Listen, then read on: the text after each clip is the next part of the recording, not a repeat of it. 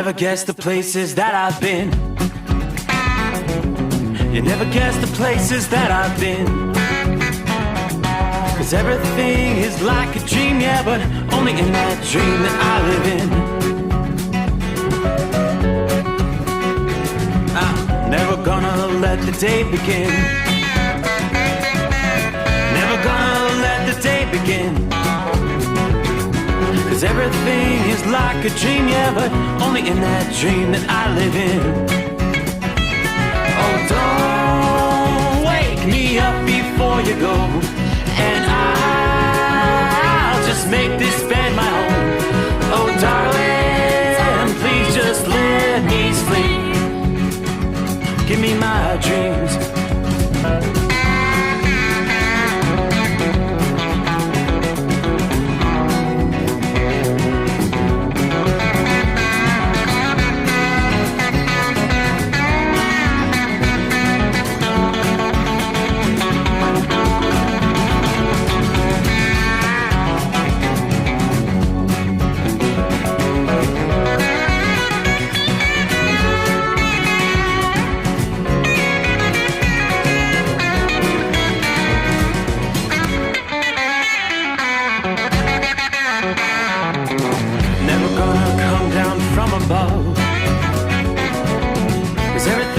Better from above. Nothing's ever as it seems, yeah, except in that world that I dream of. Never gonna lose the ones I love. Never gonna lose the ones I love. 'Cause everything is like a dream, yeah, but only in that world that I dream of. Oh, don't wake me up before you go, 'cause I can't face this day alone. Oh, darling, please just let me sleep. Give me my dreams. Give me my dreams. Give me my dreams.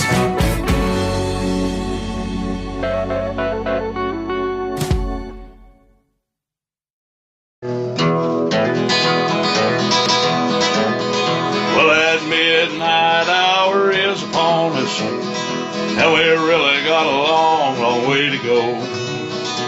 How will we stay awake? Well, thanks to Chris, for goodness sake. We got Steve Sommers on the radio. Got that hot shot secret and the diesel. You know, it really makes this Detroit come to life. We're gonna hear from all our friends. We're gonna do it all again on this overnight drive. How about you, Big Ed? Are you with me? Break one night for that Carolina monkey gouger. Negatory there, hillbilly. You clean clear to Blacktown. Let her roll.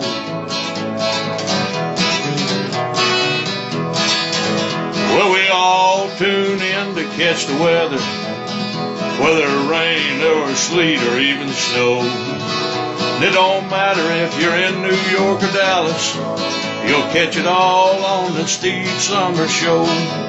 We got that hot shot secret and the diesel. You know, it really makes that Detroit come to life. We're gonna hear from all our friends. We're gonna do it all again on this overnight drive. Yeah, we're gonna hear from all our friends. We're gonna do it all again on this overnight drive.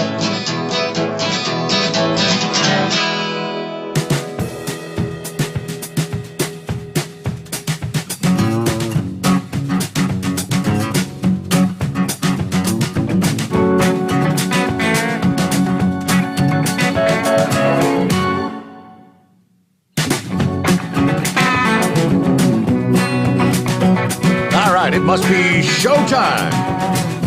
Hey there. Just like that.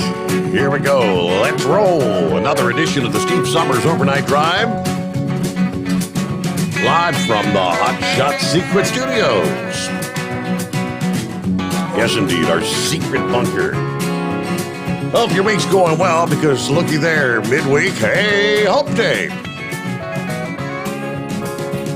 As we've made it through the first day of March, Time Zone to Time Zone, March 2nd of 2022, coming on.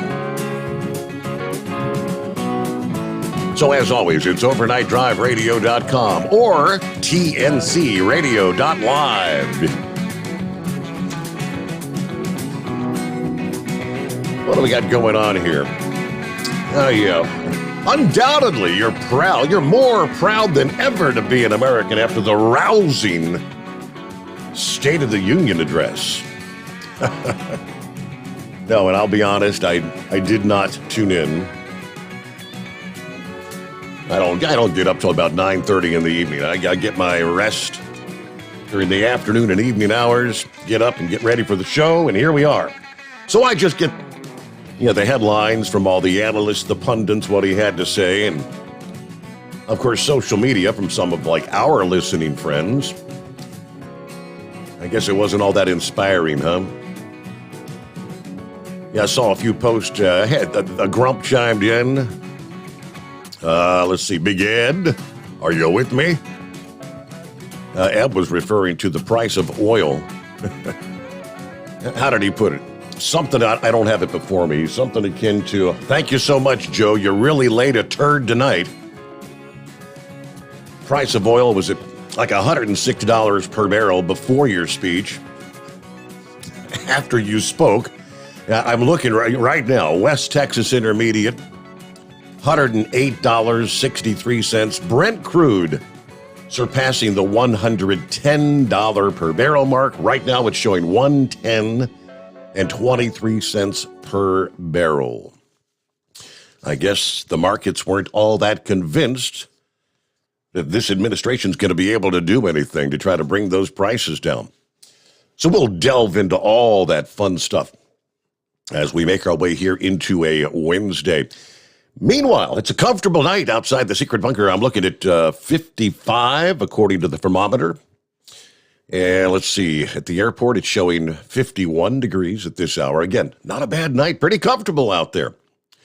And there's more warm weather where that came from. Almost like Mother Nature took a cue right from the playbook as we made that flip to what they call meteorological spring on March the 1st. Parts of the central, southern, and eastern U.S., as the week progresses, this weather's going to continue to warm up in a pretty big way. AccuWeather forecasters say temperatures are going to climb well into the 60s, 70s, and even some 80s for some locations. Now, winter kind of hangs on across the northernmost tier of the Midwest and the Northeast, kind of reestablishes its grip in the West, but a pattern change allowing more like April and May sort of warmth to build into the balance of the central and eastern states. Some locales set to experience the highest temperatures since last fall, with our big northward bulge in the jet stream, high pressure at the surface expanding from the western Atlantic and the Gulf Coast later this week and even into the weekend. And the building warmth will be pretty impressive for the month of March. It's already begun over portions of the south central states. Highs in the 50s and 60s were common on Monday. We saw 60s and 70s this past day, Tuesday. Today, Wednesday, daily record highs dating back to the early 1900s will be challenged in portions of Kansas and Missouri. Temperatures going to reach well into the 70s, even close to 80 degrees in cities like St. Louis and Kansas City, Missouri, as well as Wichita, Kansas. Even as the mild and cold air kind of swing back and forth across Chicago this week, we'll see a surge in warmth later as we head toward the weekend. They're forecasting temperatures pushing near 60 degrees Saturday. Now, even if temperatures peak in the upper 50s in the Windy City, it would be the warmest day since back in mid-December. There were a couple days, December 15 and 16, when Chicago hit 66 degrees, both of those days. But further to the east, temperatures forecast to climb into the lower 80s from Mississippi and Alabama to the Carolinas by the time we get to the second half of the upcoming weekend. Record high of 82 projected in Atlanta for Sunday. The old record would be 79, set in 1974. Last time the temperature was this high was back on October 15th, my birthday no less, when you hit 85 in Atlanta. Just like in parts of the upper Midwest, the cold may linger over the northern tier of the Northeast this weekend. We could even see a bit of a wintry mix in some locations. But the warm air will reach from the Ohio Valley to the central Appalachians and even the mid-Atlantic region. Temperatures may flirt with 70 degrees from here in Cincinnati to Pittsburgh to Philadelphia this weekend. Now, record highs in the mid-70s, probably out of reach for Cincinnati and Pittsburgh, but the daily record of 71 from 1935 in Philadelphia could be challenged this Sunday. Highs in the 70s will be common across Kentucky, West Virginia, and Maryland Sunday as well. Yeah, these are 20 to 30 degrees above average for early March. Looks like New York City, you'll have the best opportunity to take a shot at 70 degrees, probably early next week, next Monday, before some more seasonal air begins to push into that region. But yes, right on cue, it's just a taste of spring. What does springtime typically translate to? Well, severe weather season. And with this setup, these warmer temperatures and expansive area of explosive severe weather may be developing in the southern and midwestern regions with the warm-up this weekend. It looks like the severe weather season's going to start off with a bang. Now, severe weather can occur any time of year, but we always know the peak is usually during the months of March, April, and May, the spring weather season. The potent storms coming up later this week and this weekend are expected to ignite thanks to the clash of the cold and the unseasonable warmth there in the middle of the country. Now we see Kansas City, Missouri, for example, usually hits the lower 50s early March. Yeah, you're supposed to be hanging around 70 this weekend. Dallas, which typically has highs in the middle 60s, may approach 80 degrees coming up this Saturday. At the same time, a widespread storm will be ejecting into the plains, so we will see the clash of the brisk Arctic air with the warmer air from the south. That creates the environment just ripe for severe weather this weekend.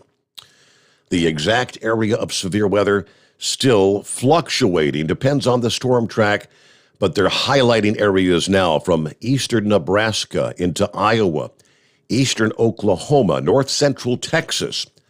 All locations at risk for severe thunderstorms starting Saturday.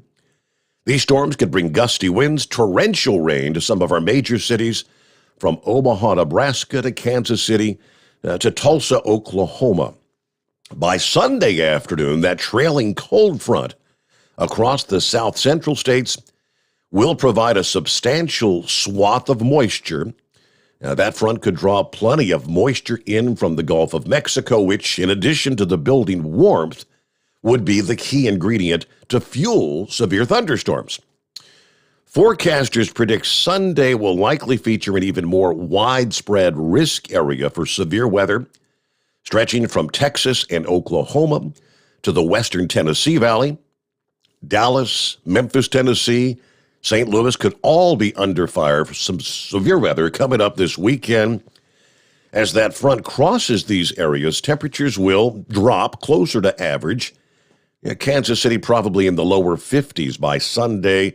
Dallas, again, after reaching the high, close to 80, probably closer to 60 degrees by Monday of next week. Elsewhere this weekend, the Great Lakes in the Northeast will anticipate some weather impacts in the form of some snow and ice. On the cold side of the storm, now, while severe storms are expected to end by Monday, heavy rain is expected to continue into early next week in places that could do without it. Enhanced rainfall will spread from Dallas all the way to Chicago overnight Sunday, before shifting further east into early next week.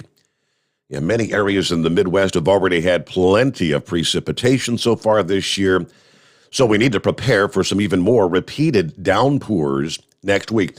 We were talking here just a couple of days ago, some of our major tributaries, a.k.a. the Ohio River, right in Cincinnati, was approaching flood stage of 52 feet this week. And with this next round of enhanced rain, we could see some more of that.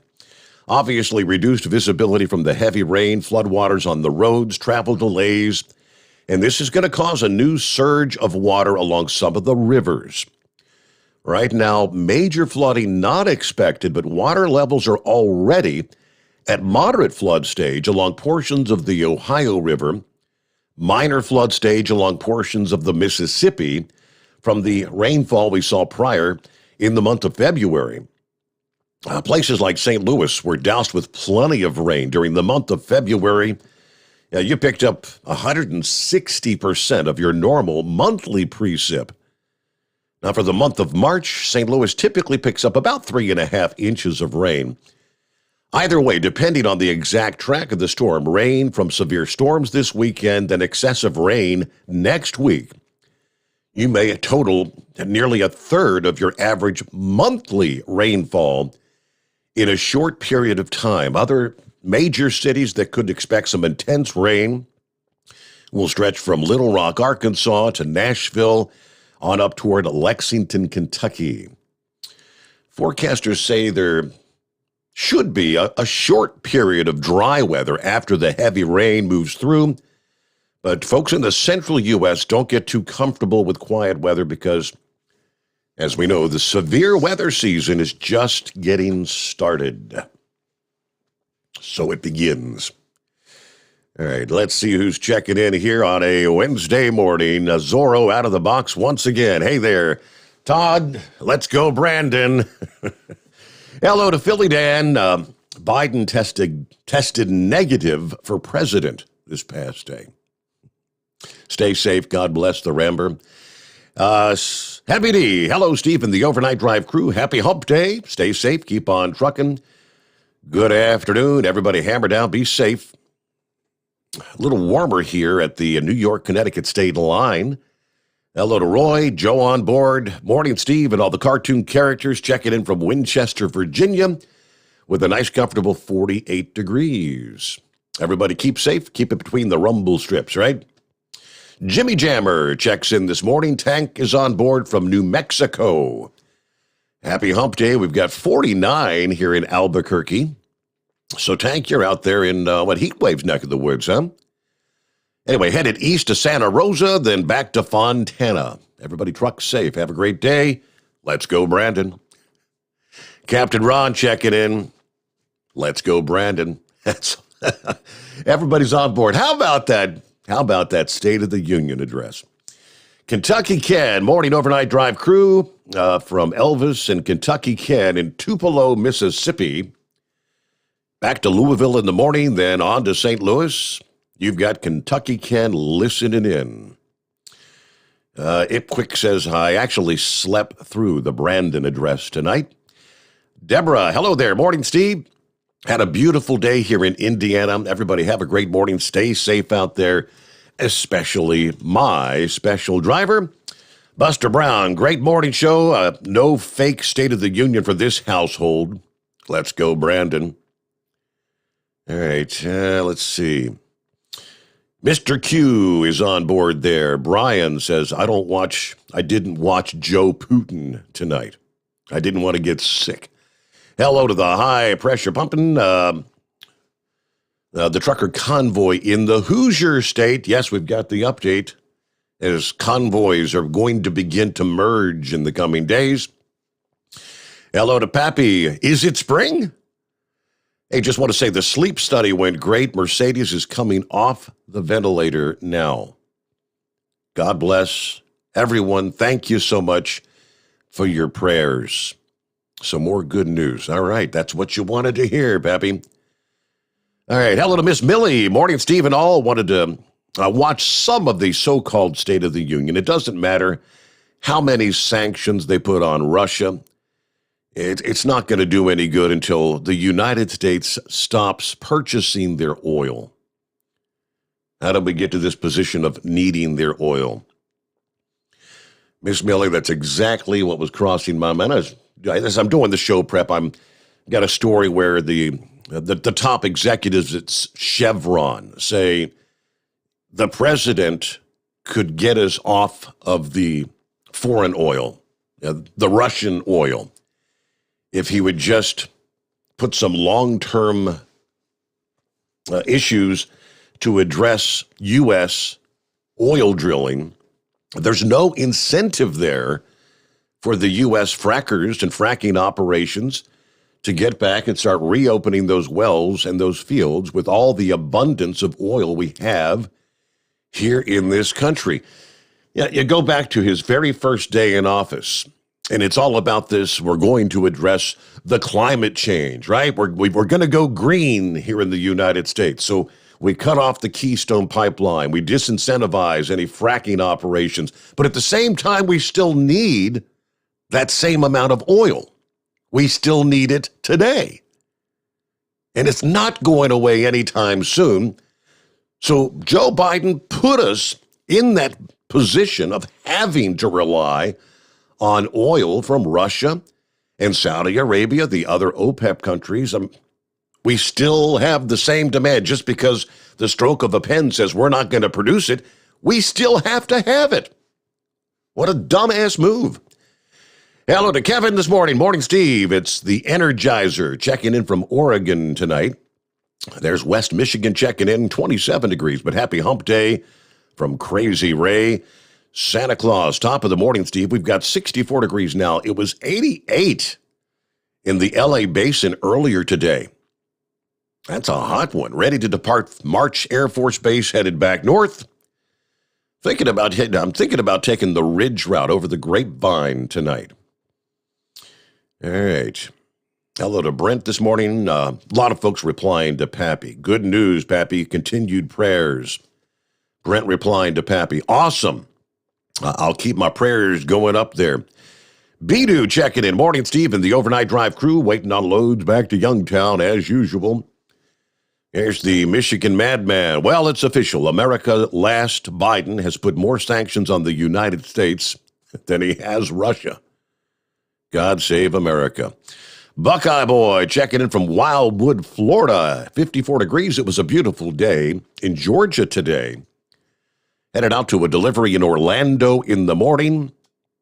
Going to stop by my sister's in Auburndale since she's sold her house and be closing on that on Friday. Had some great times at that home, though. She's going to live in the nice camper she bought until the new house gets built. I would have loved to see the puppet's nose grow every time he told a lie this past evening.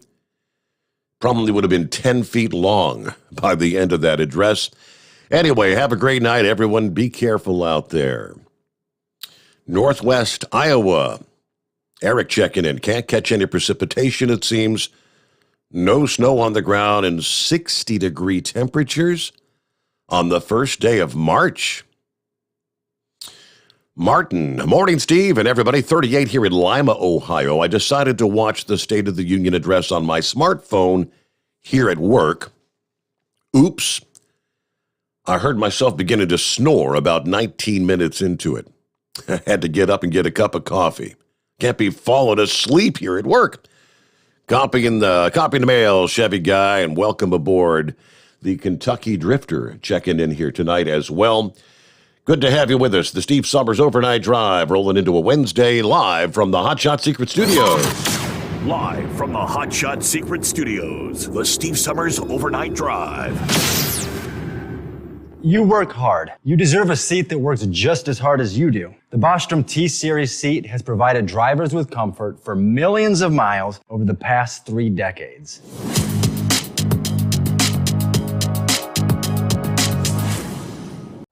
Each seat is built right here in the USA and has 4-position front cushion tilt and higher low-profile air suspension with Isolate.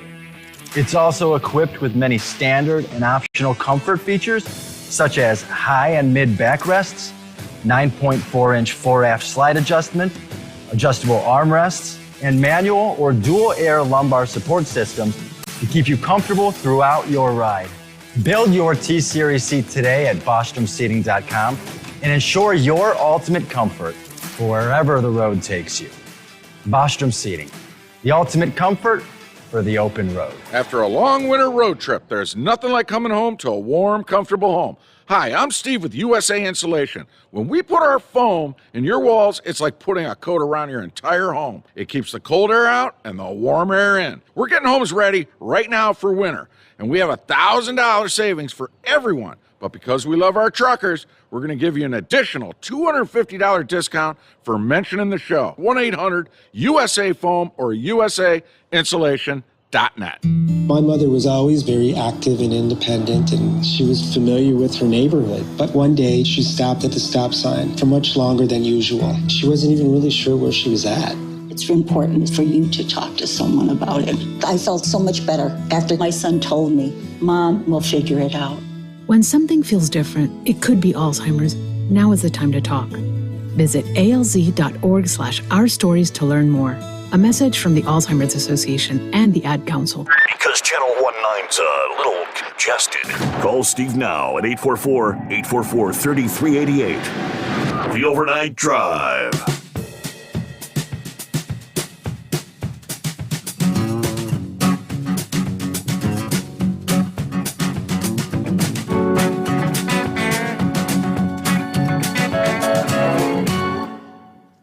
All right, got a quick message from Pappy. Says he's pretty whooped tonight, huh? Whooped, Steve. Probably won't be past you much longer than the first commercial break there. I made it home to watch the clown show earlier. Yeah, I'll probably wake up in a few hours, though. If I do, maybe I'll check in at that point in time. But Mercedes should be going to the rehab unit on Thursday. So again, making steady progress there. Our number, 844-844-3388. Okay, I just pulled up the story in regards to shale production. What can we do to bring oil prices down? All right, so this past day, President's talking about, hey, how about we're going to release some more oil from the Strategic Petroleum Reserve? We did that a few months ago. It did not reduce prices. It did, at least very briefly, momentarily, stabilize prices at the level they were before the price increases immediately began once again, which is where we are now. Even after the announcement yesterday that we're going to release another 60 million barrels. Now, not just us. Member states of the International Energy Agency agreed to what they call a coordinated release of 60 million barrels of oil reserves as we try to cool the prices that continue to soar. After that announcement, again, the price surged over 106 per barrel for West Texas Intermediate, and then the State of the Union address, and prices surged even higher. Again, we're in excess, we've surpassed the $110 per barrel mark on the Brent crude. It's over 108.50 for West Texas Intermediate right now. How does that happen? Oil prices rise after the news? The situation in the energy markets is very serious and demands our full attention, according to the Energy Information Administration Executive Director. Global energy security is under threat right now. The world economy then gets put at risk during a fragile state of the recovery. Member states would consider tapping stocks further if needed. Now, half of the agreed release will come from the United States. So simple math says we're going to dump another 30 million barrels from our reserve. And that's what they're doing right now. That is not what the reserve is intended to be used for here. The other half will come from the other members of the IEA. I mean, think think there's like 31 other members, mostly industrialized nations. The precise share of member countries would be determined in the coming days, they say. Japan's energy minister said while some IEA members agreed to provide some petrochemical products to Ukraine, a disruption from Russia, one of the world's top producers, 4 to 5 million barrels per day of crude, and they're calling the actions in Ukraine a special operation that could send prices even higher. So the release of the reserves is notable, but as we saw back in November, it's just not viewed as any sort of a game changer in any way whatsoever. The political risk premium of a crisis involving one of the world's top producers is just too high. Now, to put it in perspective, though, the 60 million barrels that were agreed to represents 4% of the 1.5 billion barrels of stockpiles that are held currently by International Energy Agency members.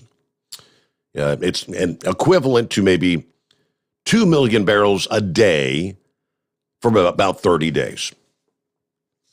It's not that big of a deal. It's not going to have. So what did the executive from Chevron have to say? He said, well, the Biden administration, if they would maybe couple the release from the SPR with a longer-term policy to support the U.S. oil industry, if he wants to reduce the soaring gas and oil prices, that's the route he's going to have to take. These SPR releases are not going to do the job.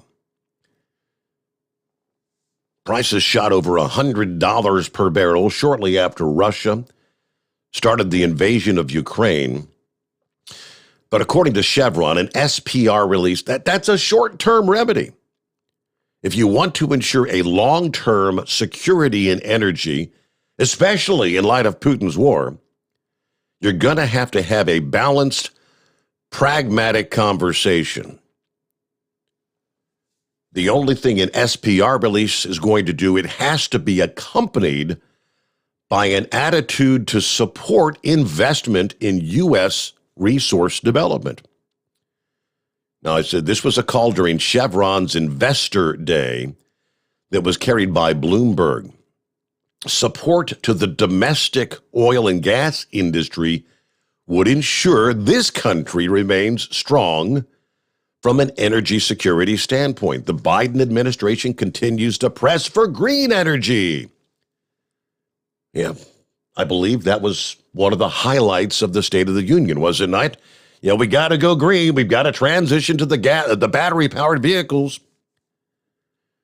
But even with the going to green here in the U.S., they turn around and they call on OPEC, and they've done that several times over the past few months, to ramp up their production to tame the surging oil prices. U.S. oil executives say we have pretty much felt ignored.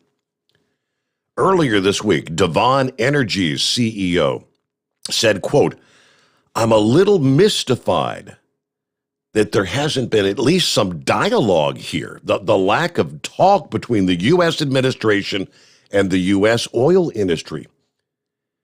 If they were to maybe reach out and maybe be a little more collaborative, it might provide some cover. Yet the White House press secretary Jen Psaki earlier this week said that the proposal by Republican lawmakers to increase U.S. production amid the fast deteriorating conflict in Ukraine that could compromise the security of energy flow, Jen Psaki said that's a misdiagnosis. They're not even interested in looking at our producing more oil, which we've got plenty of. All right, our number as we get things off and rolling here on a Wednesday. Clear lines at 844-844-3388. The Steve Sommers Overnight Drive coming to you live from the Hot Shot Secret Studios. USA Radio News. President Joe Biden addressed the nation Tuesday night. I say to the Russian oligarchs and the corrupt leaders who bilked billions of dollars off this violent regime, no more. President Biden during his first State of the Union address, the president beginning his speech on foreign policy after Russia invaded Ukraine last week. The president with another major announcement he hopes will put the squeeze on Russia. I'm announcing that we will join our allies in closing off American airspace to all Russian flights, further isolating Russia and adding additional squeeze on their economy. From the USA Radio News Phoenix Bureau, I'm Tim Berg. The Dow fell nearly 600 points on Tuesday, or 1.8%, one day after stocks capped off their second straight month of declines to start the year. You're listening to USA Radio News. Have you or someone you know used heartburn medications Zantac or ranitidine and been diagnosed with cancer? Zantac and ranitidine have been positively linked to cancer. According to the FDA, Zantac and ranitidine contain NDMA, a known cancer-causing agent. NDMA has been positively linked to cancers of the bladder, pancreas, esophagus, liver, and stomach. Even in single doses and in smaller doses over time, NDMA is one of the strongest proven cancer-causing agents. Call 888-960-1233 or go to ZantacMoney.com. You may be entitled to substantial compensation without going to court if you or a loved one have taken these products in the past 10 years and been diagnosed with cancer. Call now to see if you qualify for free. Call 888-960-1233 or visit ZantacMoney.com to get what may be owed to you. You may be entitled to a cash reward. Find out now at ZantacMoney.com or call 888-960-1233 to see if you qualify for free. You're listening to the Overnight Drive with Steve Summers. Drivers, you demand that your equipment's reliable and dependable, and that also applies to your headset for communication. Well, our friends at Stellar Electronic have you covered. The Pluto Duo headset bundle is the best communication headset you can find in the industry. No matter the challenging environment you're driving in, the Pluto headset will make you sound crystal clear all the time thanks to their 99% noise cancellation. And the Duo's not only a stereo converter for the headset, but also a power bank so you can charge as you go. Learn more at StellarElectronic.com or visit them on Facebook. Do you have a Dodge pickup and hate your automatic transmission? Of course you do. LaVon Miller at Firepunk Diesel here, and we specialize in heavy-duty and performance transmissions for your 3-quarter or 1-ton Cummins-powered truck. So if you're interested in turning your stock slush box into a towing monster, call us today at 614-733-3744 or visit us online at shop.firepunk.com. It's coming. Crisp fall mornings turn bitter cold. As you fire up your diesel, you can see your breath on the inside of the cab. Imagine looking deep into your engine. Freezing temperatures impact your diesel's fluids, especially fuel. On a 23-degree morning, the paraffin wax in your untreated fuel starts to morph from fluid to large crystals. These crystals clump together and form a gel. At minus 10 degrees, your fuel hits the point where it no longer pours like a liquid. It's so dense that the flow through the fuel filter will slow, causing hard starts or no starts. Get prepared now for the cold that is coming. Hot Shot Secret Diesel Winter Anti-Gel is a premium fuel additive that lowers your fuel's pour point to minus 65 degrees. If it's that cold out, you shouldn't be on the road. You ought to be at home in front of the fireplace. Hot Shot Secret Diesel Winter Anti-Gel Premium Fuel Additive. Available now online at HotShotSecret.com. Hot Shot Secret. Powered by science.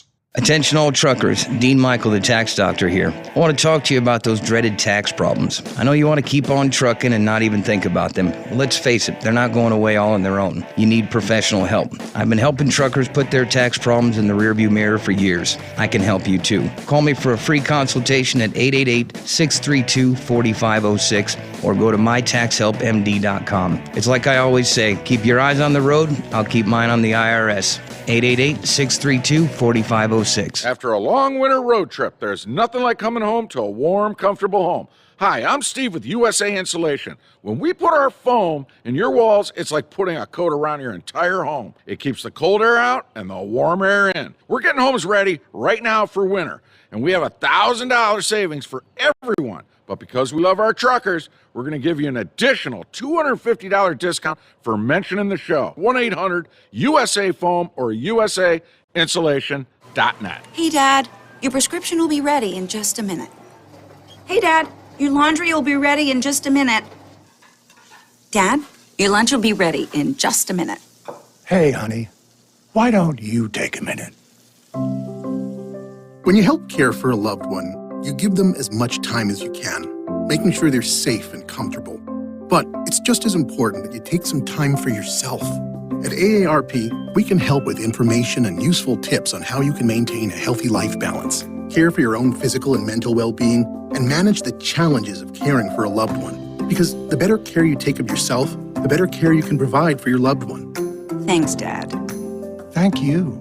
You're there for them. We're here for you.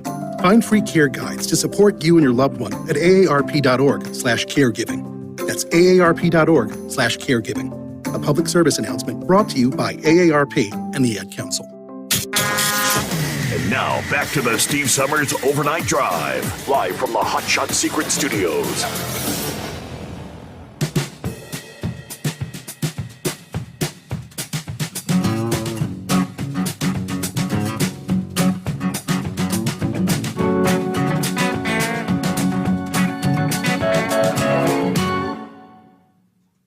So before we get to your calls at 844-844-3388, what about more on U.S. production?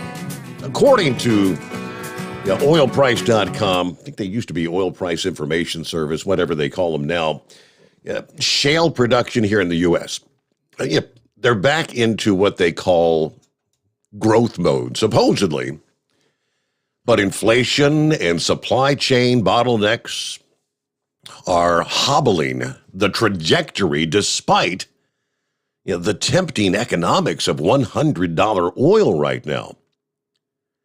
Now, the United States is set to post an annual record of 12.6 million barrels per day of crude production in 2023.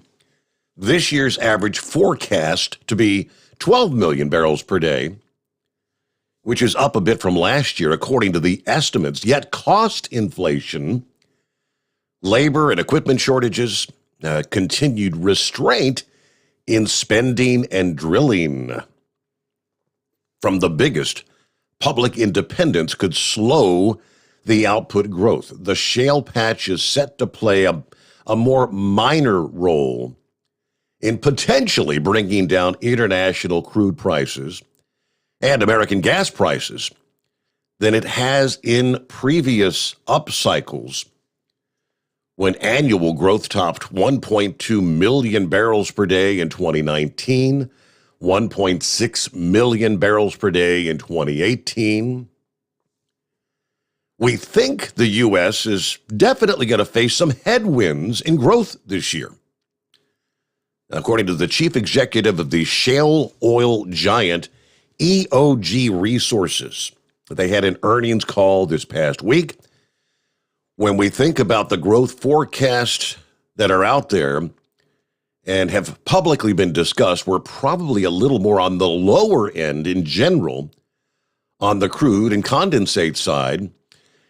And the reason for this, I think you're seeing commitment from the North American E&P space to remain disciplined. And then you couple that with some of the inflationary and supply chain pressures. They're being very reserved about going back into the patch and begin ramping up production. They've done this. We've been through two kind of vicious cycles. You get things begin to grow massively, and you start ramping up the production. And then for whatever reason, the prices plummet. They start losing money, and they shut things down. And they've gone through that cycle, the ups and downs, twice now. I guess they don't want to get caught with their pants down again. Then you've got equipment and labor constraints are some of the headwinds. She gave examples, challenging. There's challenges to attract workers for the drilling and frac stages, and the fact that most of the good equipment is already under employment today. Hopefully the industry can strengthen and get better on a go-forward basis, but this year it's going to be a challenging year. So as things stand, that doesn't sound like we're going to be able to dig our own way out of this hole. Over past weeks, some of the other shale producers and oil field service providers have all been flagging those headwinds to growth this year. For example, frac sand in the biggest play shale, the Permian Basin, is in short supply, threatening to slow the drilling programs at some of the producers and sending the sand prices skyrocketing. That adds more pressure to the oil producers who are already grappling with the cost inflation of the equipment and the labor shortages.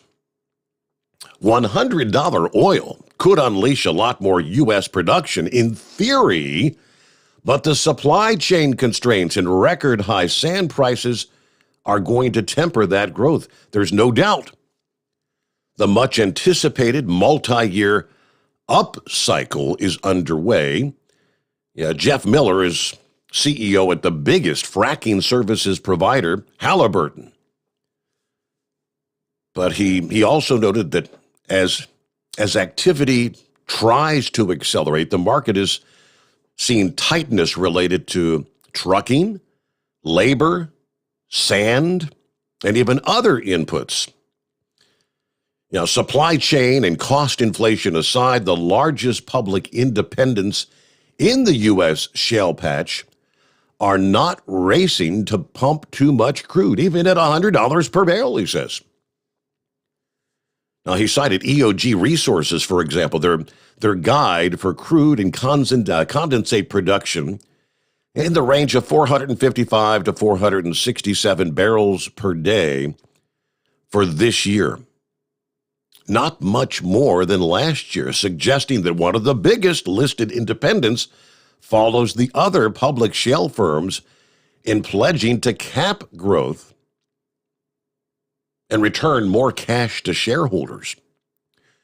Pioneer Natural Resources, the biggest producer in the Permian Basin, will not open the taps and will stick to their discipline even at $200 per barrel oil, according to their chief executive.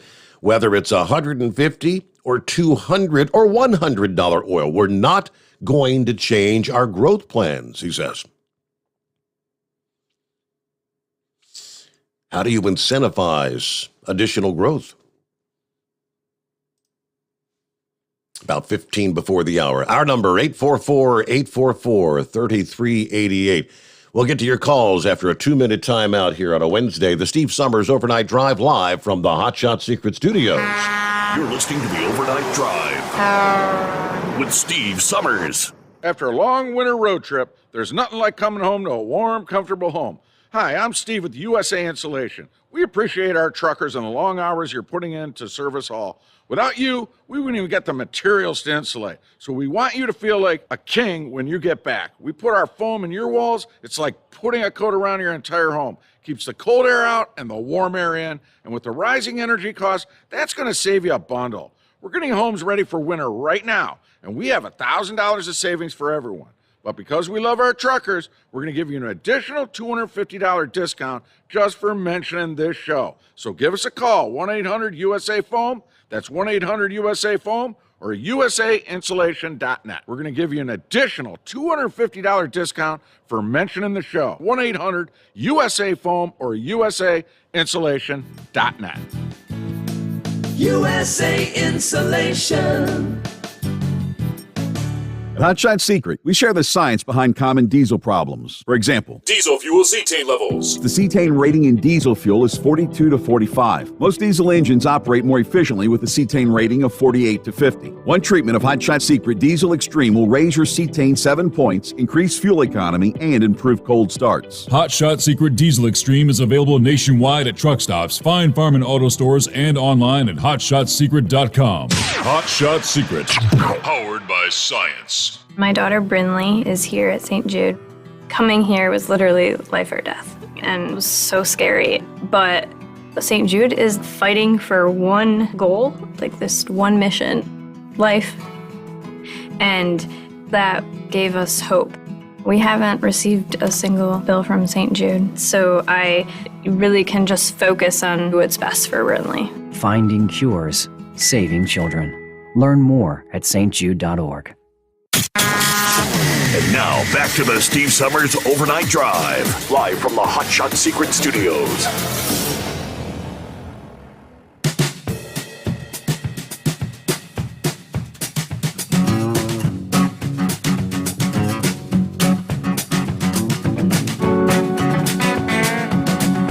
Yeah, according to the report from Zeke Miller and Colleen Long, in the State of the Union address, the president, it was a speech full of promises.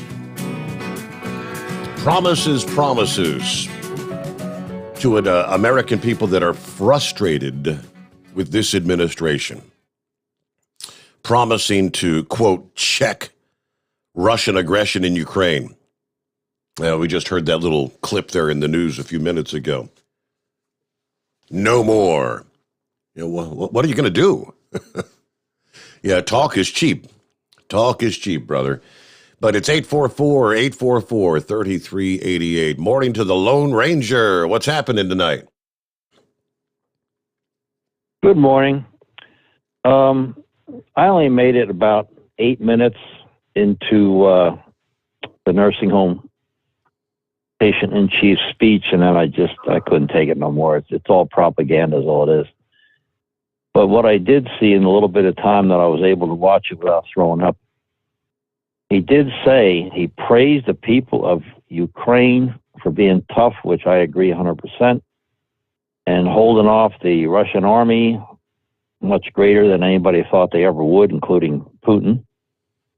But what he left out of that little part that I watched, he didn't say anything about the government handing out AK-47s to the citizens so they could have a citizens' army in addition to their army to try to beat this guy. Now, the AK-47 is one of the weapons they'd like to ban. They call it an assault weapon. It's really semi-automatic, but that's what they call it. They don't know any better.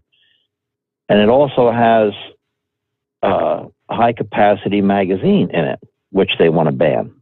He never said a word about that. But most American people know that that's all, that whole gun control thing, that's just part of the Democrat agenda. And it's not a solution to anything because we already tried it once and didn't do anything. So he left that out. But what he also didn't say was that he's the reason why Putin went there. Because Putin knows he's a weakling. If Trump was in office, you would have never seen this happen. Never. And you might recall when Syria was acting up, they pulled some atrocities off. I forget, they were poisoning people or something. Right. I forget what they did. But anyway, at the time, Russia was in Syria. They had troops in Syria at that time.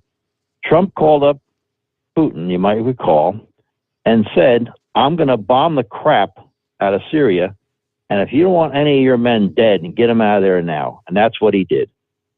Now, that's what they understand. Biden is so caught up with this woke, politically correct crap. He's so emboldened to these left-wing whack jobs. You don't see anybody on the news in Ukraine wearing a man bun or skinny jeans. In Ukraine, men are still men. They're not trying to be women. And that's the difference. These are tough, tough people. You almost can't even watch the news anymore. It's so sad to see these little kids. Little kids are getting blown up. Women and children are leaving, but the father has to stay behind to fight. It's really, really, really sad. And so some black activist with purple hair, I forget her name now, she comes out with the remark that, the only reason we care about Ukraine is because all the people there are white. What an idiot! Really? And they put her on the news. Why do they even give these people? She's the one that she's the head of that 1619 project. I forget her name. I can't think of her name now. But what a moron! But Biden doesn't understand. In his speech, everything he talked about that's a problem is because of him being there. When he shut down the Keystone Pipeline and banned all the drilling in federal lands, that's the reason why we're not energy independent anymore. We're buying, it was 500 million barrels of oil per day, still from Russia. Right now, we're still buying that. And the Keystone Pipeline would have provided 830 million barrels per day. So that just those two figures tells us that we wouldn't needed Russia.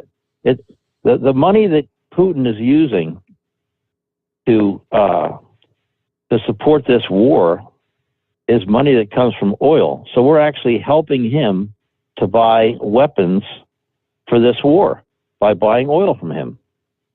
Now, the other country we have to give some credit to is Germany, because they were real standoffish for a while because that is their oil supply.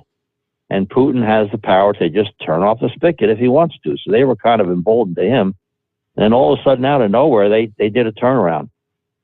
Now, these countries have to realize that Russia isn't the only place to buy oil. They can buy it from us. They can get it from Canada. Mexico has some oil. So I don't know where this is going to go, but I think the biggest problem we have with this turmoil over there is Putin himself. Since the beginning of time, we all remember he has what they call Napoleon complex. He's very short. And many short people have that Napoleon complex, or they call it small man complex, where they try to look bigger than what they are. You know, remember, Putin always had to be the macho guy on horseback with his shirt off, trying to look bigger than what he is. But now they're saying that he's gone beyond that. He now possibly is ill. And he's obviously mentally ill, but he may be physically ill. And there's some theories out there saying that he might want to go out in a blaze of glory. Correct. And that's where the problem comes in. Because they got 6,000 nuclear weapons. And they better take this guy seriously, because if he is nuts and he is looking to go out in a blaze of glory, there's going to be some people in real big trouble. So, everybody thought that he was going to back off, but he didn't back off. It's getting worse. Even the people that live there, a lot of them didn't evacuate because they thought it was just going to get worked out, in the committee rooms, but it didn't. He's moving forward. He's going. So I don't know where we're going to go, Steve, but the biggest problem we have is the weakling who's in the White House. And I'm going to make a prediction. I hope I'm wrong. China is sitting back watching this, and they want to go and take Taiwan. And I think if they see Putin get away with this, which it looks like he is, that's going to be the next thing. They're going to go to Taiwan. I guess we're supposed to try to protect Taiwan too. So, and Biden is scared to death. He said right on national TV, he will not go to war with Russia. But if they fire nukes, he's going to have to. And that's where the problem comes in. And that's about all I got. Talk to you later. The question has been asked in recent days, would Vladimir Putin actually be willing to push the button? Even the likes of a tactical nuke, as they refer to them. And I forget her name, the woman that she worked under the Obama administration, and she even played a role in the Trump administration. She said, she's an expert on Russia and knows Vladimir Putin very, very well. And she said he absolutely would. Now, there's been discussion we touched on it last evening. Did they actually detonate what they call the father of all bombs, the thermobaric explosion?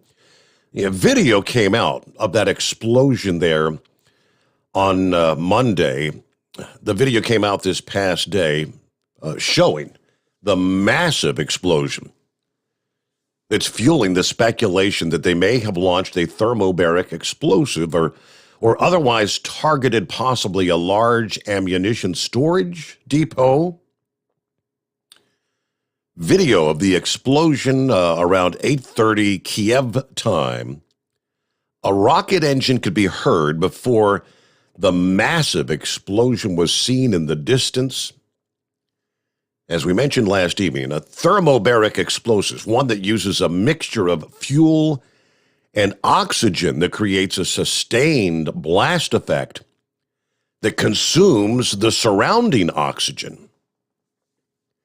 And those explosives create a powerful pressure wave that causes a rarefaction or a vacuum effect, which can even suck the oxygen out of a confined environment and cause victims to suffocate. That's what I was talking last evening about having to use those sort of devices in Afghanistan near some of those mountains where they were all hiding in the caves, suck the oxygen out.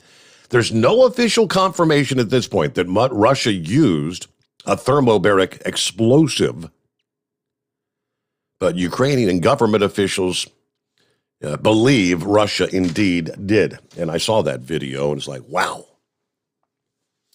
Very powerful.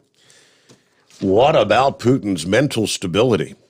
More and more observers in the West are chiming in, increasingly concerned about his mental stability. I mean, obviously putting his nuclear forces on high alert over the weekend. Now, who was this speaking here? Jen Psaki, I guess, said, I'm not going to make any assessment of his mental stability, but I will tell you, certainly the rhetoric, the actions, the justification that he's making for his actions are deeply concerning. Marco Rubio said he's observed impulsive decisions lately. I mean, someone he previously referred to as a cold-blooded but calculating killer. The one thing Putin has always valued is emotional control, the ability to never really show any emotion. And to watch the video of him the other night and those flashes of anger he was showing, very uncharacteristic. We've got to understand whatever we think he might have done or assumed he would do in response to the actions that took place 10, 15 years ago is not what he might do today. It's different. This is a very dangerous moment, in my opinion, because of that. Michael McFaul, who served as U.S. ambassador to Russia under the Obama administration, said he also was shocked by Putin's temperament since Russia invaded Ukraine. I sat in the room with him for 5 years when I worked in the Obama administration. I speak Russian. I listen to him. I know what he says. He has become increasingly unhinged. Frightening. News update time here. Toll free. It's 844-844-3388. Good to have you with us. The Steve Sommers Overnight Drive, live from the Hot Shot Secret Studios. USA Radio News. President Joe Biden delivers his first State of the Union speech. Tim Berg reports. President Biden is using his first State of the Union address to slam Russia's attack on Ukraine as war rages on Europe's borders. Putin's latest attack on Ukraine was premeditated and totally unprovoked. He rejected repeated efforts at diplomacy. He thought the West and NATO wouldn't respond. He thought he could divide us at home, in this chamber, in this nation. He thought he could divide us in Europe as well. But Putin was wrong. We are ready. We are united, and that's what we did. We stayed united. Also on Tuesday, oil prices surged, with U.S. crude hitting its highest level since June 2014. This is USA Radio News. Hi, this is Wayne Alaroot. It's official. Inflation is at its highest level since the 1980s, according to the U.S. Bureau of Labor Statistics. What most people don't know is that it's actually much worse. Inflation may be higher now than the 1980s since the new measurements exclude food and energy. Gas prices up 58%, energy up 33%. What can you do about it? Protect yourself and your family. Only gold, silver, and other hard assets give you true protection. My friends at Tangible Investments guarantee the absolute lowest prices on precious metals. Check them out at TII1.com or call 800-300-8441. Tangible Investments has 40 years of experience and billions, that's with a B, billions in transactions. Call 800-300-8441 if you want help with gold, silver, platinum. They guarantee you the best prices plus excellent service. Call Tangible Investments now, 800-300-8441 or visit TII1.com. They also provide free verbal appraisals. Former President Donald Trump's legal team is appealing certain subpoenas. John Hunt reports. Attorneys for former President Donald Trump have appealed a ruling that he and his two oldest children must testify in the investigation by the New York State's Attorney General into the family's business practices. Trump's attorney filed the notice of appeal nearly 2 weeks after a New York judge ruled on February 17th that the three Trumps must sit for depositions within 21 days. The Trump family had unsuccessfully tried to squash the subpoena for testimony, arguing it was improper for the Attorney General's office to issue those subpoenas for its civil investigation, while the Manhattan District Attorney's Office is still conducting its separate criminal probe. Major League Baseball has canceled opening day. Commissioner Rob Manfred announced Tuesday the sport will lose regular season games over a labor dispute for the first time in 27 years. The league and the union have not made plans for future negotiations. You're listening to USA Radio News. Hi, this is Dr. Joel Wallach, and I want to tell you that arthritis is not a genetic thing. It's not a disease of aging. Neither is osteoporosis. Get a hold of my book. It's all in your head. It goes into the 25 different diseases you get when you have osteoporosis of the skull. These are all reversible. You take the Healthy Bone and Joint Pack, the MSM, vitamin D3, stay away from all the bad foods, including gluten, and guess what? You'll regrow all your bones, including your skull and your legs and your hips and everything else. Contact us at usaradiohealth.com. That's usaradiohealth.com. Visa and MasterCard have blocked Russian networks. Russia's invasion of Ukraine is facing more repercussions. Payments and credit card giants Visa and MasterCard have blocked Russian financial institutions from their networks. Visa and MasterCard both pledged $2 million towards humanitarian relief for Ukraine. It should be noted the Russian ruble is crashing very hard Tuesday morning. Its value to the dollar, 0.0089. From the West Coast USA Radio News Bureau, I'm Lance Pry. In related news, the International Energy Agency's 31-member countries agreed Tuesday to release 60 million barrels of oil from their strategic reserves. Half of those reserves will come from the U.S. The members say the move is a message to the oil markets that supplies won't fall short as Russia continues its invasion of Ukraine. A new government report shows Pfizer's COVID-19 vaccine gave children 5 and older strong protection against hospitalizations and death even during the Omicron surge. The Centers for Disease Control and Prevention released the new data on Tuesday. A day earlier, a study from New York raised the question of whether the vaccine is less effective in kids ages 5 to 11, especially against milder infections. Younger kids get a smaller dose than teens. And the Arizona legislature approved a measure to increase voter ID requirements. For USA Radio News, I'm Katie Lewis. It's coming. Crisp fall mornings turn bitter cold. As you fire up your diesel, you can see your breath on the inside of the cab. Imagine looking deep into your engine. Freezing temperatures impact your diesel's fluids, especially fuel. On a 23-degree morning, the paraffin wax in your untreated fuel starts to morph from fluid to large crystals. These crystals clump together and form a gel. At minus 10 degrees, your fuel hits the point where it no longer pours like a liquid. It's so dense that the flow through the fuel filter will slow, causing hard starts or no starts. Get prepared now for the cold that is coming. Hot Shot's Secret Diesel Winter Anti-Gel is a premium fuel additive that lowers your fuel's pour point to minus 65 degrees. If it's that cold out, you shouldn't be on the road. You ought to be at home in front of the fireplace. Hot Shot's Secret Diesel Winter Anti-Gel Premium Fuel Additive. Available now online at hotshotsecret.com. Hot Shot Secret. Powered by science.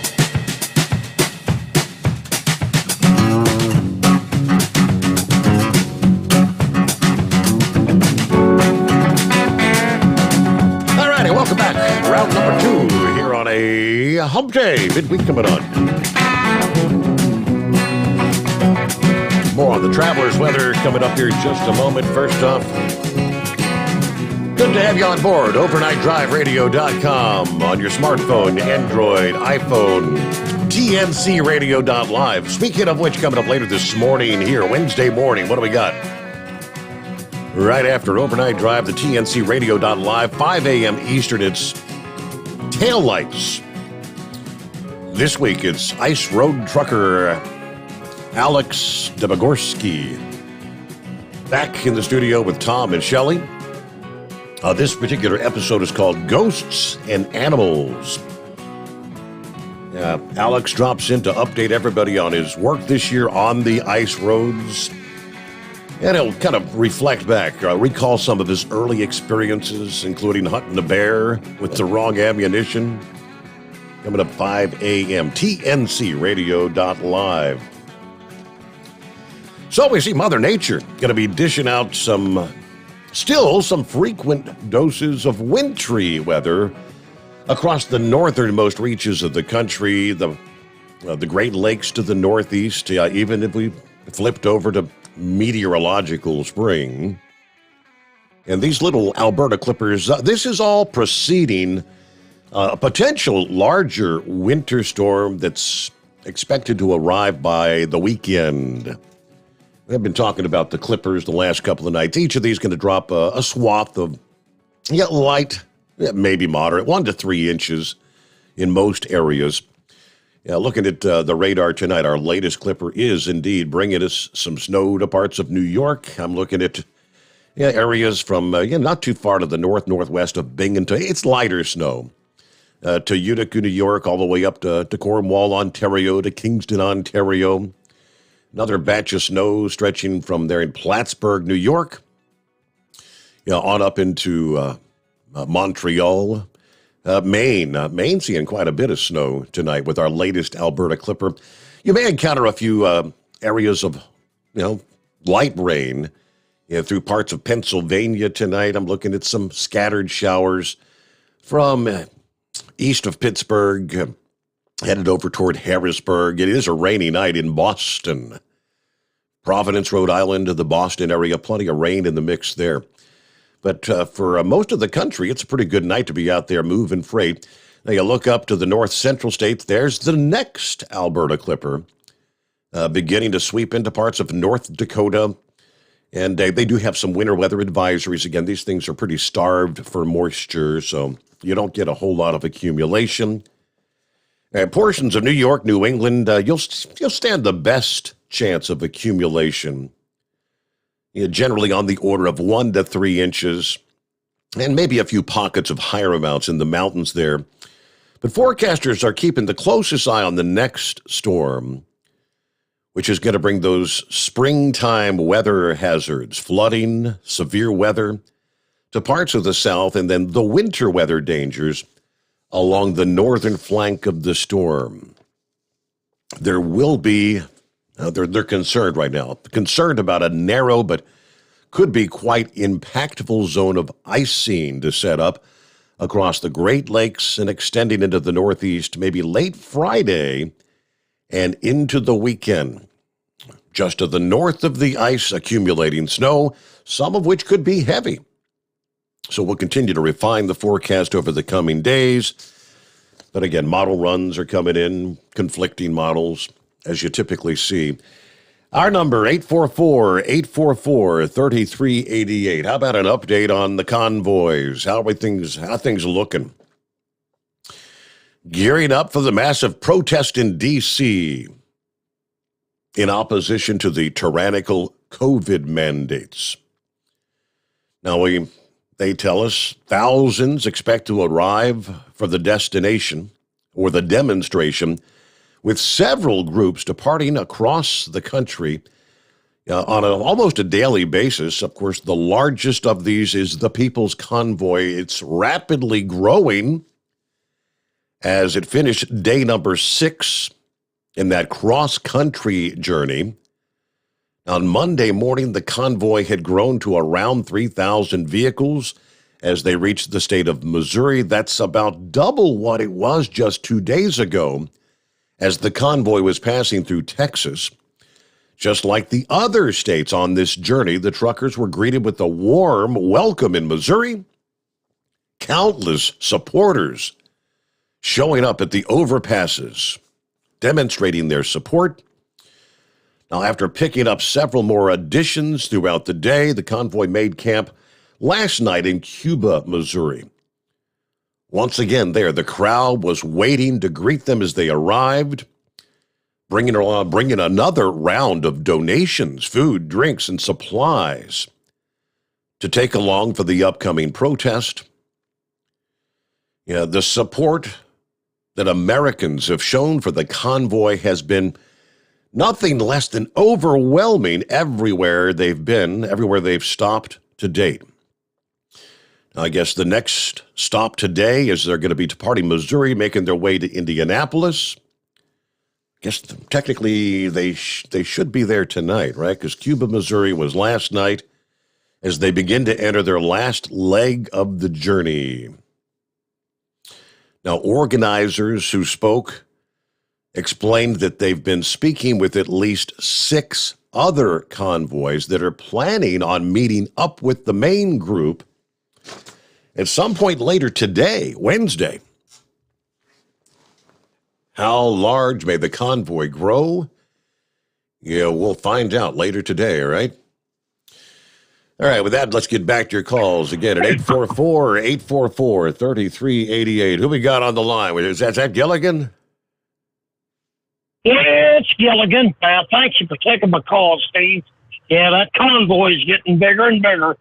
Yep, and of course, I'm one of the supporters of it. I'm probably going to at least ride up and wave at them Saturday morning. Hopefully there's some left by the time I get back from my run on Friday night. I'm hoping so, at least to show a little bit of support for them. I sent you a link to a story from the weekend, over the weekend. Did you get that story I sent you about the West Virginia School for Deaf and Blind? Yes, I did. What happened, the fire there? I saw that. That's a building that's been there since what, like 1840-something? Or 1846. Wow. It's a crime shame. That building stood through the Civil War. I think Raleigh, West Virginia, where it's located, changed hands, if I remember right, 52 times during the Civil War. And all that time, it was never burned. But unfortunately, that last I've heard, they've never found the cause of the fire. But, the building being that old and everything, it's no telling what happened. Right. I'm sure they've had to upgrade it, new wiring and everything, but who knows how long that wiring's been in them walls. And it's like me and Horse Feathers was talking this morning.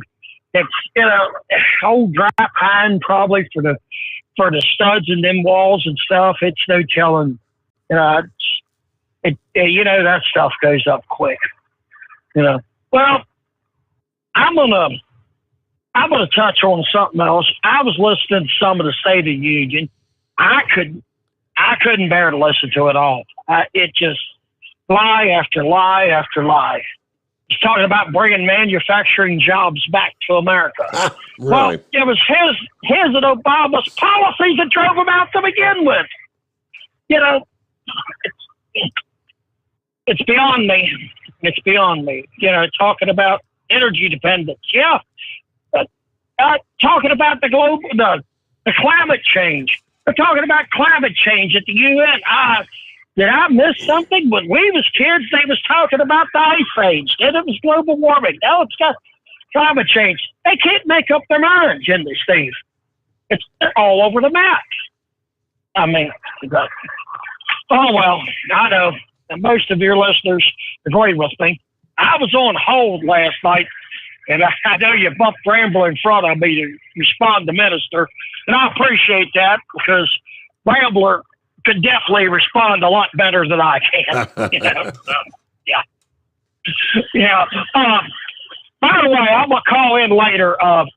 Like I said, I was talking to Horse Feathers earlier, and me and him is working on something, a new announcement for GMA Enterprises. He's our consultant in these matters. So we've come up with a new new deal for your listeners. So Get it right. Thank you for taking my call, Steve. I can't wait for that big announcement. Oh boy, what are they coming up with next? You never know with these guys. Yeah, rolling up on 17 past the hour. It's 844-844-3388. Back into the Steve Sommers Overnight Drive live from the Hotshot Secret Studio. You're listening to the Overnight Drive with Steve Sommers. It's coming. Crisp fall mornings turn bitter cold. As you fire up your diesel, you can see your breath on the inside of a cab. Imagine looking deep into your engine. Freezing temperatures impact your diesel's fluids, especially fuel. On a 23-degree morning, the paraffin wax in your untreated fuel starts to morph from fluid to large crystals. These crystals clump together and form a gel. At minus 10 degrees, your fuel hits the point where it no longer pours like a liquid. It's so dense that the flow through the fuel filter will slow, causing hard starts or no starts. Get prepared now for the cold that is coming. Hot Shot Secret Diesel Winter Anti-Gel is a premium fuel additive that lowers your fuel's pour point to minus 65 degrees. If it's that cold out, you shouldn't be on the road. You ought to be at home in front of the fireplace. Hot Shot Secret Diesel Winter Anti-Gel Premium Fuel Additive. Available now online at hotshotsecret.com. Hot Shot Secret. Powered by science. Do you have a Dodge pickup and hate your automatic transmission? Of course you do. LaVon Miller at Firepunk Diesel here, and we specialize in heavy-duty and performance transmissions for your 3-quarter or 1-ton Cummins-powered truck. So if you're interested in turning your stock slush box into a towing monster, call us today at 614-733-3744 or visit us online at shop.firepunk.com. Honorary Forest Ranger Betty White here, lending a hand to my dear friend Smokey Bear. Because for years, he's only said, only you can prevent wildfires. But there's a lot more to say. Like if you park your car on tall, dry grass, the hot exhaust pipe can start a wildfire. So keep the animals safe, especially the cute shirtless one. Go to SmokeyBear.com to learn more about wildfire prevention. Brought to you by the U.S. Forest Service, your state forester, and the Ad Council. And now, back to the Steve Sommers Overnight Drive, live from the Hotshot Secret Studios.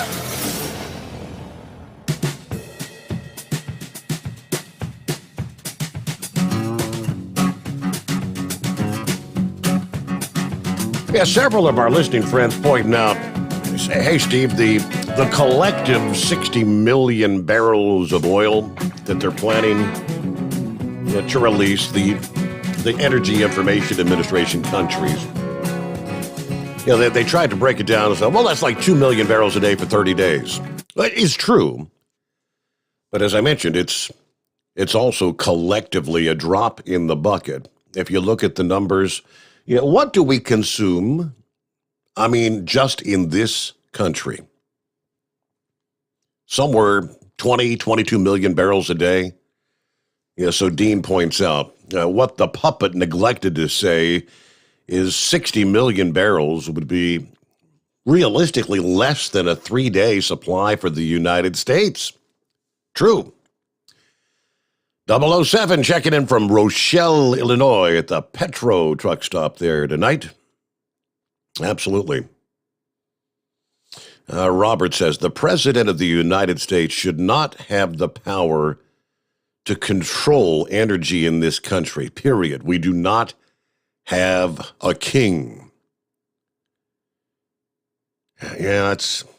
I guess realistically, they're going roundabout ways to try to control things. Using the Environmental Protection Agency and those sort of things. Of course, the president with his moratoriums or executive orders banning drilling, banning any new leases on federal lands. So, he is trying to control it. Good morning, Steve, and the Overnight Drive Nation. Hope everybody's being safe out there. There's Double R checking in. Just woke up, headed west on I-10. Headed for Tallahassee, listening in to you, brother. Thank you, Double R. Eskimo Mom, are you back out there? Howdy from Indiana. Got a rough start with a flat tire on a trailer. lost that load to get it fixed. And on a replacement load, it took 3 passes before finding it. Anyway, 41 degrees near Spiceland, Indiana this morning.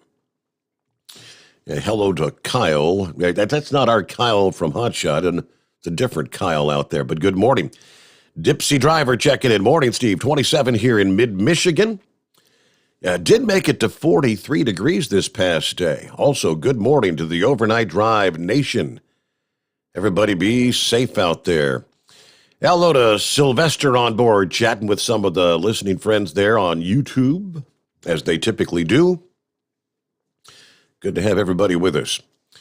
Hey, let's get back to the calls here. Checking in with Ron. What's happening, Ron?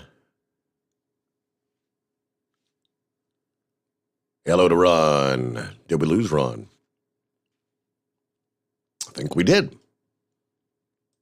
All right. Well, thanks for checking in. So we've got clear lines at 844-3388. How long can the Ukraine hold out? I was watching the breakdown earlier. We were talking last evening about this massive convoy of military equipment that is on the outskirts of the capital, Kiev. 40-mile long convoy, just incredible. But the convoy, it hasn't really moved. It's been there for like 2 days now. I believe they're about 20 miles, just about maybe to the northwest of Kiev. And, speculating, what are they trying to do? Are they holding off right now? Have they received some order to stand down? Are they regrouping? Are they resupplying?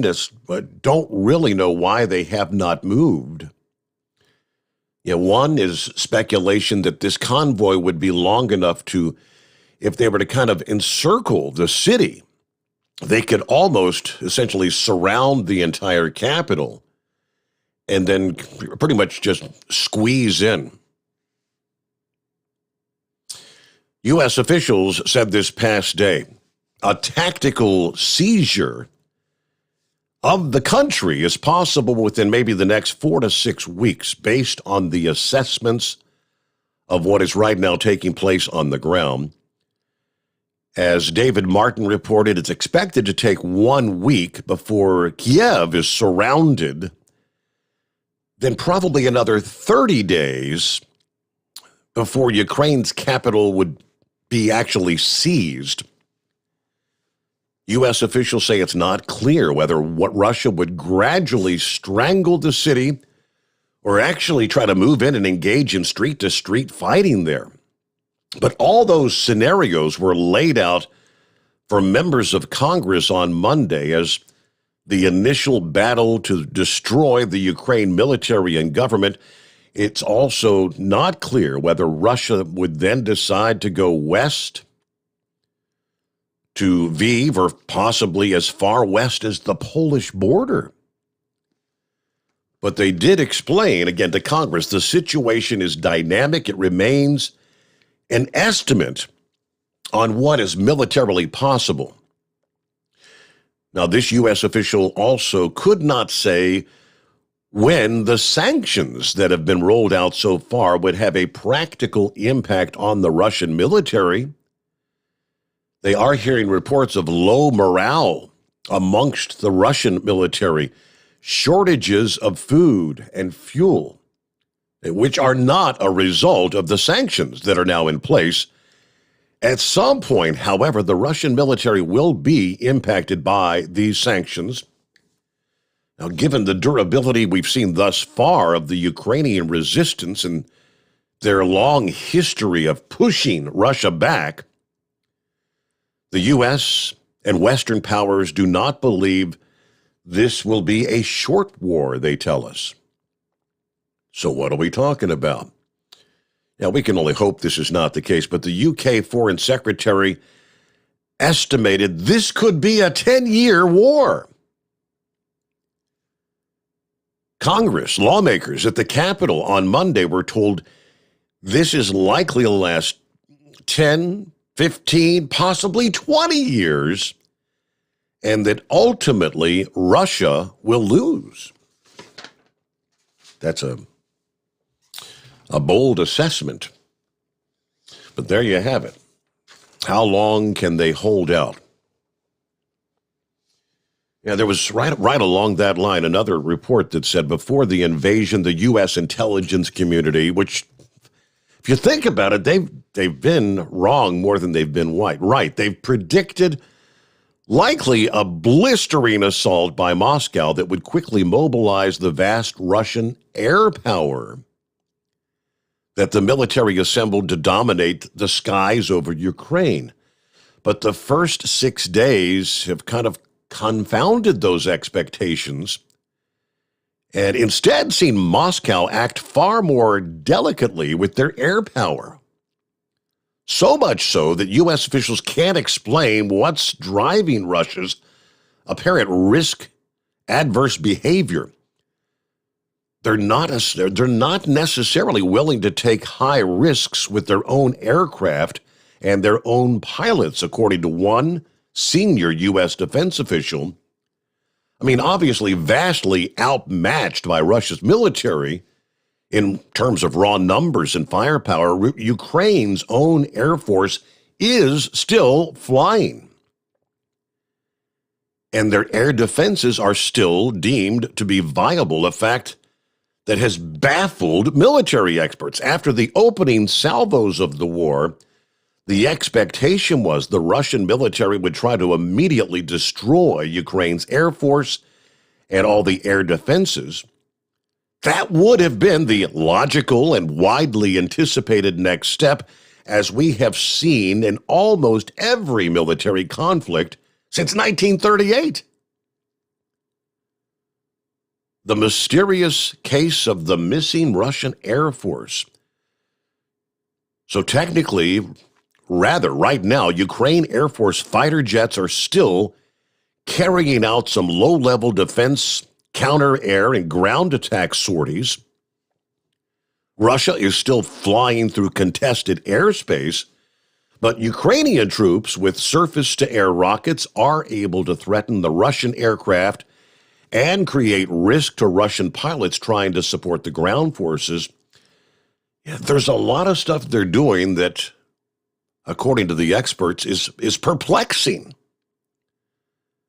Rob Lee is a Russian military specialist at the Foreign Policy Research Institute. Where is the Russian Air Force? They're kind of questioning.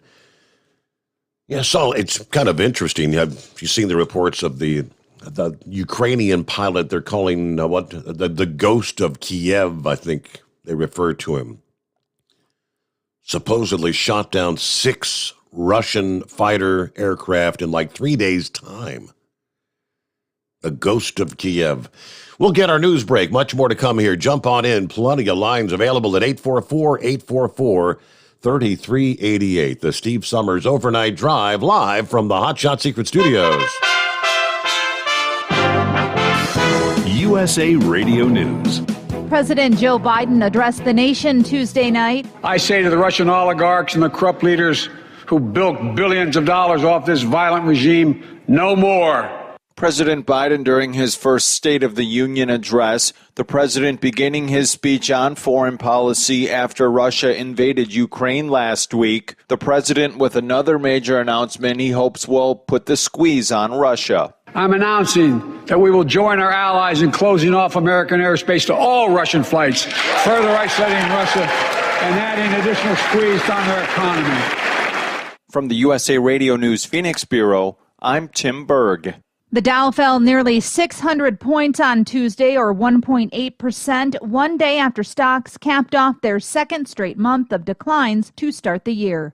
You're listening to USA Radio News. Have you or someone you know used heartburn medications Zantac or ranitidine and been diagnosed with cancer? Zantac and ranitidine have been positively linked to cancer. According to the FDA, Zantac and ranitidine contain NDMA, a known cancer-causing agent. NDMA has been positively linked to cancers of the bladder, pancreas, esophagus, liver, and stomach. Even in single doses and in smaller doses over time, NDMA is one of the strongest proven cancer-causing agents. Call 888-960-1233 or go to ZantacMoney.com. You may be entitled to substantial compensation without going to court if you or a loved one have taken these products in the past 10 years and been diagnosed with cancer. Call now to see if you qualify for free. Call 888-960-1233 or visit ZantacMoney.com to get what may be owed to you. You may be entitled to a cash reward. Find out now at ZantacMoney.com or call 888-960-1233 to see if you qualify for free. You're listening to the Overnight Drive with Steve Summers. Do you have a Dodge pickup and hate your automatic transmission? Of course you do. Levon Miller at Firepunk Diesel here, and we specialize in heavy-duty and performance transmissions for your 3/4 or 1-ton Cummins-powered truck. So if you're interested in turning your stock slush box into a towing monster, call us today at 614-733-3744 or visit us online at shop.firepunk.com. After a long winter road trip, there's nothing like coming home to a warm, comfortable home. Hi, I'm Steve with USA Insulation. We appreciate our truckers and the long hours you're putting in to serve us all. Without you, we wouldn't even get the materials to insulate. So we want you to feel like a king when you get back. We put our foam in your walls. It's like putting a coat around your entire home. Keeps the cold air out and the warm air in. And with the rising energy costs, that's going to save you a bundle. We're getting homes ready for winter right now, and we have $1,000 of savings for everyone. But because we love our truckers, we're going to give you an additional $250 discount just for mentioning this show. So give us a call, 1-800-USA-FOAM. That's 1-800-USA-FOAM or usainsulation.net. We're going to give you an additional $250 discount for mentioning the show, 1-800-USA-FOAM or usainsulation.net. USA Insulation.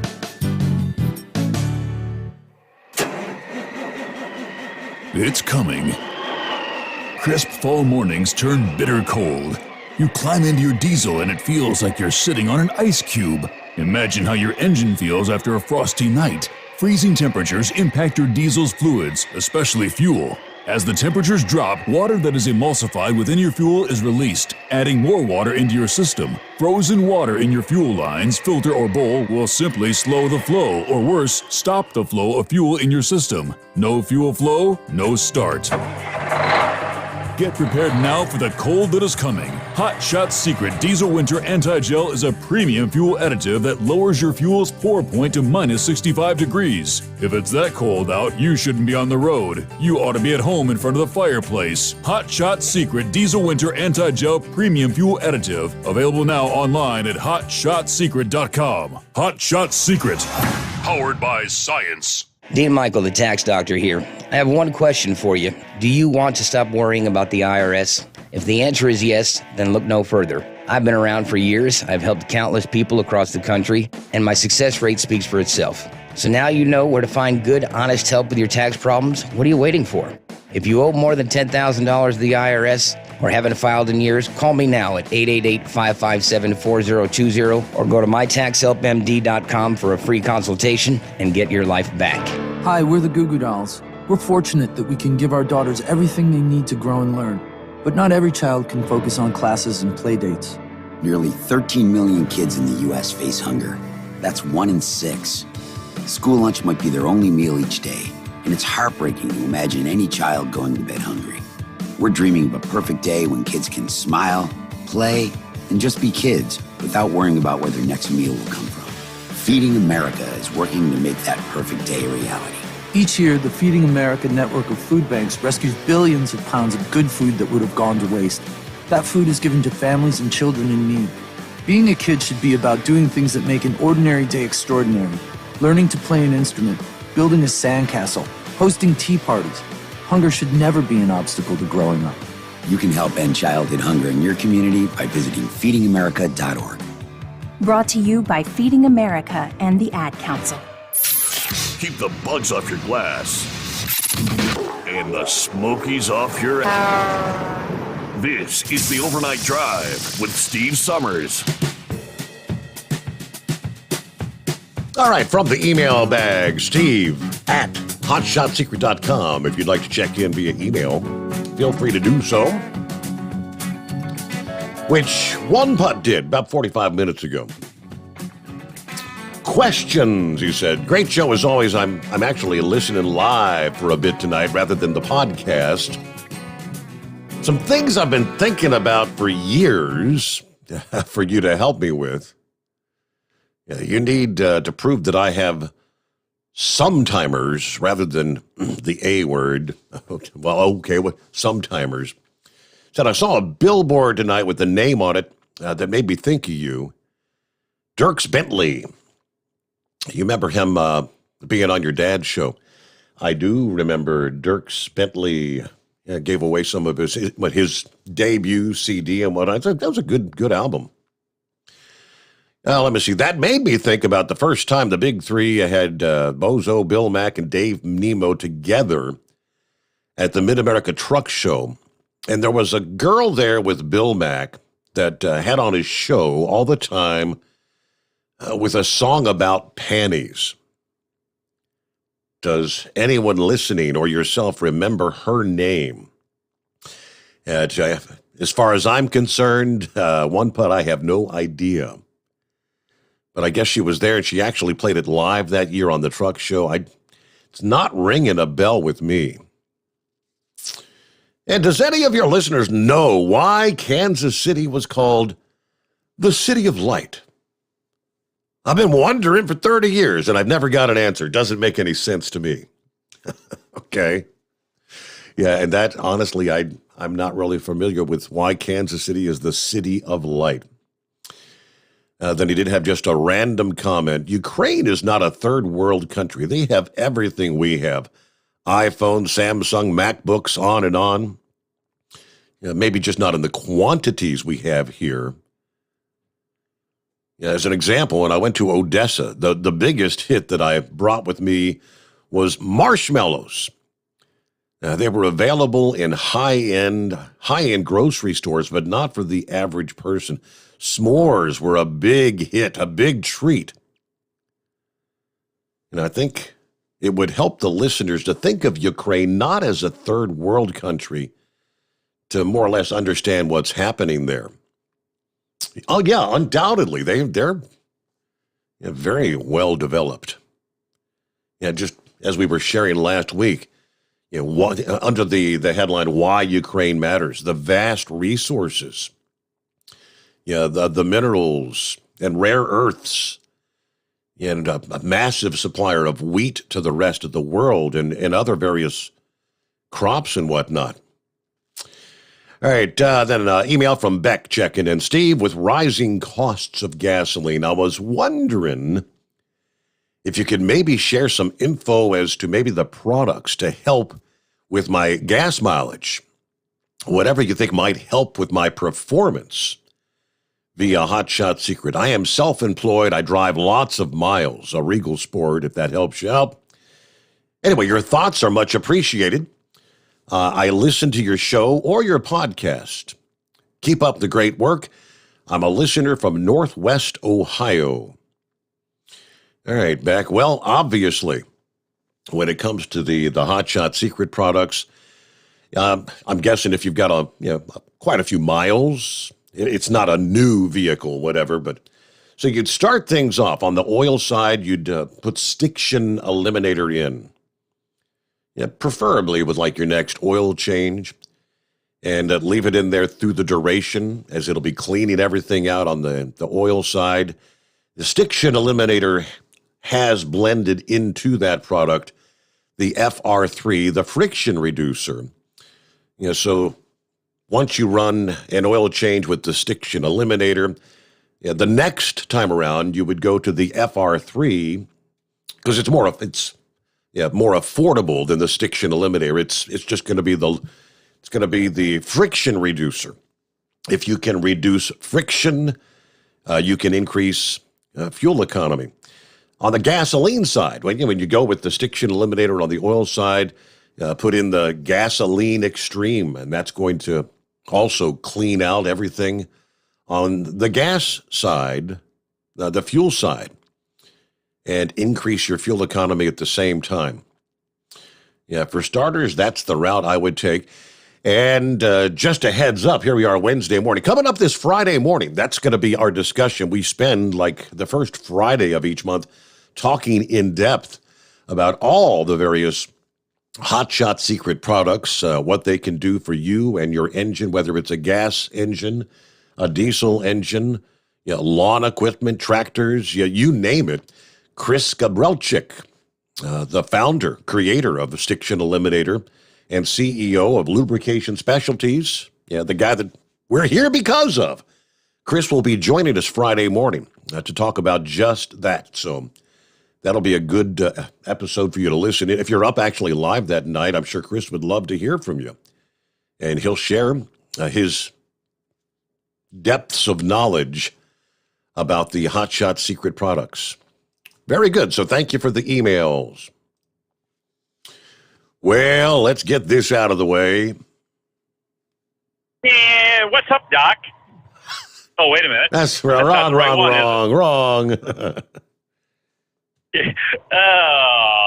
right. Hey, Mike. What day is it?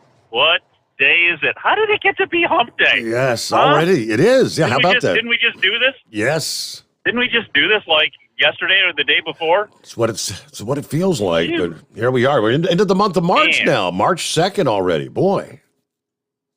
I know it. I think somebody needs to come up with that good old song there. I actually heard it on the radio the other day. It's a Casey Kasem replay there. I forget what it was, 1972 or somewhere in there. The Dead Skunk in the Middle of the Road. Remember that song? The Dead Skunk in the Middle of the Road? Got your dead skunk in the middle of the road? I forget how it all goes, but whew, boy, I tell you what, man, somebody just nailed one up here. I went by making my eyes water. Holy cow. Whew, man, that's bad. Anyway, boy, that's just making the show just start to smell bad too, ain't it? Sorry about that. Hey, so I started perusing the Matt's truck show site a little bit there, and somehow or another I got into if you wanted to get a booth, here's how you do it and that. And I got to thank you, Steve. I really personally have to thank you that you donated probably at least 2 of your paychecks to have your booth there at the Mid-America Truck Show. I see a 10x10 booth is $1,300. And that's exactly what we've got, a 10x10. Now, Hotshot Secret's got a 20x20. What's the going rate on a 20x20? I was scared to look, Your Honor. Uh-huh. I had to stop after the 10x10. I said, well, that's 2 weeks of Steve's pay right there. I just wanted to make sure I thanked you for donating that to be able to have that booth down there. Anyway, so how are we doing? We got any more decisions on what's happening in it, or is it just going to be a surprise to all of us when we get there? Well, we're obviously we're going to be broadcasting live. We've got we've got kind of like almost an identical matchup to what I'm accustomed to using here in the secret bunker. The Rode, the headphones, microphones, and I think we'll have 2 guest mics and my main host mic, and so that's one thing. Now, when you look at the price for a booth, let me share this with you. That's just the price of the actual booth. If you want electricity, it costs more. If you want internet connection, that's going to cost you. If you want a table and or some chairs in your booth, everything is a la carte. You got to add on. Now, if you're going to be selling anything, if you're going to be selling products, which most do, which is why technically we never sold anything. You notice that? We never sold any T-shirts, hats, nothing from the ATN booth over the years there because it cost more. And those guys were all about, well, we want to bring money in. We don't want to spend money, but yeah, I mean, the plan is Kyle's supposedly working now on getting some extra T-shirts, hats, or overnight drive tumblers, 30-ounce tumblers, things to have available there. Trying to work out some freebies. things that we might can give away. Now, I know everyone expects you to give away your hats and whatnot for free, but we can't do that. We'll have to sell them, but that's the plan. Cost to cover. Exactly. Yeah. So, well, it sounds like a good start, at least for the first year. We'll see how it all works out, and then we'll go from there and make a bigger plan for next year, right? Yep. So, but I didn't get one thing is for certain. I didn't get the cost of this show. The outflow is a lot more than the inflow to date, so that it would be beneficial if people would order their products if you're going to order online, Hotshot Secret. Don't forget to put in the coupon code Overnight Drive at checkout. They'll know that you're a listener to the program, and that helps them realize that maybe they're actually generating some sales from the program.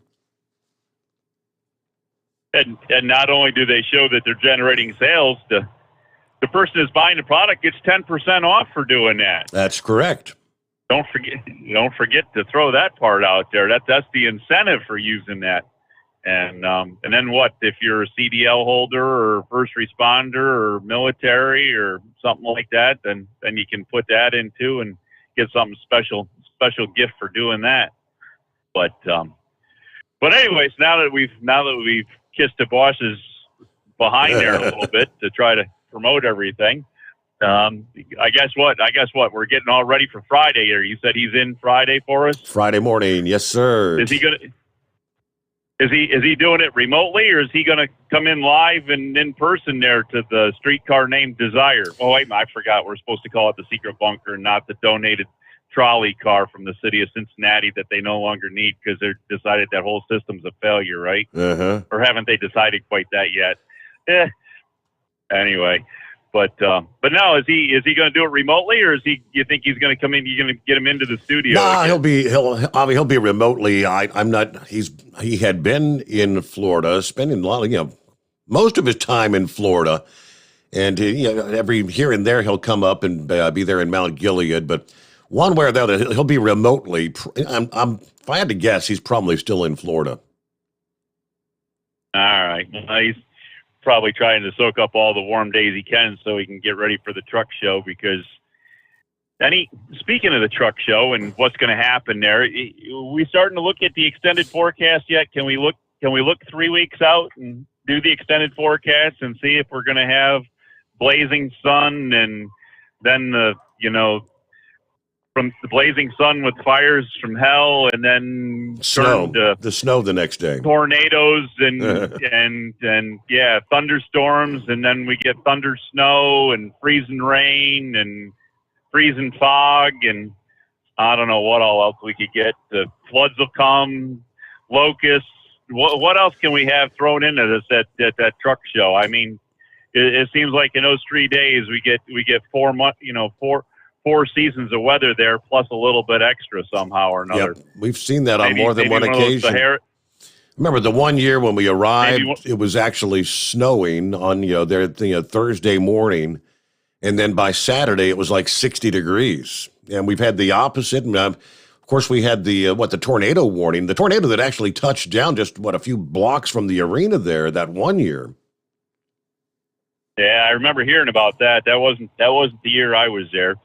The year I was there, we ended up, it wasn't too bad. The whole show itself wasn't too bad. And then Saturday started to rain, kind of got a misty, nasty rain. And by Sunday, it just turned into a major downpour, and it was like 35 or 40 degrees. And it was just brutal for anybody that was trying to get out. And the water was deep. And if Big Moose is bringing Cousin Eddie down there, and he's planning on parking out in the lot there where they got all the electrical and hookup connections and all that. Isn't that where if you get a little bit of drizzle rain or something that you get like 3 feet of mud, and they got to call wrecker services in to get everybody hauled out of there because they sink up to their axles and all that out there in the mud? Isn't that where I remember that year. Yes, that's happened. Yeah, that was the year. I'm trying to remember. That may have been before they started using what was then the Papa John Stadium, because that's a paved lot there. I think after the debacle that year, they had torrential rains, And yes, there were trucks and trailers all over out there that had parked in the dry field when they arrived that were sunk up to their axles, and one wrecker after another having to come pull them out of there. Yeah, but hopefully the wrecker services do better in Kentucky at charging people than the ones do in Maryland. I did hear there's a couple of bills here we can actually do truck related information, Your Honor. There's a couple of bills going through the houses here in Maryland for the state that are supposed to regulate the cost of towing, because there's been this major issue in that the towing services can scam and predatory and charge whatever they want. Oh yeah, very much so. And if they just be, it was like that one bill you were reading there where it was all, so much, everything was paid by the hour. And I mean, people are, I don't know if that $70,000 tow bill was here from Maryland, but people are getting, just outrageous tow bills and stuff for Maryland and that, because there's no regulation from the government about, what they can do or how much they can actually charge or what's extreme or anything. So I don't know how many Maryland listeners we have here, but it's always be good to get into the local people and, kind of like we're supposed to do to our House of Representatives and Senate members for the federal stuff. You got to fight for the local stuff as well. So I don't know a number right now for Maryland, but I know that landline show there was on last night. They were talking about it and said something about a number to get a hold of them. So I guess somehow we can figure out a state number maybe. But anyways, I don't know. That's about all we got going for you. Is there any more word on baseball? Last I heard, they're talking about going to delay opening day. Is that still in the plan that they're going to delay it? It's the first right now. It's the first two series of the season. So Knucklebuster called last night about the Reds and the Cards. It's a 3-game series to kick off the season. That the first two series of the season are now postponed. And I guess with each passing day that they don't come up with some sort of a resolution, it's going to get deeper and deeper into the season. Yes, I do have an update on that as well. Hey, answer to your question there, One Putt. There is one old-timer out there that remembered the song on Bill Mack's show. It was called Never Wear Panties to a Party. Girl by the name of Casey Jones. Casey Jones. Casey with a K. And he said you can actually find it on YouTube. Never wear panties to a party. And we'll be back into the Steve Sommers Overnight Drive live from the Hot Shot Secret Studios. Live from the Hot Shot Secret Studios, the Steve Sommers Overnight Drive. Dean Michael, the tax doctor here. Are you one of those truck drivers that came home after a long haul and found the only thing waiting for you was a stack of IRS letters? Your significant other was gone, but your newfound IRS problem is still there. I've heard this story many times over the years. While I can't help you with your broken heart, I can fix your tax problems. If you owe more than $10,000 to the IRS or haven't filed for many years, call me for a free consultation at 888-557-4020 or go to mytaxhelpmd.com. Like I always say, you keep your eyes on the road, I'll keep mine on the IRS. 145 over 92. 180 over 111. I had a heart attack and a cardiac arrest and then a stroke. Your blood pressure numbers could change your life. Lowering your high blood pressure could save you from a heart attack or stroke. If you've stopped your treatment plan, restart it or talk to your doctor about creating one that works better for you. Start taking the right steps at manageyourbp.org. Now I'm, trying to get better, stronger than ever. Brought to you by the American Heart Association, American Medical Association, and the Ad Council. At Hot Shot Secret, we share the science behind common diesel problems. For example, stiction. Found throughout the oil system, stiction is the sticky friction that negatively impacts your engine's ability to function at an optimal level. The molecular structure of oil is a hydrocarbon. The engine's extreme heat, tight tolerances, and high pressure cause the oil to break down and release hydrogen, leaving behind varnish, a carbon-based deposit. The varnish clings to the engine's moving parts parts, creating drag on the turbocharger, oil pump, and pistons. Symptoms of stiction include a rough idle and the loss of fuel economy and performance. Hot Shot Secret Stiction Eliminator delivers a 98% clean rating in third-party scrub tests. Its synthetic cleaner plus nano lubricant contains no harmful solvents and is formulated to be left in the engine to safely dissolve stiction for thousands of miles. It works as you drive. Stiction Eliminator is available at truck stops, Tractor Supply, O'Reilly's Auto Parts, and online at hotshotsecret.com. Hot Shot Secret. Powered by science. Because Channel 19's a little congested. Call Steve now at 844-844-3388. The Overnight Drive.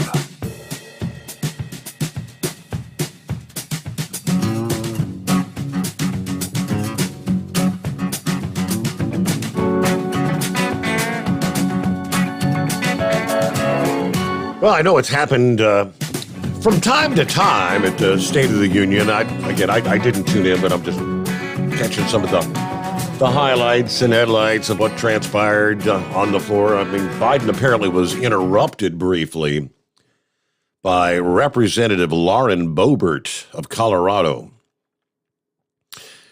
I like Boebert, first of all, because she's a little fire pistol, smoking hot, little fox if you ask me. But she interrupted the president. Biden brought up supporting veterans of Iraq and Afghanistan who've been dying from injuries sustained from their service, as he was referencing deceased service members being in flag-draped coffins. Boebert apparently yelled out, 13 of them, referencing the 13 military members that died at the Hamid Karzai International Airport operation, the debacle which was supposed to be the evacuation of Afghanistan. Apparently the House chamber was filled with boos, boo, after she interrupted. I think the Democrats were booing. Biden appears to ignore the remark, continuing on with his speech. But one source quoted Boebert as accusing Biden of having put those troops in a dangerous situation. I guess what she yelled out was, as far as the flag-draped coffins, she said, you put them in, 13 of them. 13 service members, 11 Marines, 1 Army soldier, and 1 Navy corpsman killed at the bombing there at the airport. Service members were at the scene to facilitate the evacuation of those thousands of asylum seekers out of Afghanistan, and only a small minority of Afghans airlifted from the country as they were capitulating to the Taliban, worked with the American military during its occupation of the country. And yes, obviously, Biden was intensely criticized for the debacle of a departure from Afghanistan. Taliban ultimately seizing millions of dollars in American military equipment. Technically, right now, boy, the Ukrainian military could sure use some of that equipment, couldn't they? All right, we get our news break, top of the hour. Plenty of room for you. Kind of quiet on the phones here. A Wednesday hump day. It's 844-844-3388. The Steve Sommers Overnight Drive, live from the Hot Shot Secret Studios. USA Radio News. President Joe Biden delivers his first State of the Union speech. Tim Berg reports. President Biden is using his first State of the Union address to slam Russia's attack on Ukraine as war rages on Europe's borders. Putin's latest attack on Ukraine was premeditated and totally unprovoked. He rejected repeated efforts at diplomacy. He thought the West and NATO wouldn't respond. He thought he could divide us at home, in this chamber, in this nation. He thought he could divide us in Europe as well. But Putin was wrong. We are ready. We are united, and that's what we did. We stayed united. Also on Tuesday, oil prices surged, with U.S. crude hitting its highest level since June 2014. This is USA Radio News.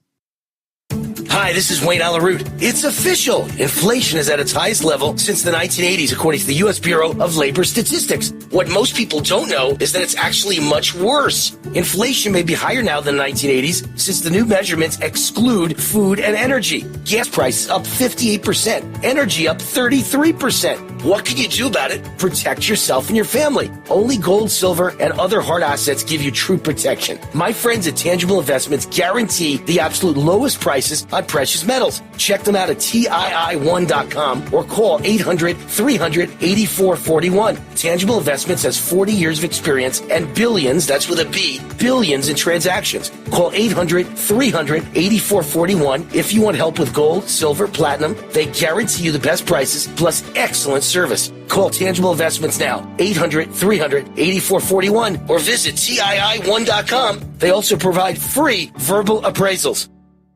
Former President Donald Trump's legal team is appealing certain subpoenas. John Hunt reports. Attorneys for former President Donald Trump have appealed a ruling that he and his two oldest children must testify in the investigation by the New York State's Attorney General into the family's business practices. Trump's attorney filed the notice of appeal nearly 2 weeks after a New York judge ruled on February 17th that the three Trumps must sit for depositions within 21 days. The Trump family had unsuccessfully tried to squash the subpoena for testimony, arguing it was improper for the Attorney General's office to issue those subpoenas for its civil investigation, while the Manhattan District Attorney's Office is still conducting its separate criminal probe. Major League Baseball has canceled opening day. Commissioner Rob Manfred announced Tuesday the sport will lose regular season games over a labor dispute for the first time in 27 years. The league and the union have not made plans for future negotiations. You're listening to USA Radio News.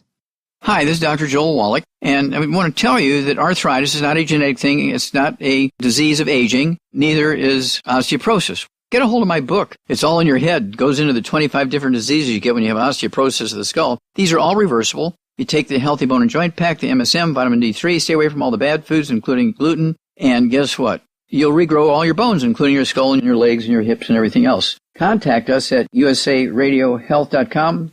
That's usaradiohealth.com. Visa and MasterCard have blocked Russian networks. Russia's invasion of Ukraine is facing more repercussions. Payments and credit card giants Visa and MasterCard have blocked Russian financial institutions from their networks. Visa and MasterCard both pledged $2 million towards humanitarian relief for Ukraine. It should be noted the Russian ruble is crashing very hard Tuesday morning. Its value to the dollar, 0.0089. From the West Coast USA Radio News Bureau, I'm Lance Pry. In related news, the International Energy Agency's 31-member countries agreed Tuesday to release 60 million barrels of oil from their strategic reserves. Half of those reserves will come from the U.S. The members say the move is a message to the oil markets that supplies won't fall short as Russia continues its invasion of Ukraine. A new government report shows Pfizer's COVID-19 vaccine gave children 5 and older strong protection against hospitalizations and death even during the Omicron surge. The Centers for Disease Control and Prevention released the new data on Tuesday. A day earlier, a study from New York raised the question of whether the vaccine is less effective in kids ages 5 to 11, especially against milder infections. Younger kids get a smaller dose than teens. And the Arizona legislature approved a measure to increase voter ID requirements. For USA Radio News, I'm Katie Lewis. At Hot Shot Secret, we share the science behind common diesel problems and their solutions. For example, diesel particulate filter regeneration. The DPF catches particulates left over from combustion. The DPF regeneration cycle cleans the filter with temperatures exceeding 1,000 degrees Fahrenheit. A computer sensor triggers the DPF regen, which is often accompanied by a loss of power and fuel economy. The frequency of DPF regens are in correlation to the cleanliness of the fuel burn. Under heavy operation with the dirty burn, DPF regens can occur multiple times per day. Hot Shot Secret Diesel Extreme Fuel Additive promotes a more complete combustion, creating fewer emissions and therefore fewer DPF regens. Vehicles using Diesel Extreme experience 83% less DPF regens. Hot Shot Secret Diesel Extreme is available nationwide at truck stops, Fine Farm and auto stores, and online at hotshotsecret.com. Hot Shot Secret, powered by science.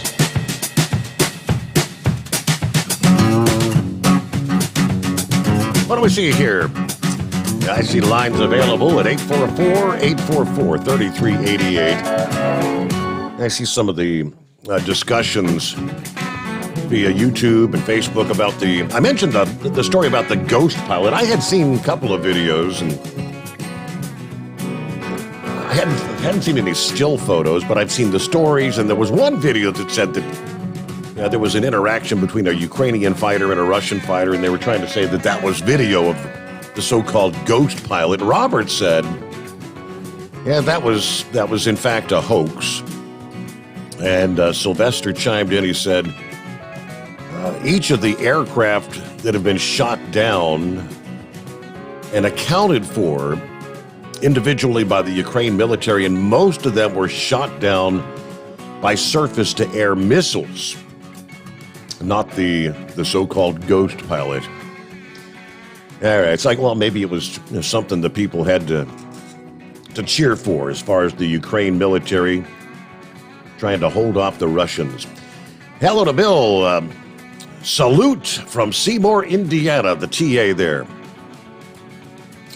I could only imagine the smile on the bozo's face when these freedom convoys pass through. Thanks so much, Steve, for keeping us drivers going. How many shopping days till Christmas? Well, I see. I think Truck and Phil knows the answer to that. I think it's $2.99. Anyway. Scooter checking in, a.k.a. Mercury Man from Biloxi, Mississippi, 41 degrees. Yeah, beautiful night, beautiful morning, whatever you prefer to shout out to the Rambler, though. Getting these groceries off and headed back to the Greenwood, Mississippi. Anybody else? There's Barry, the Monkey Wrench, who says, gas prices in Brookville at the TA, regular gas at $3.95 a gallon. You know what? I saw from GasBuddy.com this past day, obviously with the price per barrel hitting that 110 per barrel mark. GasMonkey.com posted a blurb here this past evening that they're anticipating a good 20-cent per gallon price increase overnight tonight. If prices haven't gone up where you are yet. Dipsy driver said gas just hit over $3.60 per gallon here in Michigan, mid-Michigan. Yeah, the prices, the reaction, prices at the pump. Yeah, obviously, the fuel that they're selling right now, they did not pay $110 per barrel for. Probably paid 90-something or 80-something per barrel. I think right now they're trading on, April futures. But the way the retailers look at it, what we're selling out of the ground right now, the gas or the diesel, and when we go to replace that, we're going to be paying $110 per barrel. So the price is going to be much higher. They pass it on immediately. It's the status quo over the years. It immediately gets passed on to the consumer. But then again, when the price per barrel drops quickly back to, say, $75, $80 per barrel, it tends to take them months to see those prices actually coming back down to earth. Well, with that, let me get back to the callers here. Scarecrow is on board. Hey there. Good morning, Kimasabi. Hey there. Your news report at the top of the hour now, she just commented that opening day was canceled. Yet I thought for certain I'd heard on our evening news last night that opening week canceled, which would certainly fall in line with the first two series, so like the first 6 games of the season. Yeah, I saw Seg had posted that in regard. So I'm kind of wondering, opening day here in Cincinnati is always like, unlike other cities. I guess everybody has, some sort of celebration on opening day, but this city historically, it's almost like a citywide holiday. They have a massive parade and massive party in downtown, and I'm guessing if they're canceling the opening 2 series, I don't know if they'll have any sort of official opening day parade when they do actually get to playing, but right now, we don't even know when they're going to begin playing. Wasn't that yours canceled last year too due to the COVID? Did you have some type of opening celebration? I know they canceled the 2020 completely, and I can't recall if they had maybe a smaller kind of thing for 21. Can't really remember that, but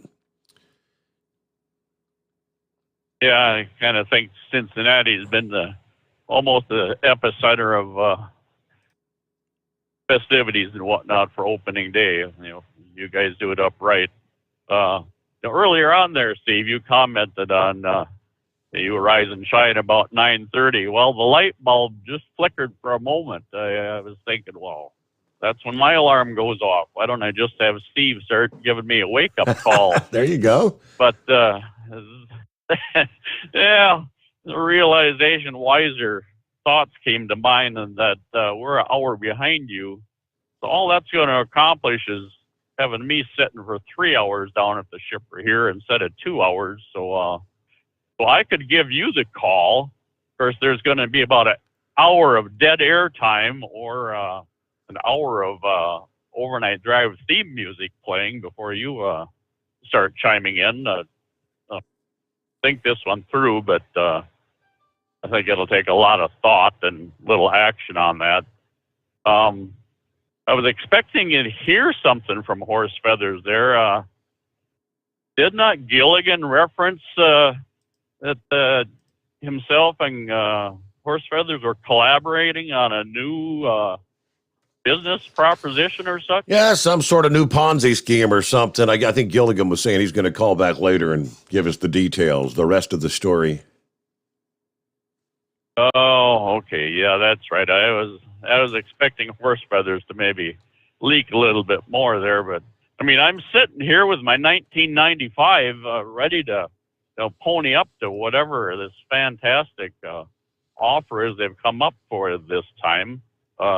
Curiosity being, are they going to double the offer, if placed before the end of the program, or how they're going to handle that?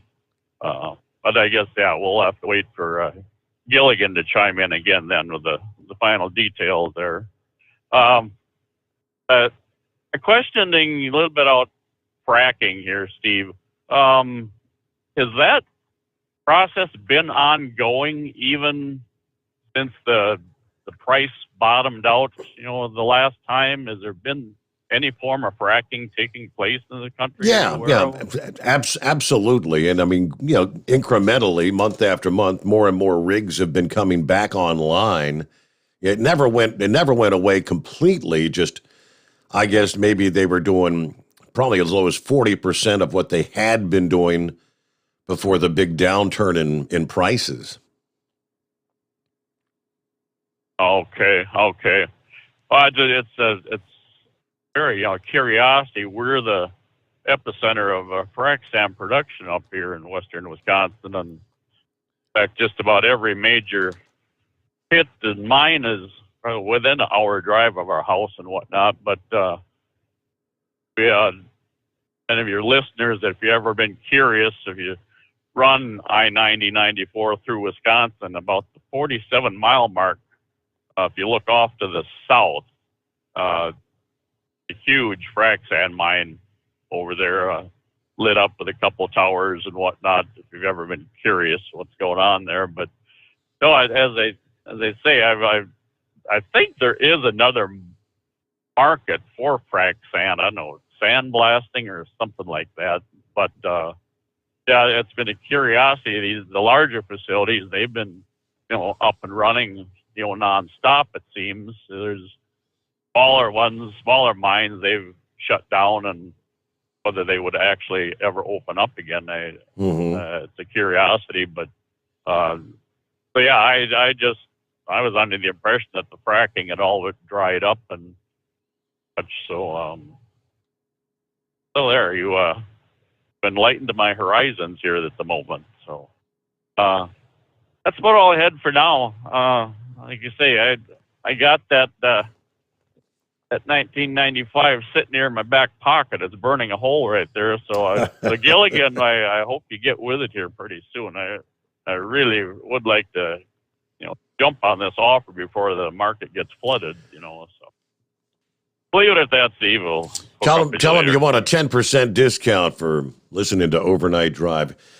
And now they always say, look at the rig count, number of rigs.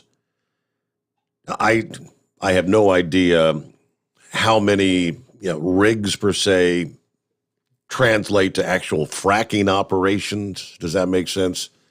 But just yesterday, according to Baker Hughes, the U.S. added 5 more rigs week over week from the data February 25th.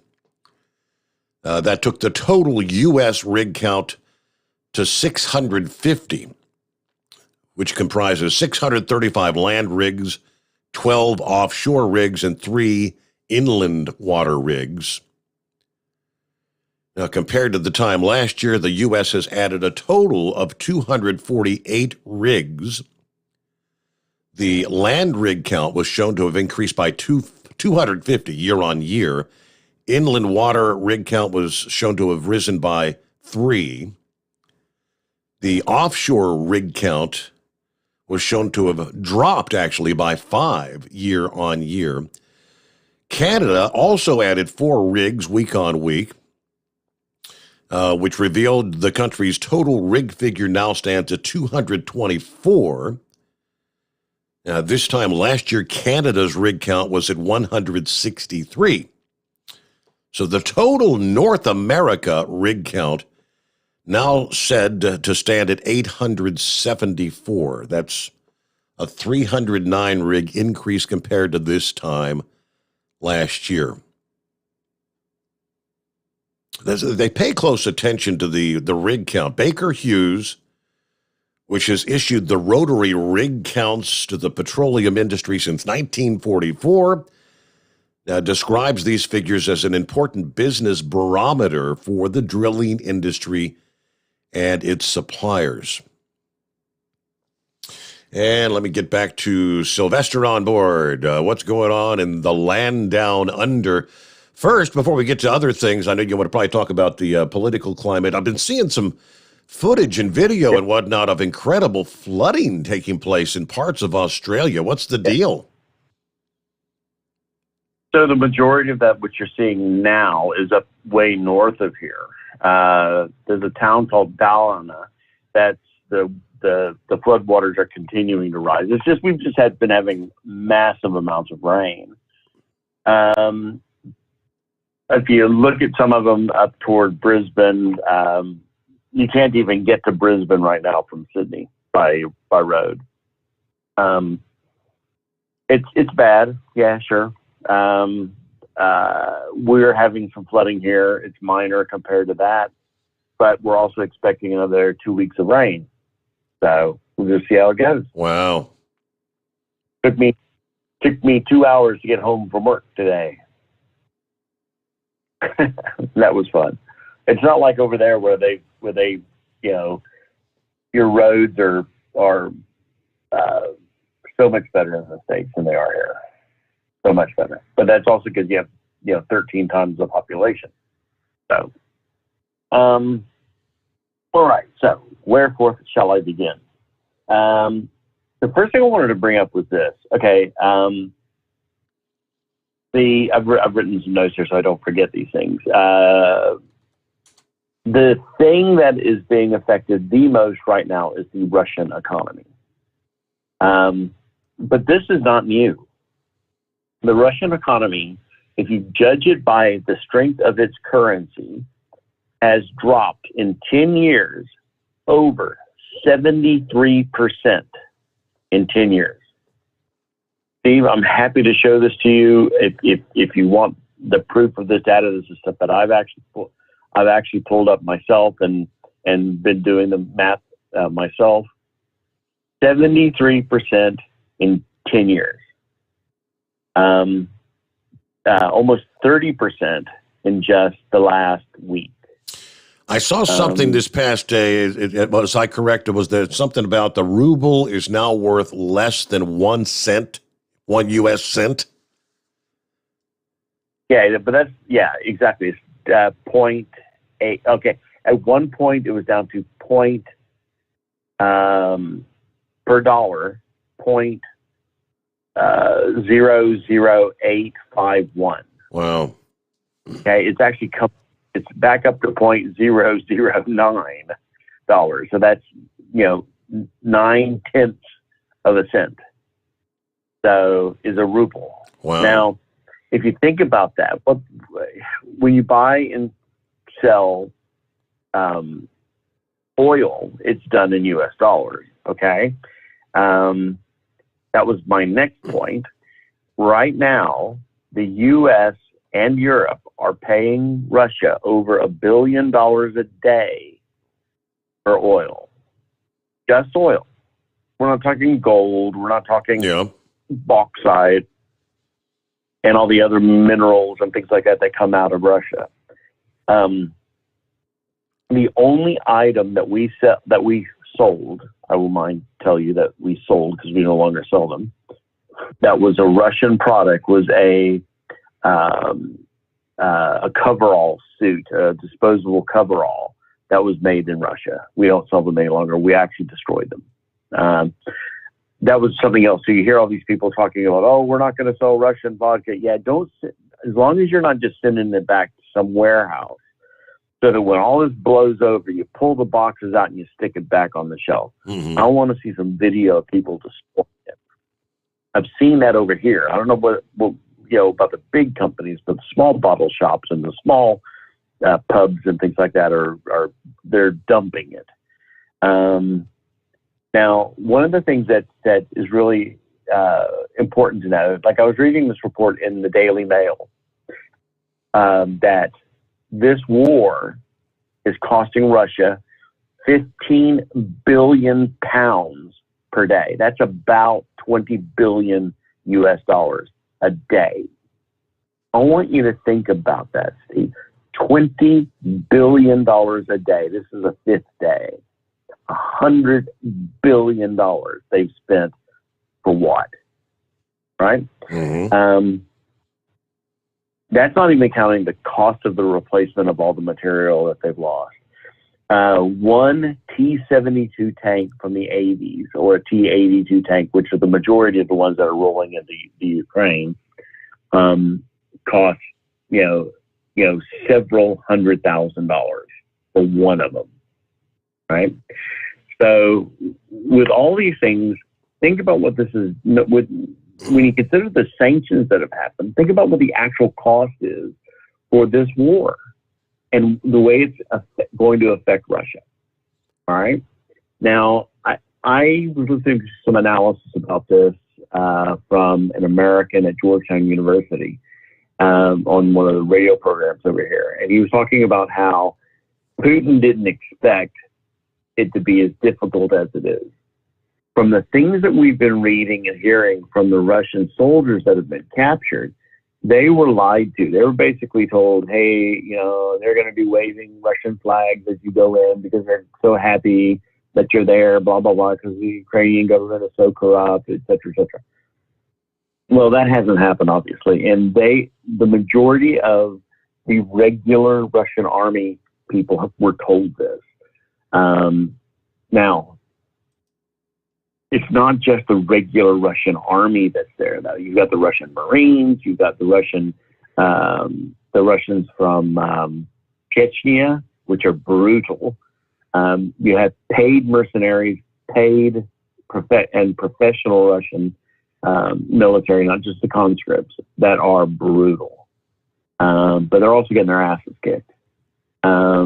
And the reason why they're getting their asses kicked is not just because we're providing them with a lot of really good weapons, i.e. the Javelin, et cetera, and Stinger, but also because the Turkish have provided them with a number of really, really good drones that are good for anti-tank. But what you see now is you see that the Russians have begun escalating again. their push toward Kiev is stalled. The reason why there's a supposed 40-mile backup of troops is because they're stalled. They can't get any closer, and they're becoming sitting ducks to a lot of the attacks. But it's making them more desperate. They're using illegal weapons. Okay, so first off, thermobaric weapons are used by a lot of different countries. We used them in Iraq to a small scale. We did use them in Afghanistan. Nothing to the degree of the one that was used in Kajika. Kajika is the way you pronounce it. Nothing like that. Have you seen the video to that? Yeah, I saw that this past day. That was one massive explosion. Yes, dude, that's just it. I mean, there was a mushroom cloud. I mean, you almost would have thought it was a small nuke device. Yeah, it did look like a small, but it's a similar idea the way they work. So, but that's not all that they're doing. Some of the other videos, I was watching a video of an attack on a shopping center. Well, that definitely has military value. And I'm looking at this attack and I'm thinking, dude, that's cluster bombs. That's a cluster bomb of some type. And the report came out that they are using cluster bombs. And cluster bombs are illegal. Wow. Another thing that they're doing is they're doing what are called Lepistock mines, which are also called pedal mines. And there's anti-personnel fragmentation mines. And those are specifically, again, designed to kill, maim. And the problem is these have been landing, and you're not going to find all of them. It's just going to be like Kosovo again. Remember all the mines in Kosovo where kids were being killed for years after that? After that war ended? That's going to happen again. All right, last thing. Now, you know that I was in anti-submarine warfare, so I've always had this interest in submarines. The Russian Pacific Fleet of submarines, which I can't pronounce the name of it. The Black Sea Fleet, as well as the North Sea Fleet, have all left port for quote-unquote drills. There has never been a time when we've been this close, Steve. Not even in the Cuban Missile Crisis. This will be something, if we survive, that we're going to look back on, and every one of us is going to remember this. And this is going to be the thing that is talked about if we survive. Because if nukes are fired, game over, man. All bets are off, yeah. Yeah. Remember the duck and cover drills? Remember all that stuff? Yeah, I do. Absolutely. Yep. Well, I remember by the time I got into high school, we had them rarely. But I remember a teacher once saying it was Nadine Croft's husband. I can't remember his name. It's Croft, obviously. Mr. Croft was a Vietnam vet. And he said, when we were having a duck and cover drill, he said, you know what those things are worth? The only thing you should do when you do this is kiss your ass goodbye. That's it. I remember that very well. I think I mentioned that the other day. Yeah, get under the desk, put your head between your knees, and pretty much kiss your ass goodbye.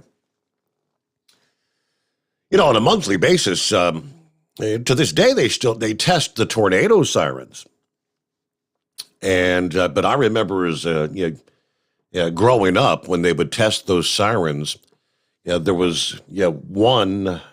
I guess the siren would be a steady tone, which was like air raid, if memory serves, and then you got the wavering up and down, which would be a weather related warning. So they tested the sirens for air raid or nukes incoming. Had to know the different sound. All right there, we'll get a news break here. The Steve Sommers Overnight Drive, live from the Hot Shot Secret Studios. USA Radio News. President Joe Biden delivers his first State of the Union speech. Tim Berg reports. President Biden is using his first State of the Union address to slam Russia's attack on Ukraine as war rages on Europe's borders. Putin's latest attack on Ukraine was premeditated and totally unprovoked. He rejected repeated efforts at diplomacy. He thought the West and NATO wouldn't respond. He thought he could divide us at home, in this chamber, in this nation. He thought he could divide us in Europe as well. But Putin was wrong. We are ready. We are united, and that's what we did. We stayed united. Also on Tuesday, oil prices surged with U.S. crude hitting its highest level since June 2014. This is USA Radio News. Hey friends, John and Chelsea Jubilee with Energize Health. Come on, you've heard about us on Newsmax Television, on Wayne Allen Root. We have helped tens of thousands of people all across America and around the world to lose fat, to reverse every disease you can imagine. High blood pressure, diabetes, Meniere's disease, arthritis. Come on, you can get healthy this year. And because you're associated with war, you get a 40% discount. Are you kidding me? We only do that because we love Wayne Allen Root and he loves you. So you just have to take an action step. Be a beautiful, beloved skeptic, but go log on to EnergizeHealth.com. Look at testimonials just like you. Do your research. Listen to Dr. Brian Taylor. Log on EnergizeHealth.com and change your life in 2022.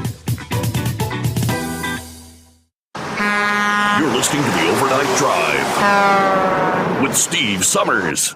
The Hotshot Secret Facebook page gets a lot of robust Q&A about diesel problems and their solutions. We listen to our customers. Here are their words straight from their mouths about Hotshot Secret Everyday Diesel Treatment. Our fans call it EDT. I'm John Sharp, a.k.a. Jay Sharp from Newburgh, Pennsylvania.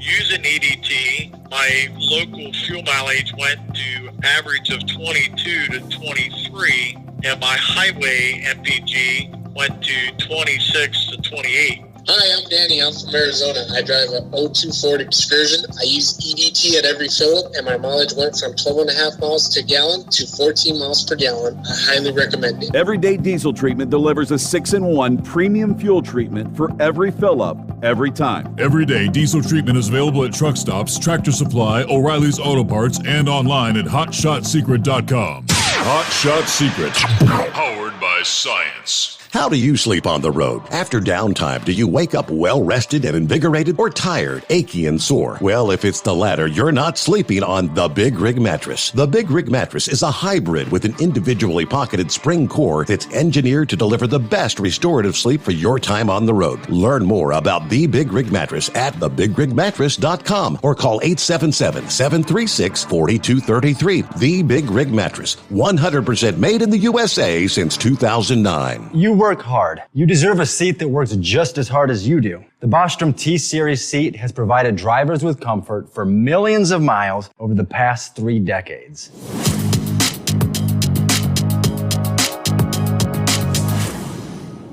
Each seat is built right here in the USA and has 4-position front cushion tilt and higher low-profile air suspension with Isolator. It's also equipped with many standard and optional comfort features, such as high and mid backrests, 9.4-inch fore-aft slide adjustment, adjustable armrests, and manual or dual air lumbar support systems to keep you comfortable throughout your ride. Build your T-Series seat today at BostromSeating.com and ensure your ultimate comfort for wherever the road takes you. Bostrom Seating, the ultimate comfort for the open road. At Turbo 3000, our founder Andy Matoush firmly believed you should challenge yourself. Put the most money back in your pocket, where it belongs. Four Wheeler magazine took our challenge, and they wrote it did exactly what we said it would do. As fuel prices keep going up, get your Turbo 3000 from manufacturer direct. Call us at 888-311-9993. Always free shipping in the USA, and for a limited time, save $45 off total purchase using coupon code STEVESAVES at turbo3000.com. To some people, the sound of a baby babbling doesn't mean much. But that's not necessarily true. By 6 months, they're combining vowels and consonants. By 9 months, they're trying out different kinds of sounds. And by 12 months, their babbling is beginning to take on some meaning. Especially if there's no babbling at all. Little to no babbling by 12 months or later is just one of the possible signs of autism in children. Early screening and intervention can make a lifetime of difference and unlock a world of possibilities. Take the first step at autismspeaks.org. A public service announcement brought to you by Autism Speaks and the Ad Council. And now back to the Steve Sommers Overnight Drive, live from the Hot Shot Secret Studios.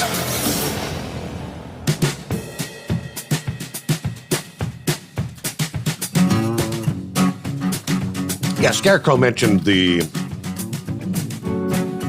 inability to come into any sort of agreement. Major League Baseball, yes, the commissioner, Rob Manfred, announcing yesterday. It's not on the opening day, which you're hearing on the news breaks. It's the first 2 series of the season as the lockout now proceeds into the month of March with no new collective bargaining agreement. This will be the first regular season games lost to a labor dispute since 1995. Now, we're 90 days after the previous agreement expired at the midnight hour, December 1st. That's when the lockout began. Weeks of infrequent, haphazard, often brief and rancorous negotiations. Now, with spring training games canceled and a semi-official MLB deadline of February 28th, now passing to come up with an agreement or cancel the March 31st openers. MLB and the Players Association met for 9 consecutive days in Jupiter, Florida. All those last-minute negotiations, 20 hours from Monday morning into Tuesday afternoon, finally broke down. And if I understand correctly, the Players Union unanimously has said they would not accept the offer, whatever that last final offer was.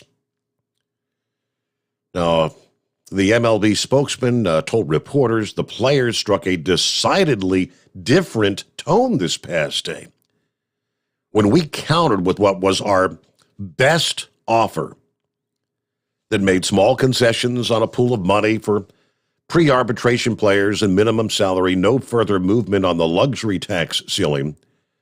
There was no doubt the union was going to reject it. So we made the move to announce, for now, opening day's cancellation along with 2 series for each team. That means March 31st through April 6th and 7th.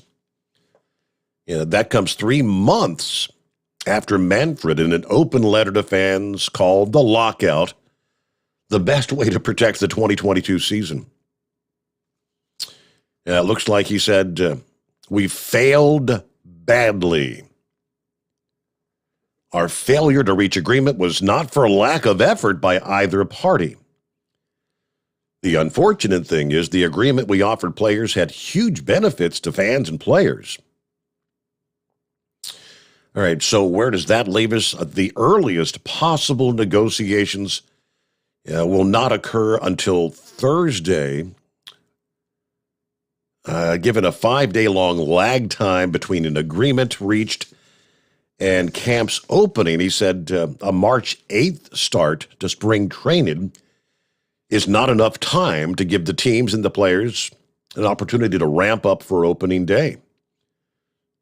And I guess what that means now with each passing day that there is no agreement, we're getting 1 day further into what would have been regular season play. Will there be a 2022 Major League Baseball season? All right. Hello to the Rambler. Good morning.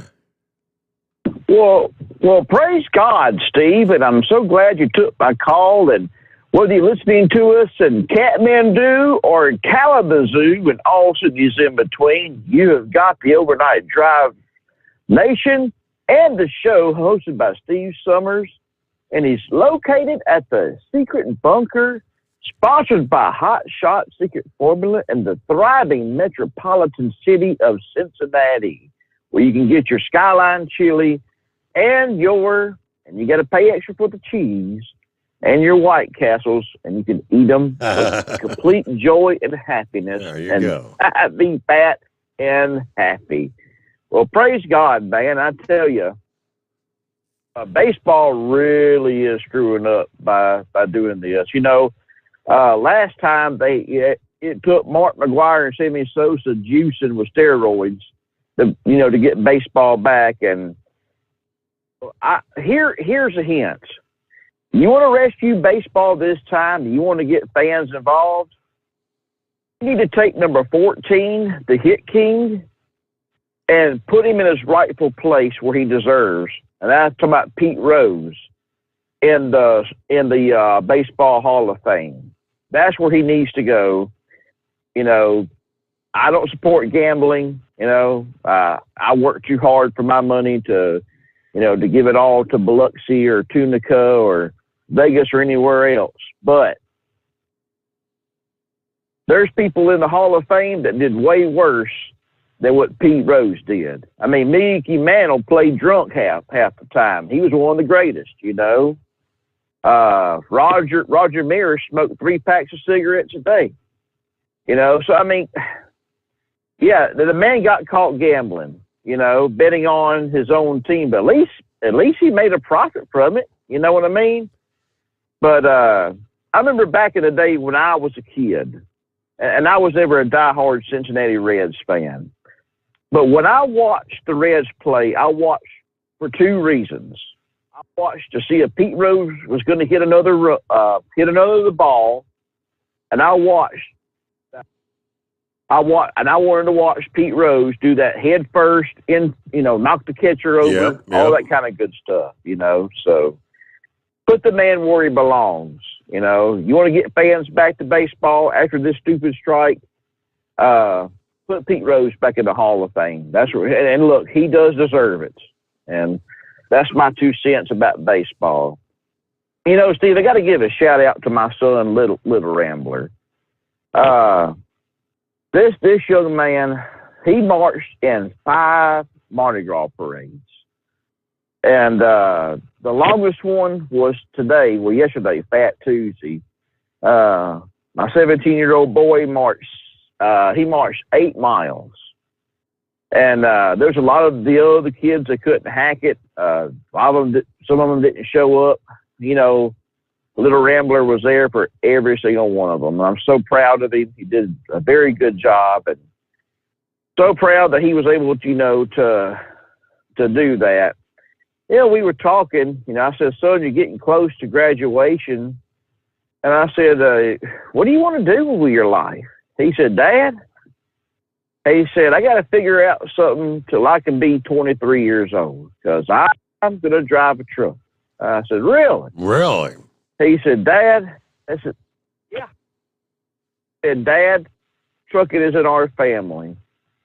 He said, "My papa, Dirty Diapers, was a trucker." He said, my Uncle Brian was a truck driver. He said, and you're a truck driver. He said, "I've done told all my teachers and everyone, they've asked me what I want to do." He said, "I'm going to be a truck driver, and I'm going to do everything I can to make that happen." People can look down on our industry. They can say all manner of things about our industry, but that's just one industry that I'm very proud of. And I'm proud to be in this industry. I was always told when I was a kid growing up, find a job that you love so much that it's not a job. And, I've been holding the steering wheel now 24 years. I'm working on, oh, Lord, I wish I could have those kind of miles that Monkey Gouger has, Jimmy Artis. But I'm working on almost 2 million accidents that I didn't cause. They weren't all accident-free. Accidents that I didn't cause. miles, and makes me happy to know that, my son wants to follow in, Dirty Diaper's footsteps. He wants to follow in my footsteps, and I support him 100% on that. And don't know what the industry is going to look like in a couple of years, but hopefully it'll still be strong for him, and so he can make a living the way I made a living. And so many of our other asphalt brothers and concrete cousins have made a living supporting their family by getting out here and doing what a man is called to do, and that's work. All right. Before I continue on, I want everyone, if you can do me a favor, if you can do it right now, if you can pull up the live show, pull up Steve Sommers, pull the show up, and he'll be sitting right there wearing whatever shirt he's wearing. I want you to pull it up. And when you get it pulled up, just let me talk for a minute, and I'm going to get you to do something for me. All right. This is Wednesday night, hump day, but this is called what I like to call Overshare Wednesday. All right. I listened to Steve say he's got lines clear.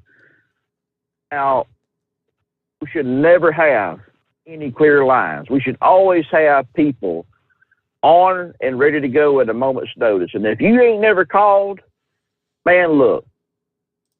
Woman, look. Just call up. Don't worry about the 500,000 people that's listening.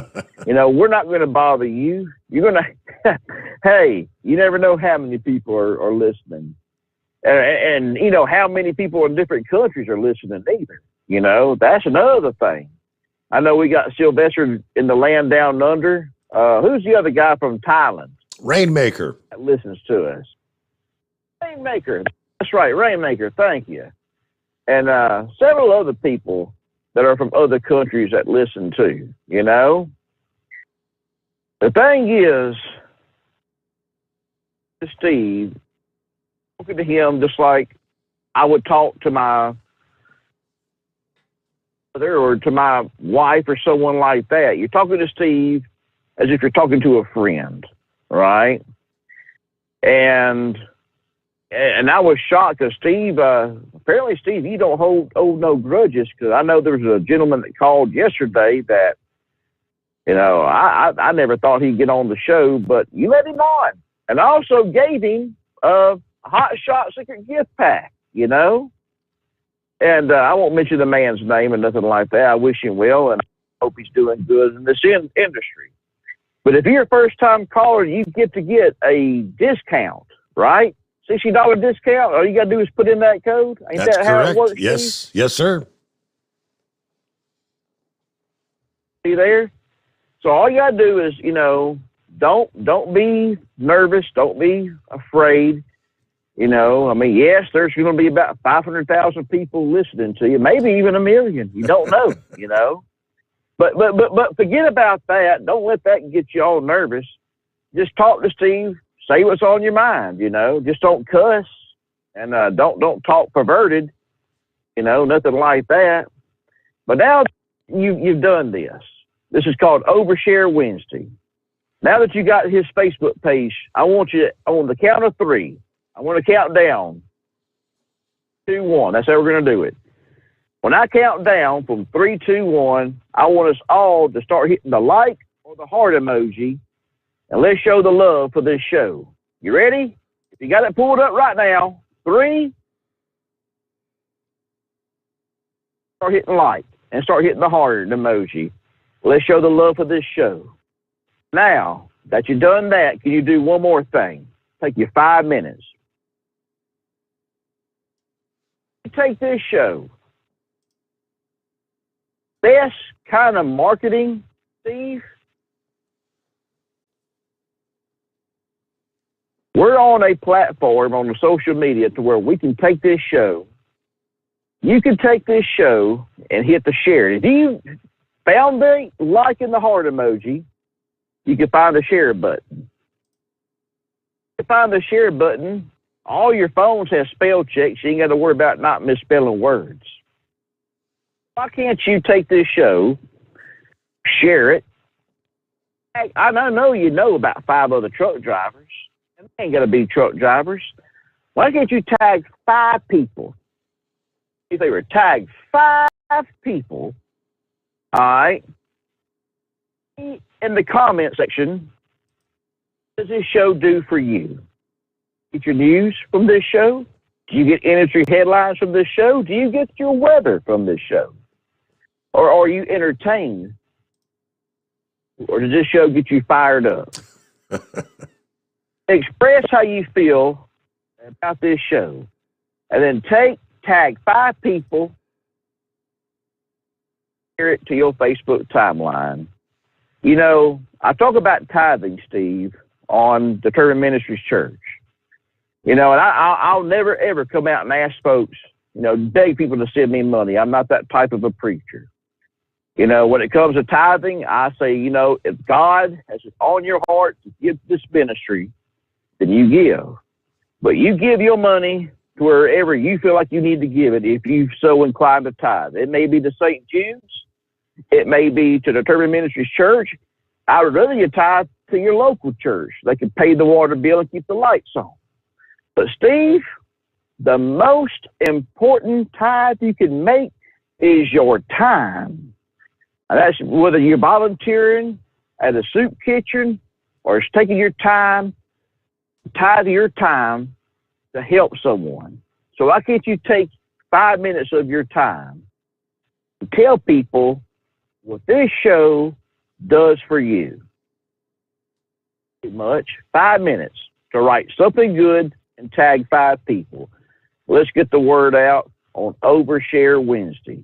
Can we do that? I'm going to do it when the show's over with. I'm going to tag 5 people. If I can do it, you can do it. I'm going to get off here right now. Before I do, I just want to say that I love you. I sincerely do this. I mean every last word of it. I love you. The reason why I love you, because I serve a Lord and Savior named Jesus Christ, who took 3 nails in his right left hand and in both his feet. But you know what? Steve, it wasn't nails that held him to the cross. It was love that held him to that cross. It was a love he had for humanity. And if he can love you, Jesus Christ, I know, Brother Rambler, I know I can love you, and I do. So if y'all could do me that favor, do Steve that favor, and if you're a first-time caller, you get Hot Shot for free. I love you, Steve. God bless you, everyone. Oh, Scooter and Milligan, anybody else, I love you out there. God bless you. I'll talk to you later, my dear friend. Always good to hear from you. Thanks for checking in, Rambler. And I normally don't get to see I guess you have to, if you go to the whole Facebook thing, you got to click on, you got to get the larger video to see the comments on the side. I get my comments through they call it the restream. But that's pretty cool, though. I pulled up the bigger one, and thanks for all the thumbs ups and the hearts and all that. It's showing some love. Thank you. And I'll be back in the Steve Sommers Overnight Drive, live from the Hot Shot Secret Studios. You're listening to the Overnight Drive with Steve Sommers. After a long winter road trip, there's nothing like coming home to a warm, comfortable home. Hi, I'm Steve with USA Insulation. We appreciate our truckers and the long hours you're putting in to serve us all. Without you, we wouldn't even get the materials to insulate. So we want you to feel like a king when you get back. We put our foam in your walls. It's like putting a coat around your entire home. Keeps the cold air out and the warm air in. And with the rising energy costs, that's going to save you a bundle. We're getting homes ready for winter right now, and we have $1,000 of savings for everyone. But because we love our truckers, we're going to give you an additional $250 discount just for mentioning this show. So give us a call, 1-800-USA-FOAM. That's 1-800-USA-FOAM or usainsulation.net. We're going to give you an additional $250 discount for mentioning the show. 1-800-USA-FOAM or usainsulation.net. USA Insulation.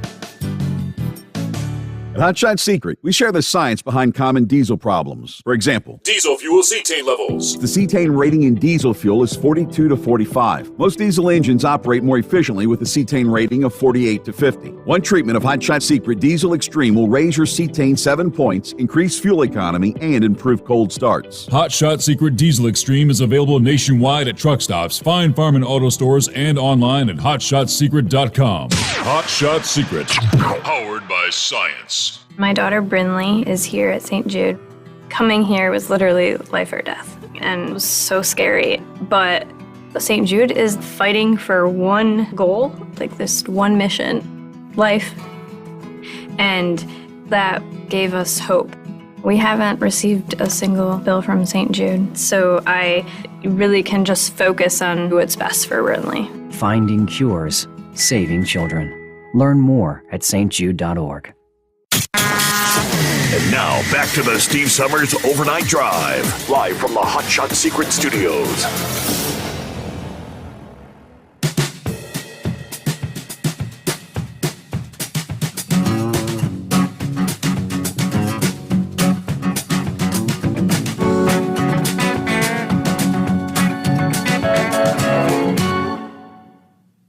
All right, see what's going on with Double R this morning out there somewhere, headed down to somewhere in Florida. Morning, Double R. Morning, Steve. How you doing, brother? Hanging with them. Happy Hump Day. Yeah, same to you. Same to you. Hey, if you want to carry me over, that'll be fine. I see it's almost time for your midnight news there for California people and 3 o'clock in the morning news for us. Rolling up on the midnight hour. Yes, sir. Hold me over, yeah. Yeah. I'll be happy to do that. So I get real quick, like it gives me a moment to share with you. Maybe when we come back, Double R, you might be able to give us an estimated value on the automobiles that are now in the bottom of the Atlantic Ocean. Remember that cargo ship that caught fire a week or two ago? It's been about 2 weeks ago. Someone called a couple nights. I think Knucklebuster mentioned that I guess they were able to actually board that ship. And I was thinking to myself, how's the damn thing still floating? Well, it ain't. It's sunk. Yeah, the Felicity Ace was being towed to land when it started to list to the starboard in heavy seas, about 250 miles off the Portuguese island chain, took on water in the heavy seas.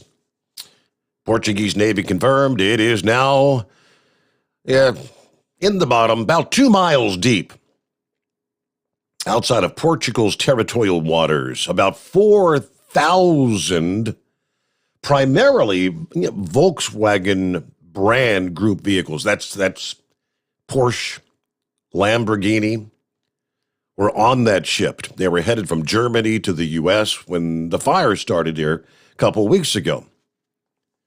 Several customers had posted that they had been informed their cars were on board the ship and that their orders would have to be rescheduled for production.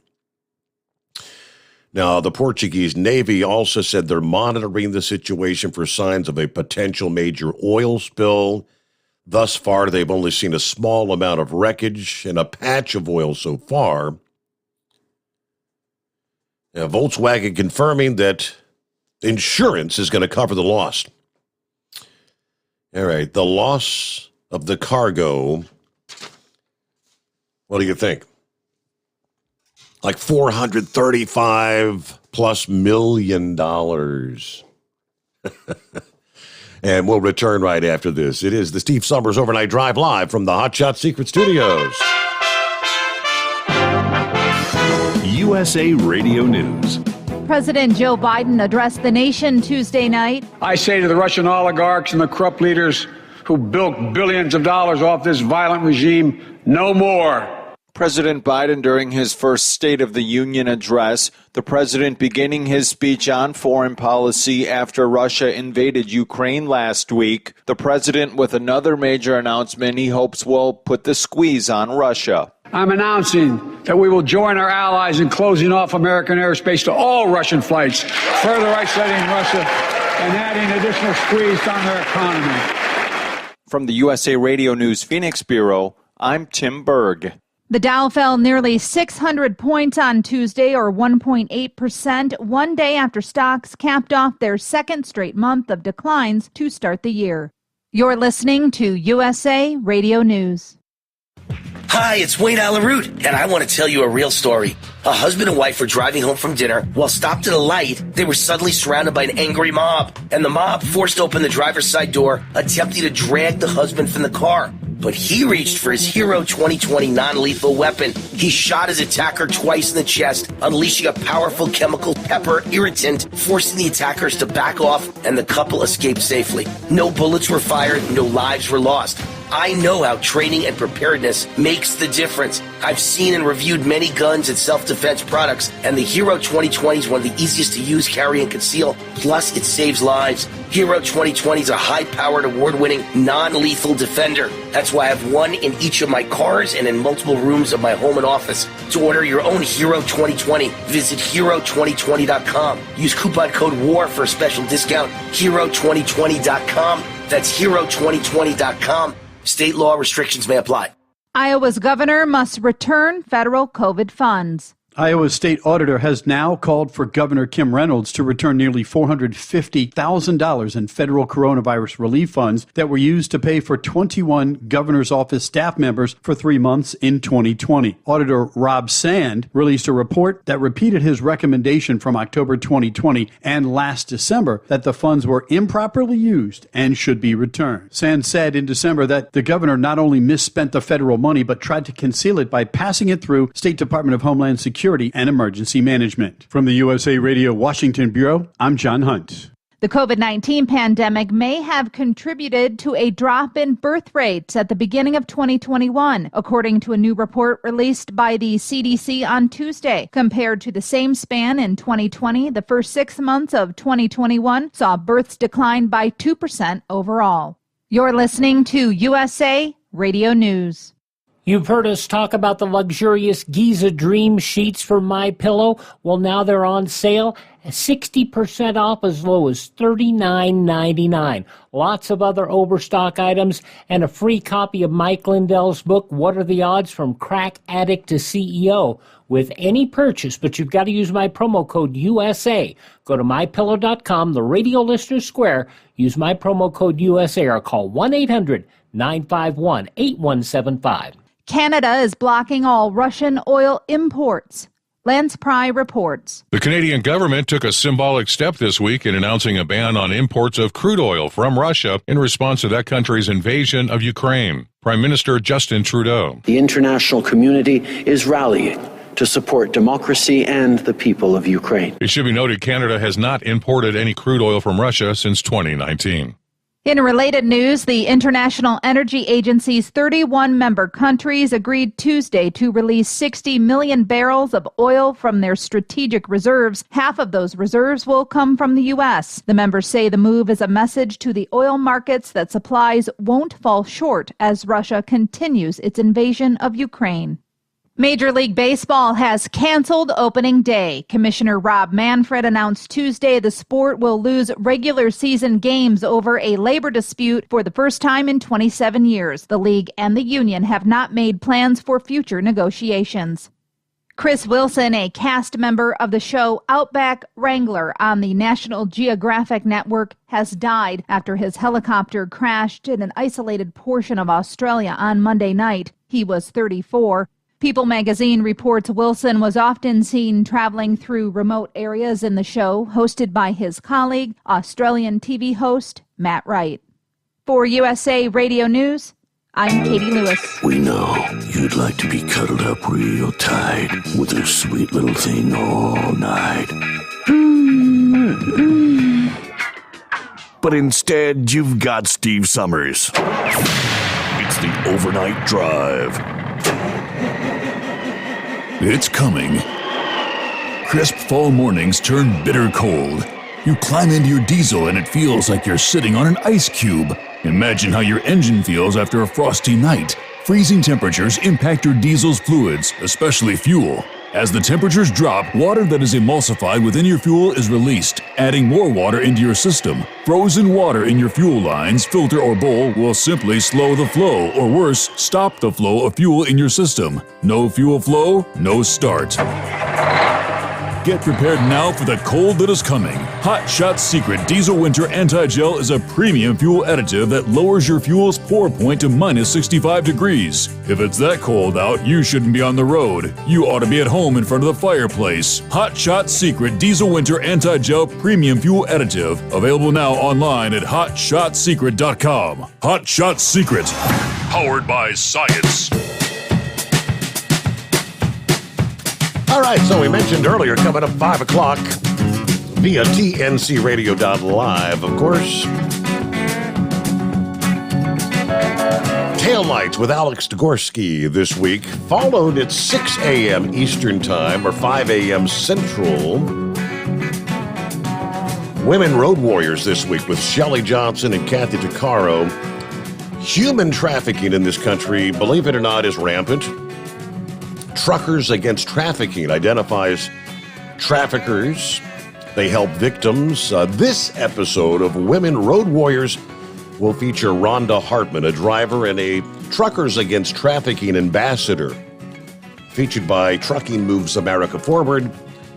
And coming up 6 a.m. Eastern, 5 a.m. Central Time this morning. TNCRadio.live. All right, welcome back, Double R. Thanks for hanging in there. Thanks for holding me over, Steve. I appreciate it. Yeah, I'm going to guesstimate, Steve. I'm going to say about 650 million myself because some of your this boat, like you said, it had Volkswagens, Porsches, and Lamborghinis. Well, your Lamborghinis, you're estimating anywhere from a minimum of 120,000 all the way up to 400,000. Depends on the car. Mm-hmm. You know, a lot of these cars, they come out with this carbon fiber, and that increases the value of the vehicle. Your Porsches, they average anywhere 89,000 all the way up to 125, 140,000, you know, in that ballpark. So I don't know how many they had on there, but that boat that was coming across carries a majority of mostly Porsche and Volkswagens. I don't know how many Lamborghinis they had on there, but and I don't even know what port it was going to. I mean, if it was going to Jacksonville, I would say it had very little Lamborghinis on it. We've got different areas around the United States that they'll have more than the other, you know, on that boat. So I'm going to say about 650 mil at least. And then you had that boat that tipped over during the hurricane, I believe it was, just outside of Georgia there, Brunswick, and it had on them Kias. That was a few years back. And they're going to have to, I don't know what their intentions are, but anyhow, enough of that. Hey, Steve, you know this convoy, years ago, we used to be appreciated, truck drivers. And I think if they do this convoy right, which I think that they're on the right road to doing, you know, no violence, and they're getting a lot of appreciation from the people, you know, and I think this can be a good thing for the American truck drivers, and which I hope it does. And I guess I missed Brandon. I slept during it, so that's all good. But and then something else I wanted to tell you. I have got a strong feeling that Brandon is going to put his feet on this war. I mean, the reason I say this, a friend of mine used to be one of my sergeants, He called me tonight, and they're shipping him over to Poland. And I think as long as this war's going on, you've got these countries that are back in Ukraine are going to be supplying them with miscellaneous stuff. You know what I mean? Right. Ammo and whatever. Mm-hmm. And I honestly believe that this war will be carried out for a great significant amount of time, because as long as they're getting their weapons and food and whatever from donations from other countries, they're going to keep fighting regardless. I mean, they're not going to bow down. And I mean, that's my opinion. But I honestly believe that it will be carried out war like Iraq, you know. Iraq, we should have just went in there, did our business, and get the hell out. But they carried it out, and I look for the same thing to happen here. Wow. But anyhow, I mean, for the short how's amount everything going? for the short amount of time this has been ongoing, we're just a little over a week into this. I mean, they're saying the morale of the Russian soldiers is already very low. Are they going to? I mean, is there the potential they could start to see desertions? And like someone else who called last night, I think, saying that Ukraine, being the neighbor with Russia, used to be a part of the USSR, that there are Russian families that in the Ukraine, they have relatives and family members that are living there. And even for the military, they don't want to be going in to kill their own people. Absolutely. I was reading the same thing. Brothers don't want to have to go over and kill brothers, and our relatives, family, whatever. Yeah. But you're absolutely correct, and I do think that you're probably going to end up having a lot of desertion, not from just one side, but from both sides, because of that reason. You know, and it wouldn't surprise me a bit. Mm. But anyhow, so they're delaying baseball, huh? Opening day, from what I heard. I mean, right now the first, I guess, 6 games of the season are canceled, and like I said, with each passing day, that's going to be another day worth of games that are going to be getting scrapped one by one. Wow, man, oh man.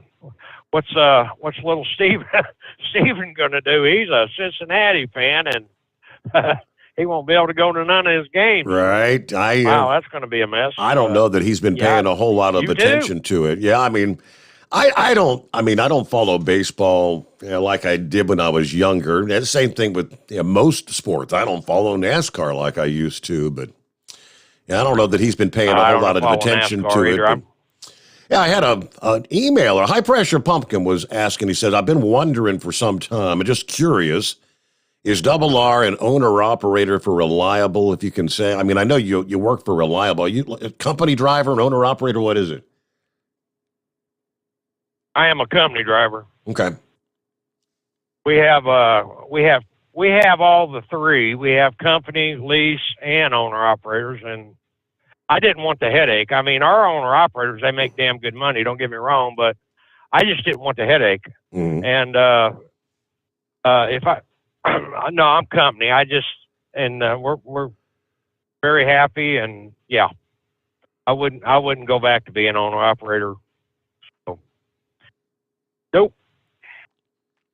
Anyhow, it's going to snow, Steve. Hell, I've called in twice.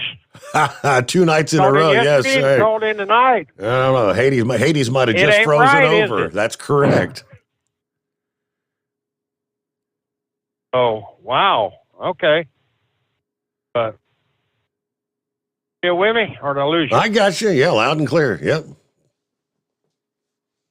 My phone keeps fading in and out. I just wondering if I lost you or not. But anyhow, I'm on my way over here to Tallahassee. I've got to load Trans Ams, and then I got to go over to Panama City and pick up Eleanor. take her up to Michigan. So anyhow, I just wanted to call in and say hi. I'm listening, and I hope everybody drives safe tonight. And I have noticed one thing, though, Steve. There's a lot of people have been posting a lot of crap about these Russian drivers that are over here in America driving semis that I've seen some really ugly thoughts on Facebook and stuff like that, telling them go home, Nazis and stuff like that. So I look for it to get ugly over here, to be honest with you. Hadn't really thought about that. Yeah, there are a number of, well, they're Russian, and many of them are from the former Soviet bloc, the former USSR countries after the breakaways. Yeah. Yep. And I look for that to get ugly over here. I mean, we weren't alive, but I mean, we've seen stuff on movies and stuff, and we actually heard it that. What was it, World War II, Japanese War or whatever, when they were living over here, these good old boys and stuff were making it rough on their families and stuff, and I look for the same stuff to start happening over here. I really do. I hope not, but I honestly look for it to happen. But anyhow, well, listen, I'm going to get off here and listen to you, my friend, and you have a wonderful night, and we'll just hopefully call in tomorrow night. Hey, third time's a charm, right? 3 in a row. Thank you, Double R. Good to hear from you. Got an email from Scooter. I was talking earlier about Lauren Boebert, who kind of briefly interrupted President Biden during the State of the Union. That same Lauren Boebert actually also had, I guess, what would you call it, a shawl or a sweater on, that I guess the cameras panned across, and it's on the back. It said "Drill, baby, drill." And she's the same one that wore the Let's Go Brandon dress, I think, here a couple of months ago, right after AOC wore the dress of referring I can't even remember what hers was, about Trump or whatever, But anyway, Scooter said Boebert was 100% correct about the 13. Biden's blundered withdrawal is directly responsible for the bombing. The 2 suicide bombers were actually ISIS prisoners that had been released from the Bagram Air Force Base just days prior to that. Plus, Biden's also never been held accountable for the car full of Afghan women and children that was authorized for a drone to blow up. That was a botched deal as well. Thank you much, Scooter. Good to have you on board. 18 past the hour. Back into the Steve Sommers Overnight Drive, live from the Hot Shot Secret Studios. Live from the Hot Shot Secret Studios, the Steve Sommers Overnight Drive. You work hard. You deserve a seat that works just as hard as you do. The Bostrom T-Series seat has provided drivers with comfort for millions of miles over the past 3 decades.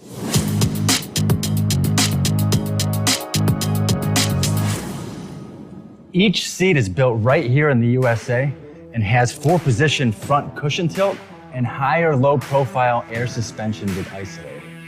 It's also equipped with many standard and optional comfort features, such as high and mid backrests, 9.4-inch 4-aft slide adjustment, adjustable armrests, and manual or dual air lumbar support systems to keep you comfortable throughout your ride.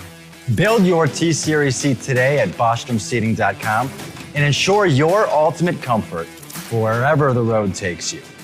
Bostrom Seating, the ultimate comfort for the open road. After a long winter road trip, there's nothing like coming home to a warm, comfortable home.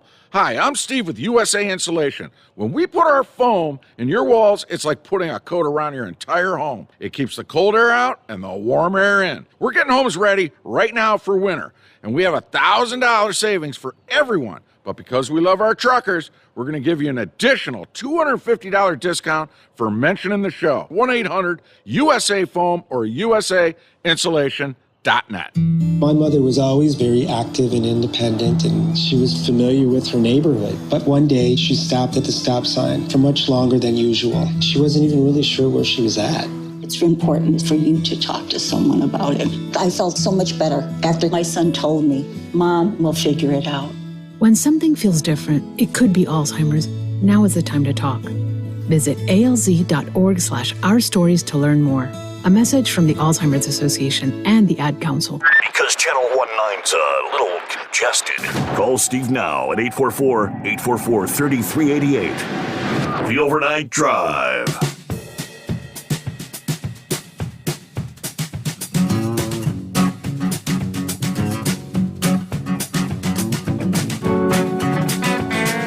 Yeah, talking earlier about the big jump in oil prices, $110 per barrel for the Brent crude, this following the State of the Union address.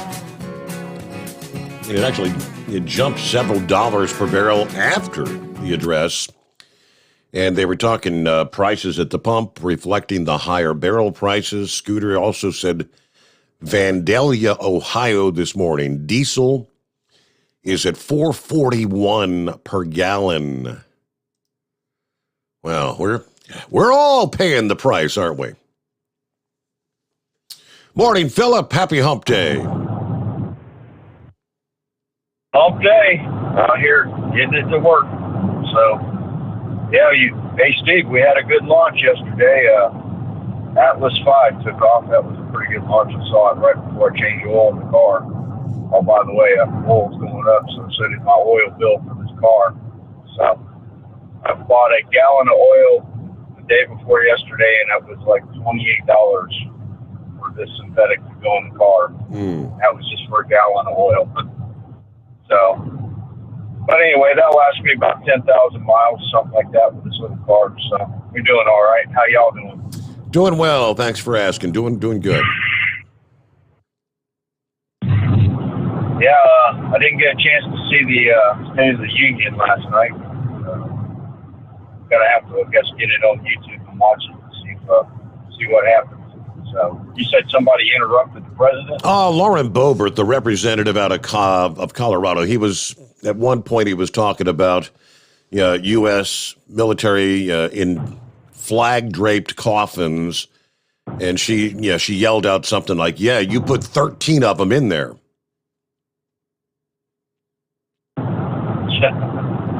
Oh, man.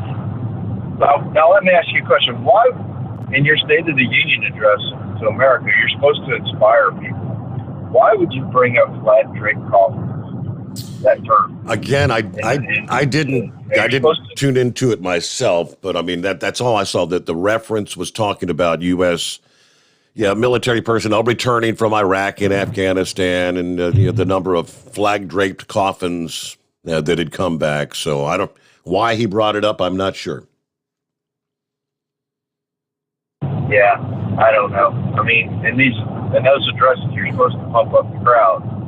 I don't know what he was thinking about talking about like that, but I'll have to watch it and see. But I don't know. I just don't get it. I think we need to get things going here. If we don't get things going, we're gonna be in a world of trouble here, especially with foreign oil. I was talking with Moose yesterday, and he had the same sentiments about it, that if we don't get a handle on it, we're going to be in trouble with importing oil.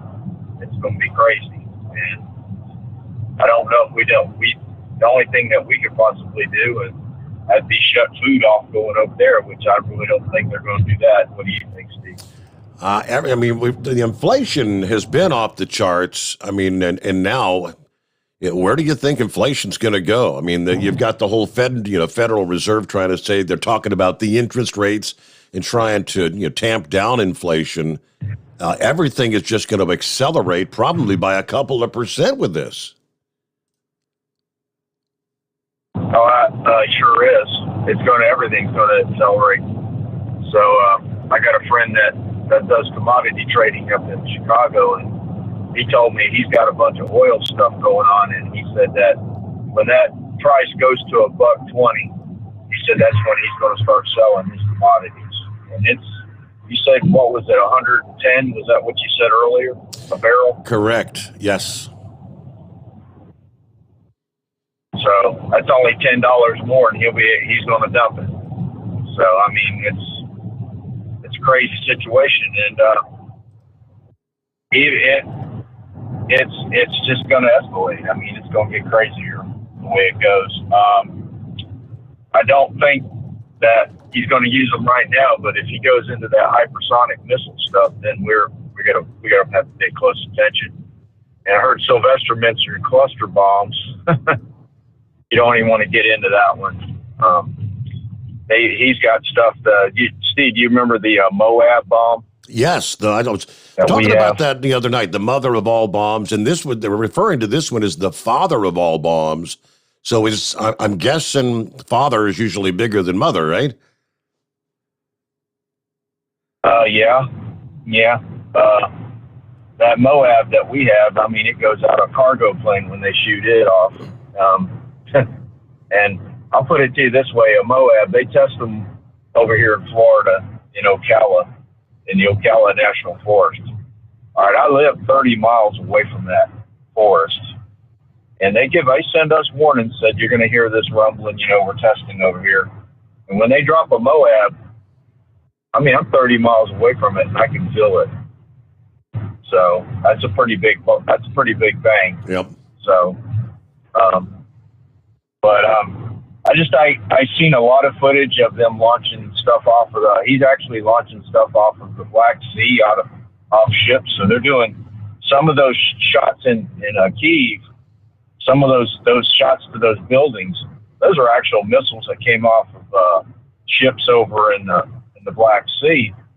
And also, I mean, I don't know, you were mentioning earlier about brothers killing brothers and that kind of thing in Russia. I don't know if it's been well publicized, but I seen it on Fox Now the other night that there was 10,000 people that protested in Red Square in Russia. Yes. That they didn't want this Ukraine thing going on. And when you got 10,000 of your own people saying it, I'm kind of convinced his country's falling apart big time. I just hope it doesn't cause everybody else to go crazy and everybody else fall apart. But I don't know. We're just going to have to wait and see if he goes towards Poland. He gets into Poland or the NATO countries, then we're in it. There's nothing we can do about it because we're part of that NATO, and it's going to be just like World War II with Japan. Germany influenced Japan, and Japan drug us into it. So I mean, it's going to be one of those things. That's all I pretty much got to say today, Steve, and y'all have a good day and happy hump day. Thank you, Phil. Appreciate you checking in. As I look at I'm looking at just the current price per barrel. The numbers have been climbing and overnight the numbers are continuing. West Texas Intermediate, the U.S. benchmark is now surpassed $110. $110.34 a barrel. I mean, we're talking up nearly 7%, I guess, in the past 24 hours. Brent crude is now at $111.63. How high are things going to go? Now, I guess there was one other tidbit of information that came out this past day that also was contributing to the higher prices, and that was a surprise drawdown. The numbers from the American Petroleum Institute that there was a large surprise draw this week for crude oil of 6.1 million barrels after analysts predicted the inventory would build by 2.75 million barrels. So you're talking like a 9 million barrel in the wrong direction number. The U.S. crude inventories shed some 80 million barrels since the start of 2021 and about 22 million barrels since the start of this year. Global stockpiles are also low, and the markets are very spooked that the numbers are going to fall even lower should the Russian crude oil exports begin to be curtailed with these sanctions. Now, in the previous week, the API reported a build in crude inventories of just shy of 6 million barrels after analysts had predicted a much, much smaller build of less than 1 million. So, I mean, when the numbers like that occur, yeah, they predicted a 767,000 barrel increase is what they anticipated, and it turned out to be more like a 6 million barrel increase. Somewhere the numbers got mixed up because the following week, you saw a surprise drawdown of 6 million barrels. That pretty much puts back what they anticipated the week before. So it's confusing to me, but we get a news break here, the Steve Sommers Overnight Drive, live from the Hot Shot Secret Studios. USA Radio News. President Joe Biden addressed the nation Tuesday night. I say to the Russian oligarchs and the corrupt leaders who bilked billions of dollars off this violent regime, no more. President Biden, during his first State of the Union address, the president beginning his speech on foreign policy after Russia invaded Ukraine last week. The president with another major announcement he hopes will put the squeeze on Russia. I'm announcing that we will join our allies in closing off American airspace to all Russian flights, further isolating Russia and adding additional squeeze on their economy. From the USA Radio News Phoenix Bureau, I'm Tim Berg. The Dow fell nearly 600 points on Tuesday, or 1.8%, one day after stocks capped off their second straight month of declines to start the year. You're listening to USA Radio News. Pump up the volume on your published book. Audiobooks generate new readers who love the storytelling format. We all have active multitasking lives now. With audiobooks, we can enjoy your book anywhere, anytime. Earn more profits. Tell your story to a new audience. Call Audiobook Network for a free guide. We produce your audiobook with professional voice actors and engineers, and then sell your audiobook on Amazon, Audible, and Apple iTunes. Call Audiobook Network at 800-495-1223. Call today, 800-495-1223. Bingo fun fact number 6. Americans spend over $90 million weekly on bingo. Why? When you can play Bingo Treasure for free. Go to BingoRadioUSA.com. Play from any device, your smartphone, tablet, or computer. The account is free. The play is free. Play one card. Play more. Chat with other players. Meet new friends. All free at BingoRadioUSA.com. That's BingoRadioUSA.com. Bingo from any device. Hurry. Free accounts are limited. You're listening to the Overnight Drive with Steve Sommers. Do you have a Dodge pickup and hate your automatic transmission? Of course you do. LaVon Miller at Firepunk Diesel here, and we specialize in heavy-duty and performance transmissions for your 3/4 or 1-ton Cummins-powered truck. So if you're interested in turning your stock slush box into a towing monster, call us today at 614-733-3744 or visit us online at shop.firepunk.com. After a long winter road trip, there's nothing like coming home to a warm, comfortable home. Hi, I'm Steve with USA Insulation. We appreciate our truckers and the long hours you're putting in to serve us all. Without you, we wouldn't even get the materials to insulate. So we want you to feel like a king when you get back. We put our foam in your walls. It's like putting a coat around your entire home. Keeps the cold air out and the warm air in. And with the rising energy costs, that's going to save you a bundle. We're getting homes ready for winter right now, and we have $1,000 of savings for everyone.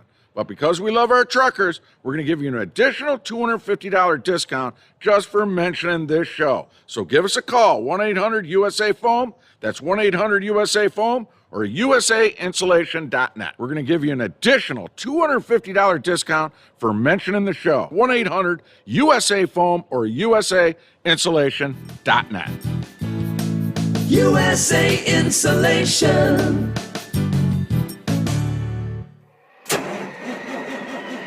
It's coming. Crisp fall mornings turn bitter cold. You climb into your diesel and it feels like you're sitting on an ice cube. Imagine how your engine feels after a frosty night. Freezing temperatures impact your diesel's fluids, especially fuel. As the temperatures drop, water that is emulsified within your fuel is released, adding more water into your system. Frozen water in your fuel lines, filter, or bowl will simply slow the flow, or worse, stop the flow of fuel in your system. No fuel flow, no start. Get prepared now for the cold that is coming. Hot Shot Secret Diesel Winter Anti-Gel is a premium fuel additive that lowers your fuel's pour point to minus 65 degrees. If it's that cold out, you shouldn't be on the road. You ought to be at home in front of the fireplace. Hot Shot Secret Diesel Winter Anti-Gel Premium Fuel Additive. Available now online at hotshotsecret.com. Hot Shot Secret. Powered by science. Dean Michael, the tax doctor here. I have one question for you. Do you want to stop worrying about the IRS? If the answer is yes, then look no further. I've been around for years, I've helped countless people across the country, and my success rate speaks for itself. So now you know where to find good, honest help with your tax problems. What are you waiting for? If you owe more than $10,000 to the IRS or haven't filed in years, call me now at 888-557-4020 or go to mytaxhelpmd.com for a free consultation and get your life back. Hi, we're the Goo Goo Dolls. We're fortunate that we can give our daughters everything they need to grow and learn.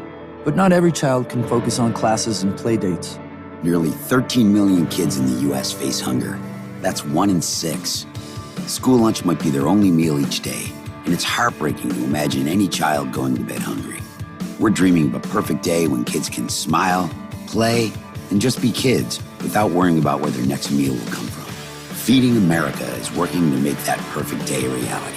Each year, the Feeding America network of food banks rescues billions of pounds of good food that would have gone to waste. That food is given to families and children in need. Being a kid should be about doing things that make an ordinary day extraordinary. Learning to play an instrument, building a sandcastle, hosting tea parties. Hunger should never be an obstacle to growing up. You can help end childhood hunger in your community by visiting feedingamerica.org. Brought to you by Feeding America and the Ad Council. Keep the bugs off your glass and the Smokies off your This is the Overnight Drive with Steve Sommers.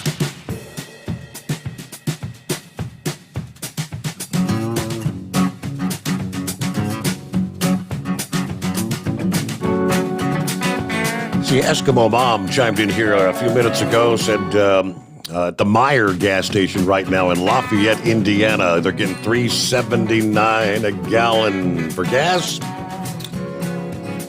She said, I've been seeing $4.40 a gallon, plus or minus a few cents for diesel so far in many places. Yep, so, I mean, yeah, before you know it, right? Regular old, low-grade, regular gas is going to be knocking on the $4 per gallon mark before you know it. And headed higher. Yeah, Dipsy Driver, I think you're right. That's just the start. And this is all going to affect the prices of everything. Yeah, your groceries and anything that has to be shipped, everything you need to live. Yeah, look at your heating prices. Yeah. Speaking of which, I about lost it when I pulled up my Duke Energy bill. I got paid last Friday, so it was pay the energy bill week. I think we typically run, on those months where you have those spring months and the fall months when you're not having to use the AC or the heat, it may be $150. And of course, in the summertime, running the AC, and of course I've got the pool and the pool pump running much of the day, every day. And typically, maybe $200, something in that range, $180 to $200. My bill was like $400 last month. About crapped. So I just paid my Duke Energy bill. Well, at least I'll have a warm place to starve to death in. Got a whole bunch of people that shared comments on that. And the cost for your heating bills, energy bills. Mark said, propane at the Road Angels jumped from $900 a fill to $1,600 a fill. Bob says, did your cost per kilowatt hour go up? Not that I'm aware of. We were on the regular whatever. We live in Coleraine Township, so Coleraine has an agreement with Duke Energy for a specific per kilowatt hour price. It's supposed to be a discount, for this particular community. But I don't know, maybe I'll double check on that. And a bunch of others. People saying, yeah, mine went way up. Let's go, Brandon. Yes, my normal bill, about $175 per month. Last month, $400. All right, who we got on the line here? Somebody wants to talk about the coming cataclysm. Yeah, Steve, this is Scenic Route. I didn't hear whether you got my handle or not. I have a special request of Rambler. I'm very concerned about the situation in Ukraine. I'm a believer in Jesus Christ. I know my ultimate destination. My hope is in Jesus. But selfishly, I was hoping for about another 10 to 20 years without everything falling apart. My wife and I have a successful business, and we were planning on retiring in about a year and a half. We got a nice nest egg saved up. All our bills are paid. But as somebody said earlier that we're closer to nuclear warfare than we were in the Cuban Missile Crisis. Yeah. I would multiply that by about 5 or 10. Wow. Putin, I believe, thinks that he's in a crusade against the godless Western elite. He believes Ukraine is his property, but more than that, he thinks that he's safeguarding his area of the world from the progressive left. And I believe he will not back down. We were talking about the Russian troops possibly defecting. I think this thing is going to start to fall apart for him.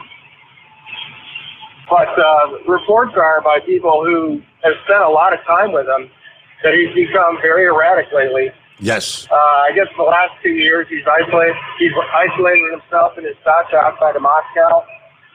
And he really hardly ever goes to the Kremlin. There are people that, like I said, have spent a lot of time with him in a diplomatic manner or whatever, have been around him a lot. They were shocked at his latest address because I guess he showed a lot of emotion. Yes. Something that he's never done before. Correct. In addition to that, he knows how hip-deep the Biden crime family was in Ukraine, with the corruption there. Our leader is a senile, perverted old man. He knows that. Most people do. Putin knows he's also involved with China. China probably has him bought and paid for. So you've got our leader going against their leader, who I could see him in a fit of pride, hitting a button. And so I need Rambler, if he's still listening, to call back. I know, I'm a Christian. I know Revelation, but there are so many things in there that are confusing. I believe there are things that are yet to happen before, Armageddon happens. My interpretation of part of Revelation is the United States isn't mentioned in the end times. Babylon is. And there's passages in there that talk about the merchants of the world, the economy, the people that are involved in the economy. Babylon will be left as a smoking ruin, and the merchants will be left gnashing their teeth and weeping at its loss. I think we're Babylon. So I need some hope from him, some clarification. Again, I know my final destination. I just don't want things to end right now. And I would just ask Pastor Rambler to call back. I just want his take on what's going on. I just want his perspective on these developments, because this could happen tomorrow. Putin could see things falling apart and say, well, so be it. Everybody loses, not just me. Yeah. So I just would like Rambler to call back if he can and give me some, give me a little hope that, Yeah. my retirement, selfishly, you know what I'm saying? Well, don't forget that I'll take your perspective. everyone can have a perspective on it. The one thing you got to remember is no man knoweth the day nor the hour when he shall come.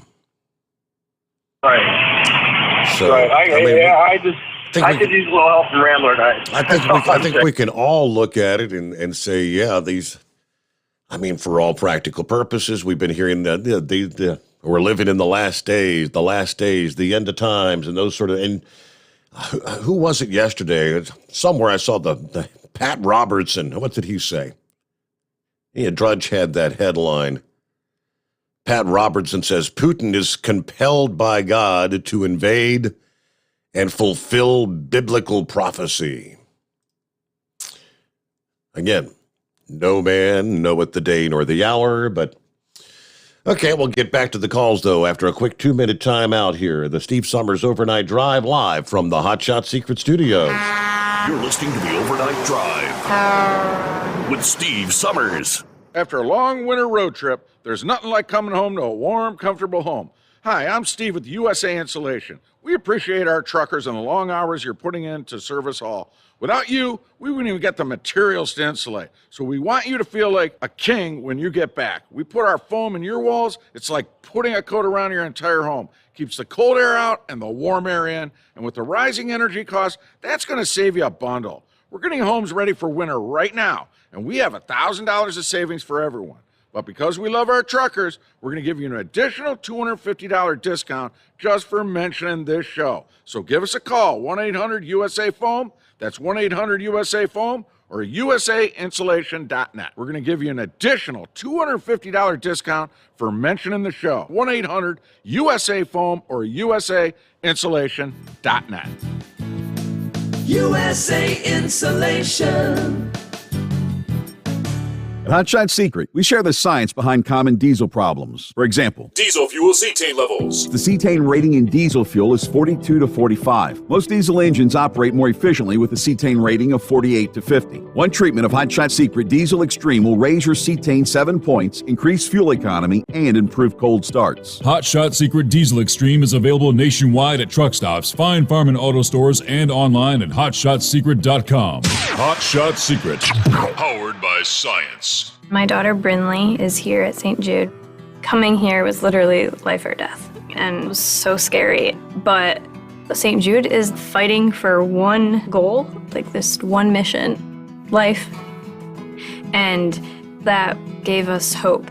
We haven't received a single bill from St. Jude, so I really can just focus on what's best for Brinley. Finding cures, saving children. Learn more at stjude.org. And now, back to the Steve Sommers Overnight Drive, live from the Hot Shot Secret Studios.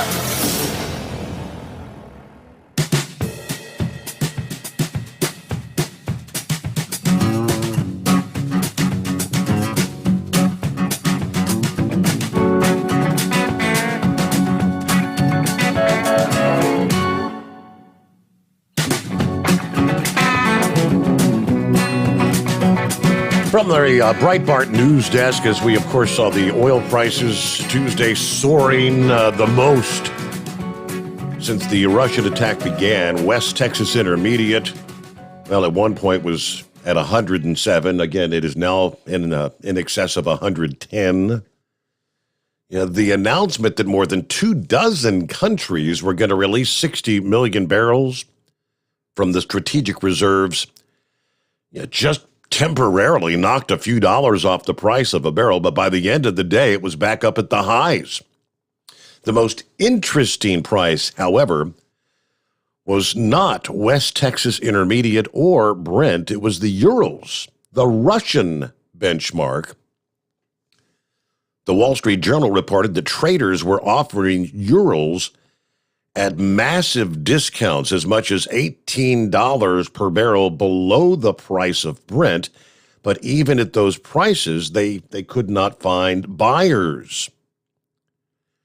Reuters reported that Russia's Sturzengovitz received no bids from buyers for a Monday offering of 200,000 barrels for March delivery. In other words, demand for Russian oil from refiners has literally evaporated, and banks are reportedly refusing to finance purchases of those Russian commodities. Traders are describing this as self-sanctioning. So what would happen if the world decides to reject Russian oil altogether? Analysts at Bank of America estimate that every million barrels a day decline in supply would result in a $20 per barrel price boost. So in the extreme scenario where Russia's supply is completely removed from the market, the price of oil could double to about $200 a barrel. That, of course, would likely also double the price of gas, a major drag, obviously, on the U.S. economy, but we're talking the global economy. Now, even a more moderate move in oil prices would likely slow the economy. Bank of America says that sustained prices above 100 per barrel would reduce GDP growth by 1%. A bigger shock could knock 2 percentage points off this year's GDP growth. That's pretty much right in line with what I was alluding to earlier, and I had not even seen that yet, where these sort of numbers, that translates to inflation going higher by several percentage points. All right, good morning to the Jolly Green Giant. Good morning, Steve, and all the cartoon characters out there. Rambler, I respect your... I had a feeling... Oh, Jolly Green, where are you? Where are you? You're in between cells or something.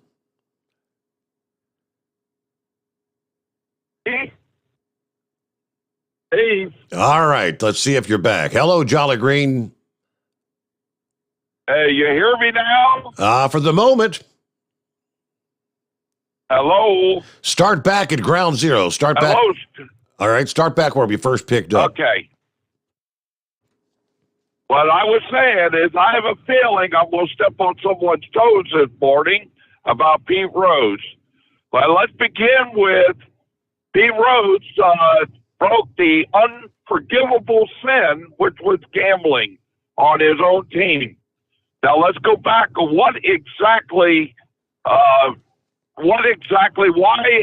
baseball got this rule?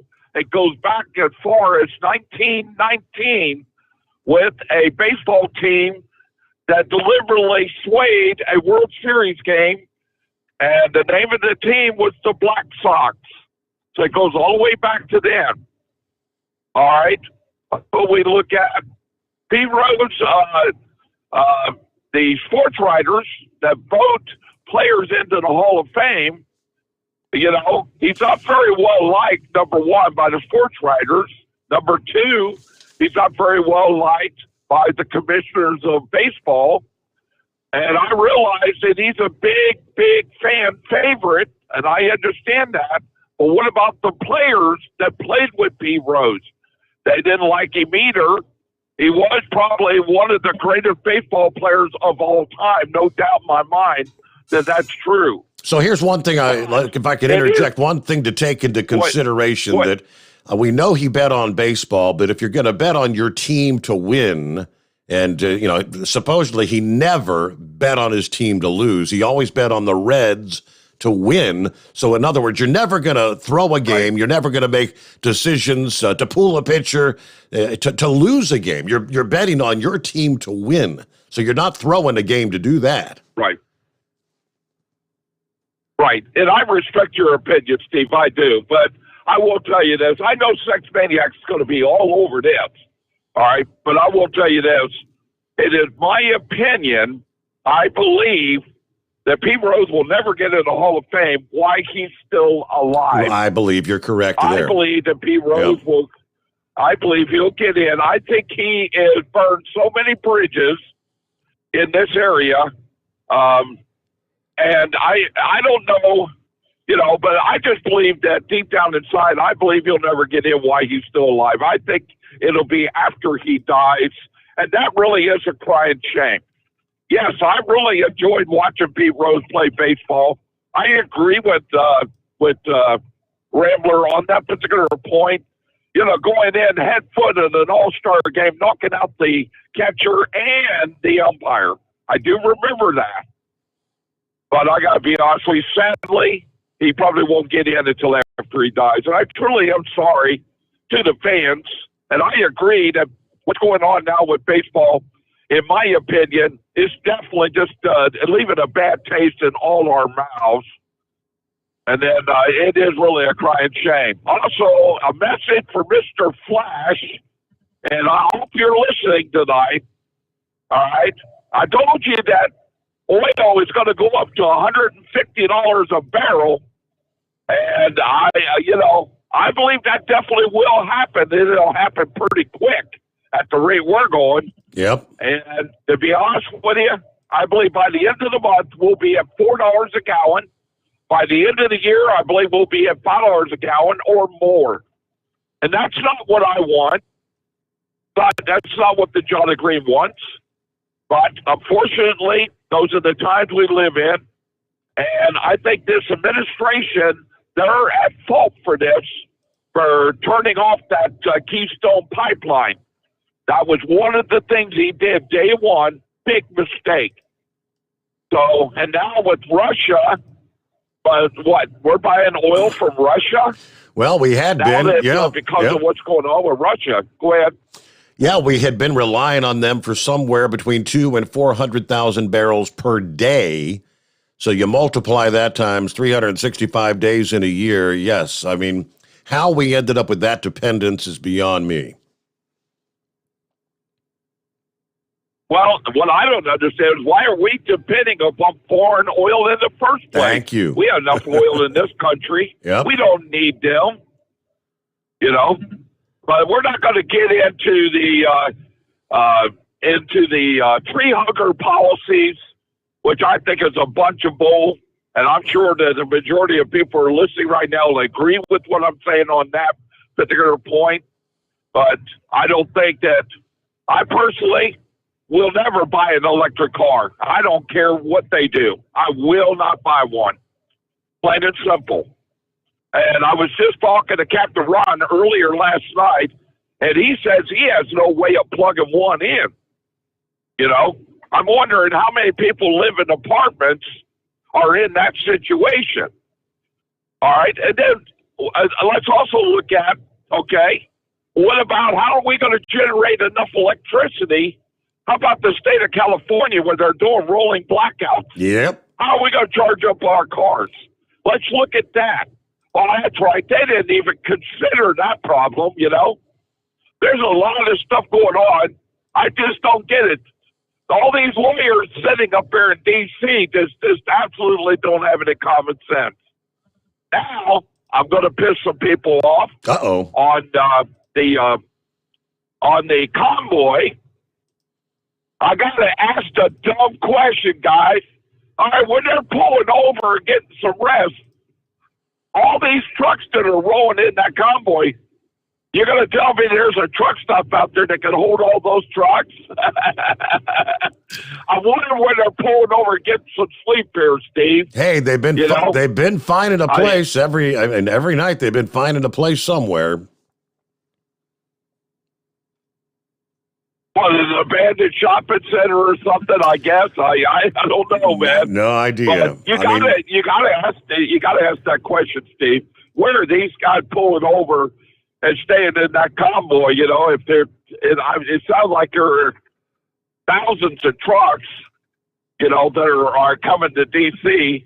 At the same time, Horfeder and I were talking yesterday morning. When they get to D.C., what exactly are they going to prove? What exactly? They really think our government's going to listen to them?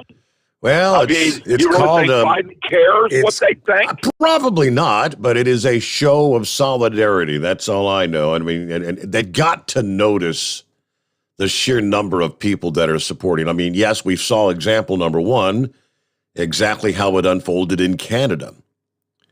Did Trudeau give two hoots about whether the thousands and thousands and tens of thousands that lined the route supporting the truckers?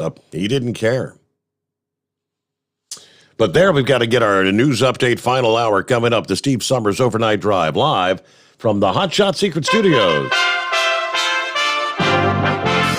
USA Radio News. The 2020 election is still making news in Wisconsin. Reporter Tim Berg explains. Former Wisconsin Supreme Court Justice Michael Gableman wants the state to look into decertifying the 2020 election results. Gableman presenting the findings of his election investigation to Wisconsin lawmakers. He says the point of the investigation is to spur future legislative changes. His report also finding that Mark Zuckerberg's group paid for illegal drop boxes to be placed in Democratic voting strongholds and that ineligible voters remained on the voting rolls in the state, which is illegal.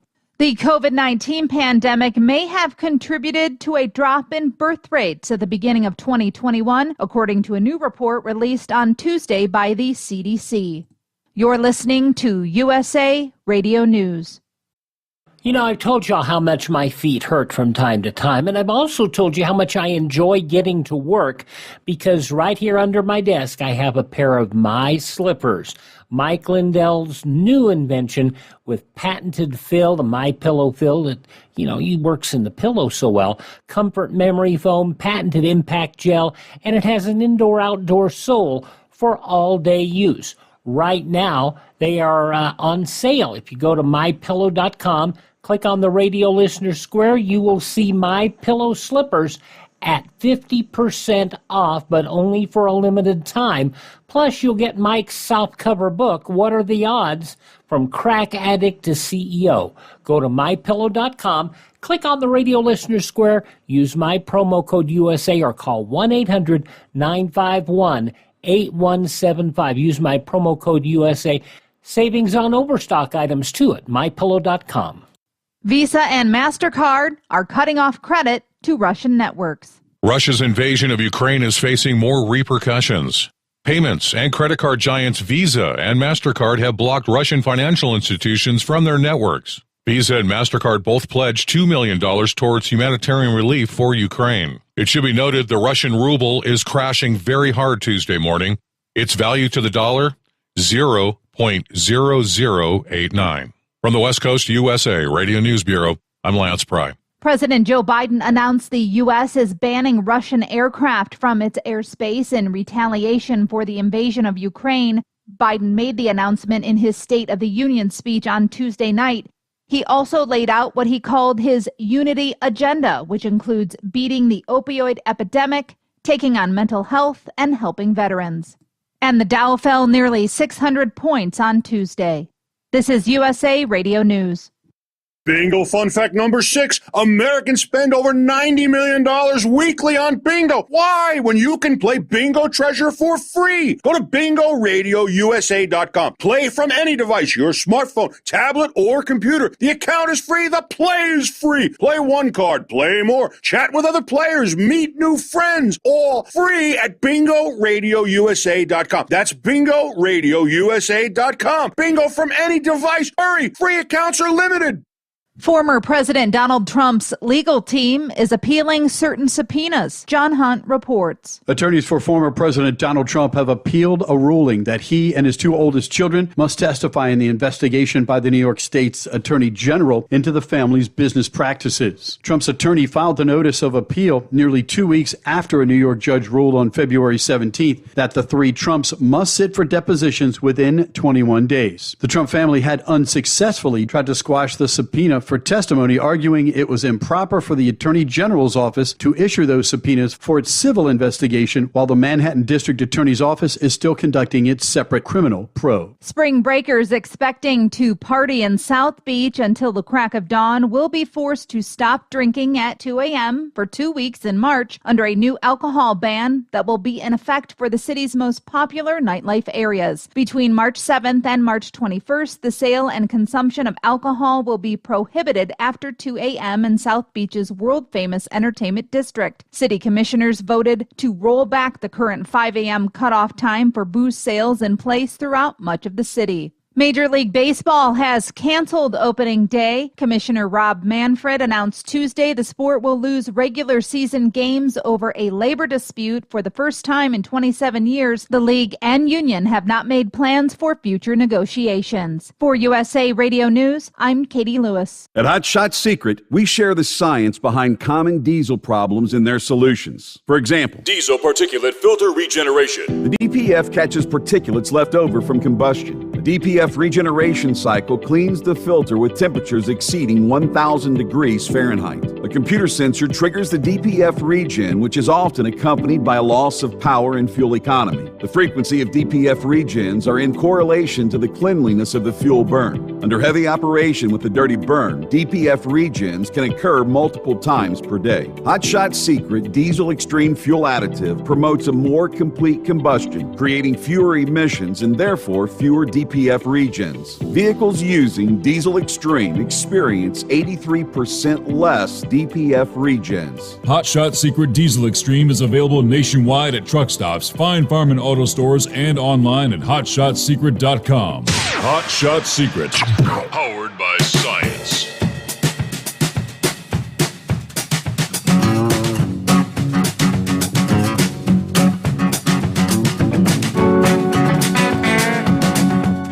So Fat Tuesday is over, right? Officially? What is it considered now? Ash Wednesday, right? But there's still a whole lot of people in the streets in New Orleans at this hour. According to the Mardi Gras cam, at that early morning hour, a little after 3 a.m. New Orleans time. So if you haven't passed out drunk, the party goes on. Is that the way it works? A party till the sun comes up? All right, let's get back to the calls here. And first time caller on the line, I believe. Would that be, is it Jamie? Jimmy Jammer. Jimmy Jammer. Well, hey there. Hey. How you doing? I'm doing great. I know that you're a contributor via, I don't know, Facebook, YouTube. You chime in on a pretty regular basis. But yeah, first time to call the show, huh? Yes, sir. Yes. Now, I do use the Hot Shot Secret product, the fiction, or what is it called? The friction reducer. I put some of that in my wife's car, and it's been doing good ever since. So. Yeah, did you start with the Stiction Eliminator or the FR3 is the friction reducer, but the Stiction Eliminator has the FR3 blended in it as well, so either one. Yeah, it's right. Yeah, it's the friction reducer. Okay. So, but yeah, I've been listening to your show for a couple of years now. I mean, I like it. I mean, it keeps me up, so. A lot of good topics. So tell us a little bit about you, Jimmy Jammer. Really, you drive truck for a living? You're owner-operator, company driver? I do. Well, yeah, I drive for JB Hunt. Okay. I pull for Amazon. Mm-hmm. So for about 3 years now. So hopefully I can retire doing this. So, but yeah, I just wanted to give you a quick shout and introduce myself, I guess. Well, I do appreciate. I have, at least I have a voice that I can know who Jimmy Jammer is. So, All right, I got your number Right, here. right. We'll get you your first-time caller code, Jimmy Jammer. All righty. All right, and thanks for checking in. I guess he was done, right? About 10 past the hour. Is the Rambler back with us? I believe he is. Hey there, Rambler. Right here. Hey, brother. Rambler number 2. And Jimmy Jammer, praise God. Thank you for calling in, man. And thank you for making sure my Amazon packages get delivered on time. All right. And Jolly Green, man, I love you, brother. You never, I don't take offense to nothing. I love humanity too much. But, yeah, unfortunately, it is the sports writers that make sure that the who's who go into the Hall of Fame. And, the same thing and you're probably right, Pete Rose will never go into the Hall of Fame until he's dead. They did the same thing to Kenny Stabler.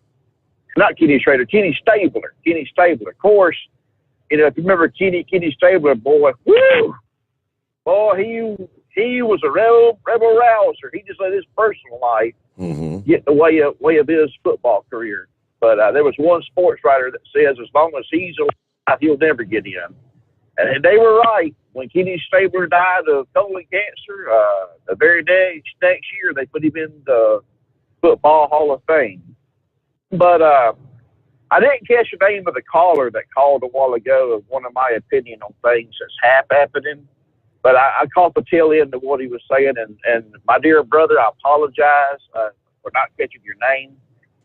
But the countdown clock started for the second coming of Christ in 1948, when Israel was made an official state.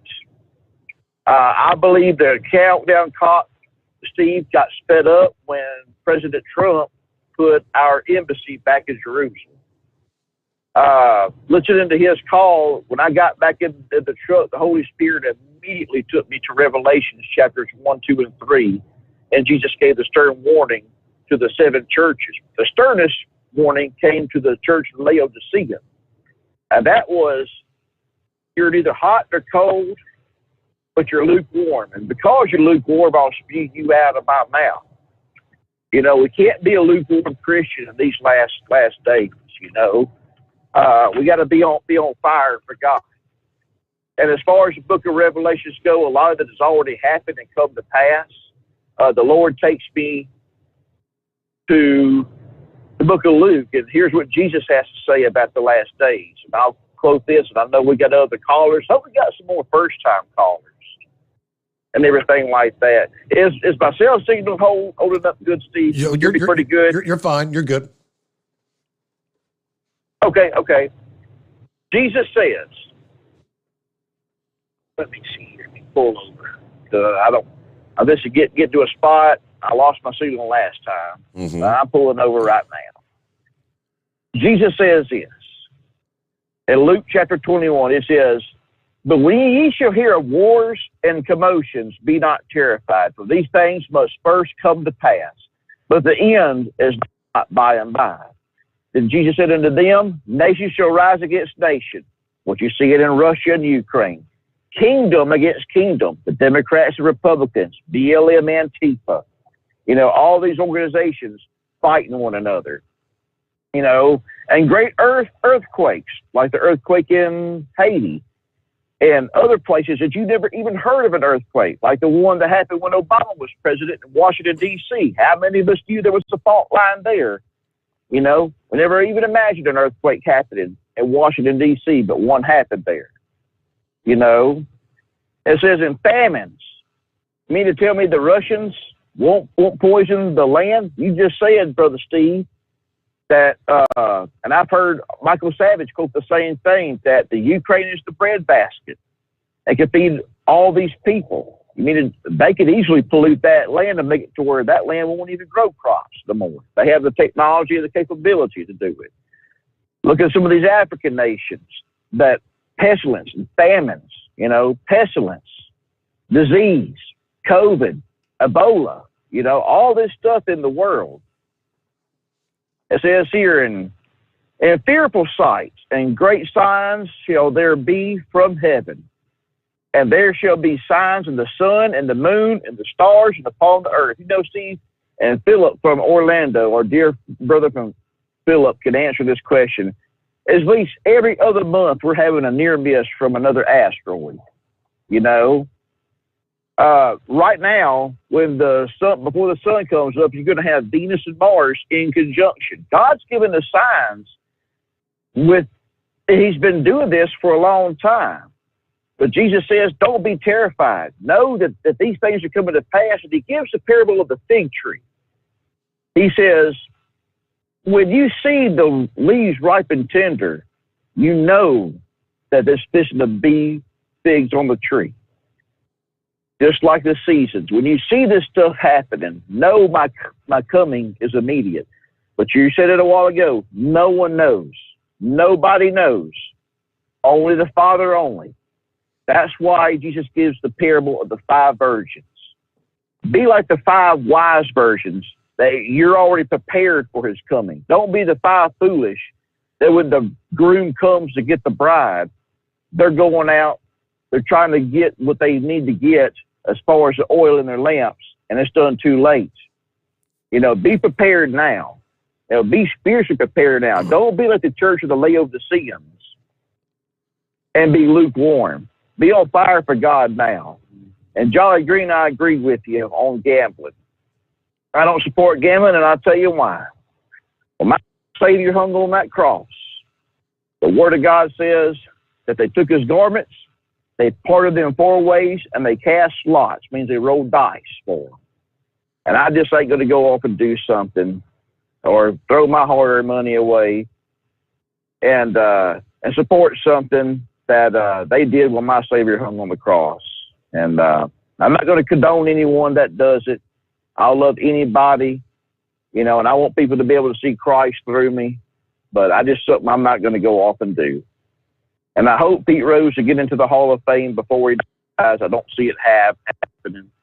Like I said, they did the same thing to Kenny Stabler, and Kenny Stabler's personal life was way out there, man.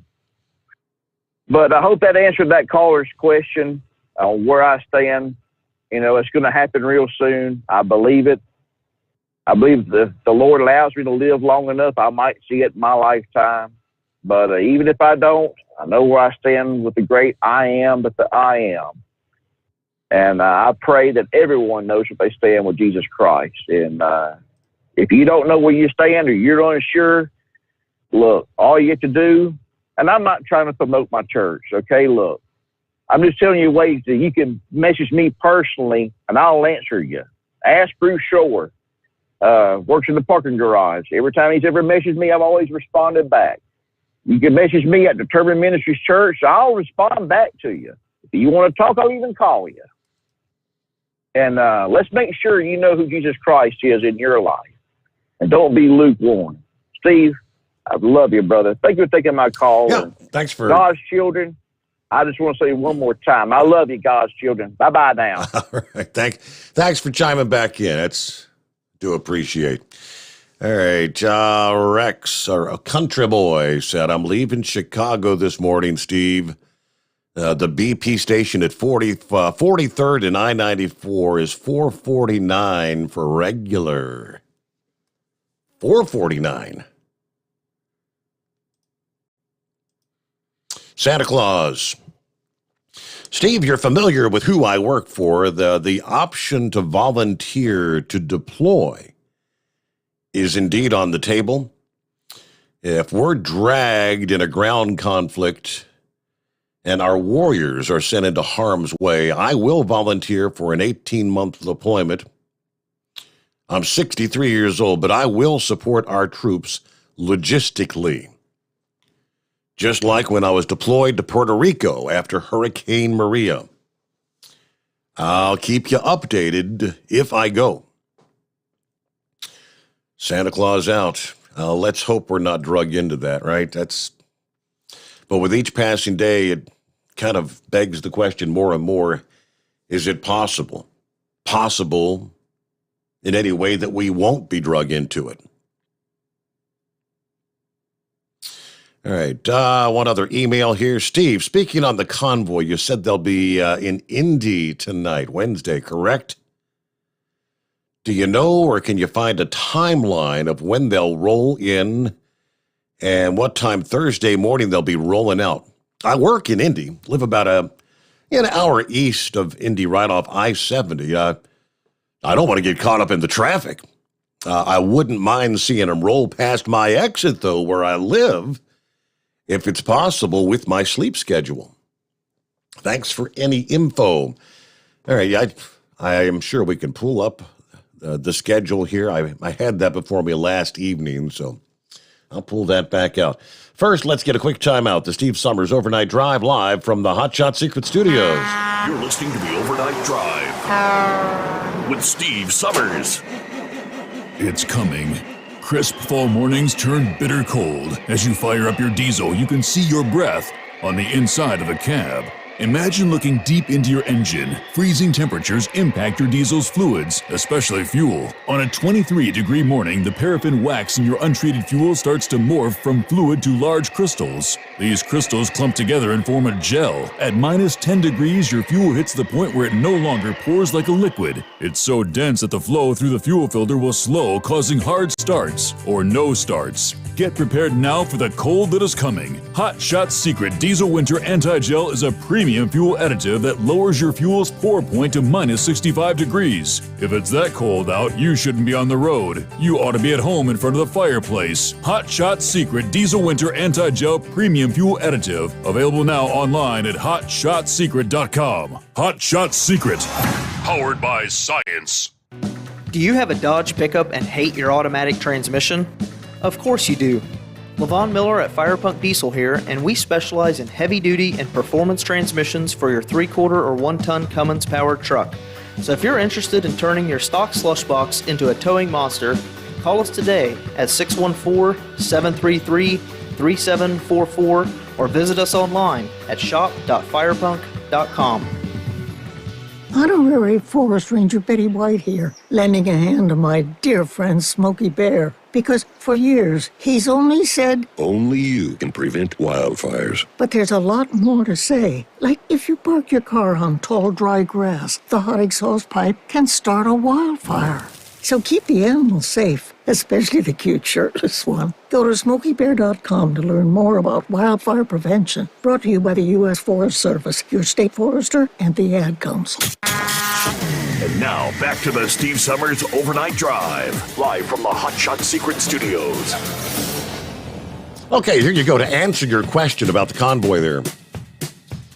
Yesterday, Tuesday, March 1, that was where they made the trek from Sullivan, Missouri to Indianapolis. They, in other words, are in Indianapolis as we speak. Difference is, today, Wednesday, March the 2nd, they're going to stay put. The truckers will pause for the day to rest in Indianapolis for a second night. So they're in Indianapolis as we speak. They'll be there through the day and again through the night Wednesday night. Thursday morning, they'll get back on the road, heading east on I-70 for about 250 miles, headed over to Cambridge, Ohio. So again, you're clear today in Indy. They don't give an actual depart time. They're on Thursday morning when they'll head back east on I-70.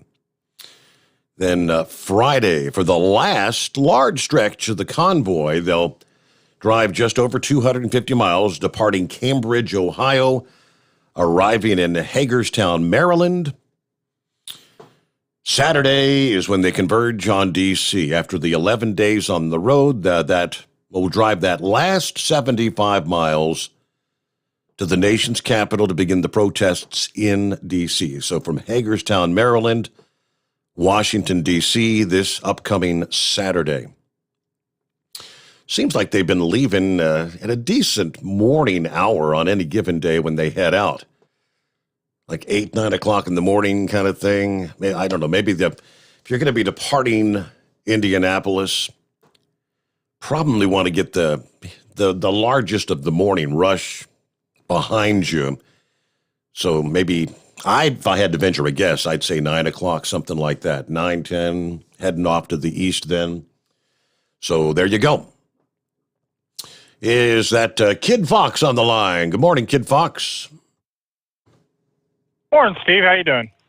Doing well. Hanging with him. What's going on? Oh, not a whole lot. Just out here doing what I always do: delivering Monkey Gouger's favorite parts. There you go. Okay. Hey, a couple things I wanted to touch base on real quick. On the Ukraine front, there was a couple things that I don't know if you touched in the last couple hours because I kind of missed some of the show. But something I found rather interesting. There were some reports that were flying around about Ukrainian forces were picking up like phones from deceased Russian troops, reading through some of the text messages and stuff, and a lot of these troops were led to believe that they were just going over there for a peacekeeping mission. Yeah, right. Well, it wasn't supposed to be what it was supposed to be. When Putin made the initial announcement of we're going to start a military operation as a peacekeeping mission, that's what he tried to say. Right. Well, there was that, and then the other thing, the other report I heard this evening, and when I was watching, this is coming from Fox News. Now, I don't know how confirmed this is or not, but there was intelligence reports that some of the soldiers were intentionally sabotaging their equipment. I don't know if we can confirm that or what, but very interesting. I found that rather interesting as well, because I think in this situation there's a lot of people out there, even Russians. A lot of these soldiers don't want to be there. I mean, that's what I'm getting from all this. Yep, I think that's correct. But yeah, and and as far as Biden's speech from last night, I caught clips of it. I didn't get to watch it all the way through, but I mean, this is one of those. It's one of those that you've got the Democrat pundits left and right, going around saying, "Oh yeah, this is the greatest speech of his life." Blah blah blah blah blah. I'm starting to wonder, and even some of them look like they were trying to actually believe what they were saying, and that's what cracked me up, because you just sit here and watch the looks on the facial expressions from some of these Democratic senators and congressmen and congresswomen, and it was just like, do you actually believe what's coming out of your mouth? Because you don't look like you do. Yep. And so, and that's what I found rather interesting from all that. I mean, like I said, I only had like an hour to watch it, but but that's what I was seeing coming from a lot of this. But and on to what Rambler was saying, I agree with a lot of him. I mean, I think we are coming toward the end of times. I mean, and it's like you said, we don't know the day, the minute, or the hour when Jesus is going to come back. I still believe, I'm not the best of Christians out there, but at the same time, I do believe in God, and I've always have been. Mm-hmm. And I do, I really do need to get back into church again, but with the work schedule, it makes it very, very difficult. So I just try to do the best I can, pray to God, and go from there. But I'm not going to say it scares me. But I am concerned with what's going on with things today. Really, truth be told, and the one thing that I was listening to when I was watching the news, there's a mother that they've been putting on Fox News the last few days. She's a mother of 2 children. Mm-hmm. She's her husband. They're fighting to keep their nation. She was sitting there and she said this, and it just really resonated with me. It just really hit me right in the heart.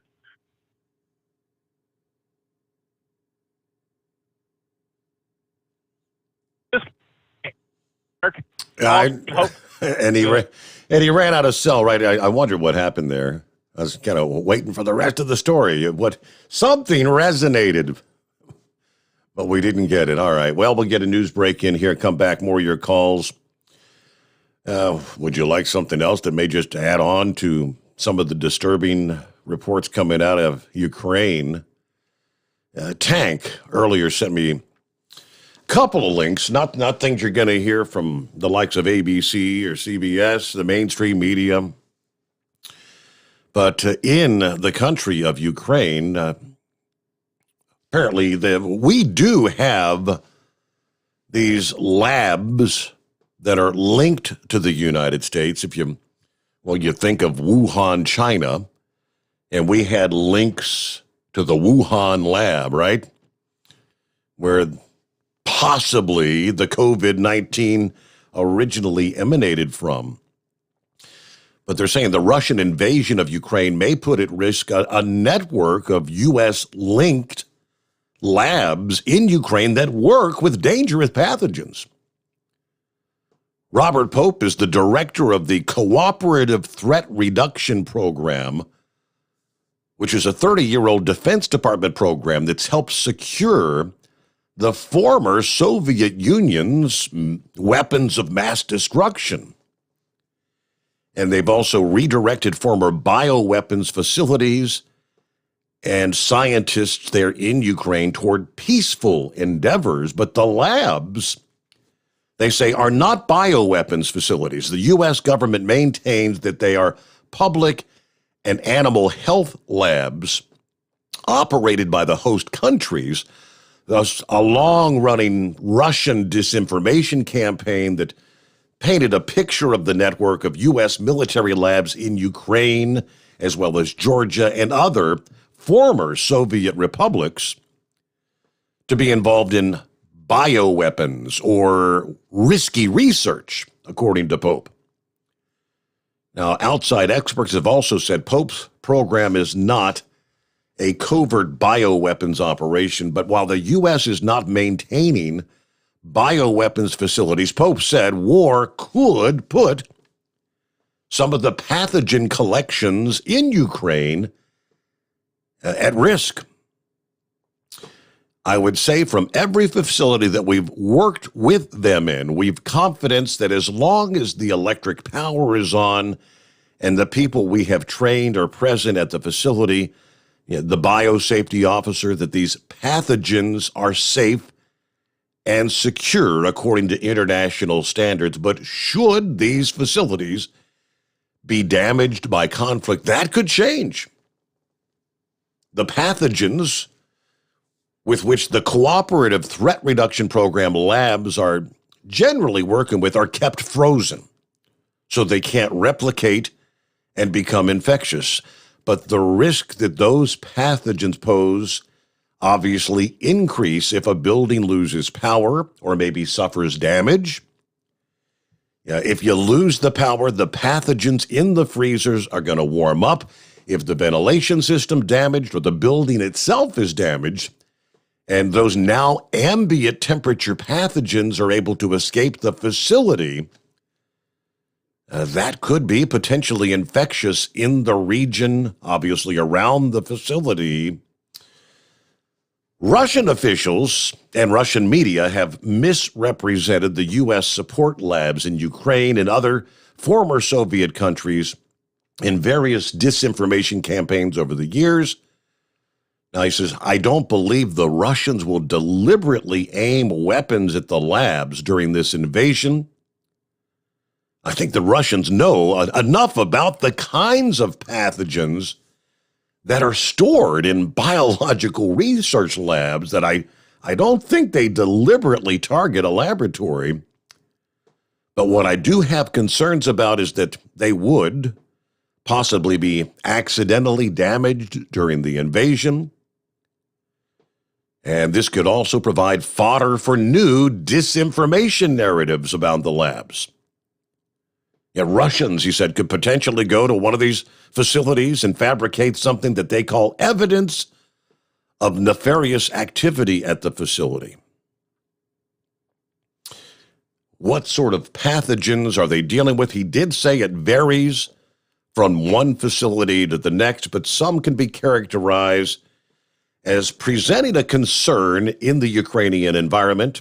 For example, he cited African swine fever virus, which is highly contagious in pigs and has caused hundreds of outbreaks in Ukraine over the past 10 years. Some labs, he said, may hold various pathogen strains left over from the Soviet bioweapons program preserved in the freezers for research purposes.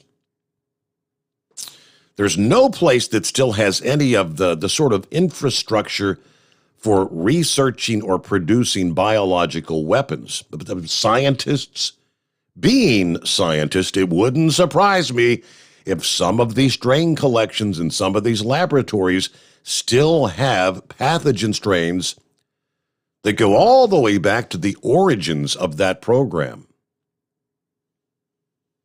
So the program is encouraging these host countries to reduce the scope of their pathogen holdings to as small of a collection as necessary for legitimate scientific research. But so all it takes is a small amount of various pathogens that by and large are things that are collected out of their environment that they need for research.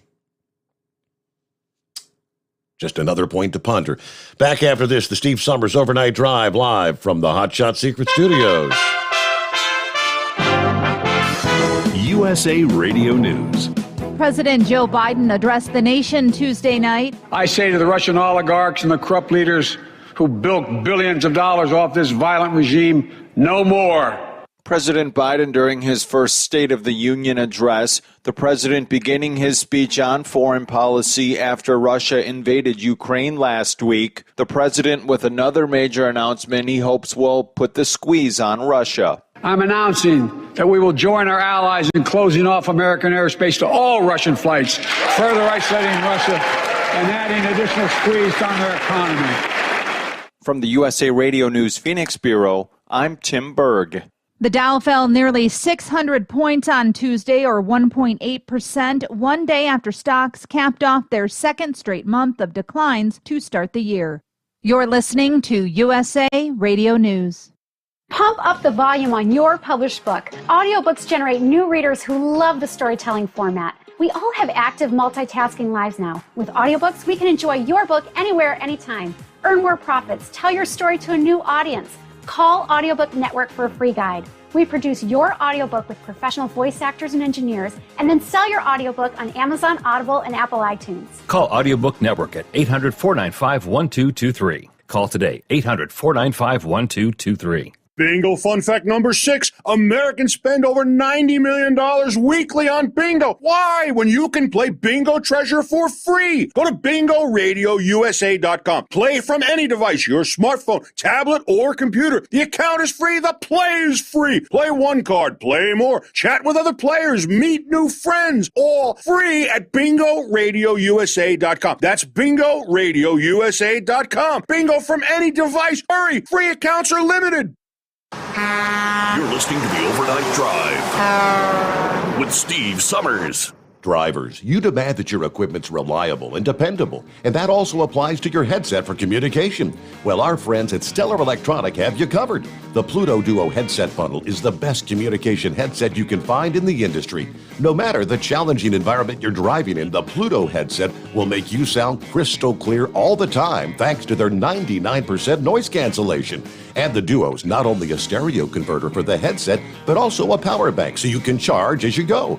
Learn more at StellarElectronic.com or visit them on Facebook. Do you have a Dodge pickup and hate your automatic transmission? Of course you do. Levon Miller at Firepunk Diesel here, and we specialize in heavy-duty and performance transmissions for your 3-quarter or 1-ton Cummins-powered truck. So if you're interested in turning your stock slush box into a towing monster, call us today at 614-733-3744 or visit us online at shop.firepunk.com. It's coming. Crisp fall mornings turn bitter cold. As you fire up your diesel, you can see your breath on the inside of the cab. Imagine looking deep into your engine. Freezing temperatures impact your diesel's fluids, especially fuel. On a 23-degree morning, the paraffin wax in your untreated fuel starts to morph from fluid to large crystals. These crystals clump together and form a gel. At minus 10 degrees, your fuel hits the point where it no longer pours like a liquid. It's so dense that the flow through the fuel filter will slow, causing hard starts or no starts. Get prepared now for the cold that is coming. Hot Shot Secret Diesel Winter Anti-Gel is a premium fuel additive that lowers your fuel's pour point to minus 65 degrees. If it's that cold out, you shouldn't be on the road. You ought to be at home in front of the fireplace. Hot Shot Secret Diesel Winter Anti-Gel Premium Fuel Additive. Available now online at hotshotsecret.com. Hot Shot Secret. Powered by science. Attention all truckers, Dean Michael, the tax doctor here. I want to talk to you about those dreaded tax problems. I know you want to keep on trucking and not even think about them. Let's face it, they're not going away all on their own. You need professional help. I've been helping truckers put their tax problems in the rearview mirror for years. I can help you too. Call me for a free consultation at 888-632-4506 or go to mytaxhelpmd.com. It's like I always say, keep your eyes on the road, I'll keep mine on the IRS. 888-632-4506. After a long winter road trip, there's nothing like coming home to a warm, comfortable home. Hi, I'm Steve with USA Insulation. When we put our foam in your walls, it's like putting a coat around your entire home. It keeps the cold air out and the warm air in. We're getting homes ready right now for winter, and we have $1,000 savings for everyone. But because we love our truckers, we're going to give you an additional $250 discount for mentioning the show. 1-800-USA-FOAM or USAinsulation.net. Hey, Dad, your prescription will be ready in just a minute. Hey, Dad, your laundry will be ready in just a minute. Dad, your lunch will be ready in just a minute. Hey, honey, why don't you take a minute? When you help care for a loved one, you give them as much time as you can, making sure they're safe and comfortable. But it's just as important that you take some time for yourself. At AARP, we can help with information and useful tips on how you can maintain a healthy life balance, care for your own physical and mental well-being, and manage the challenges of caring for a loved one. Because the better care you take of yourself, the better care you can provide for your loved one. Thanks, Dad. Thank you. You're there for them. We're here for you. Find free care guides to support you and your loved one at aarp.org/caregiving. That's aarp.org/caregiving. A public service announcement brought to you by AARP and the Ad Council. And now, back to the Steve Sommers Overnight Drive, live from the Hot Shot Secret Studios.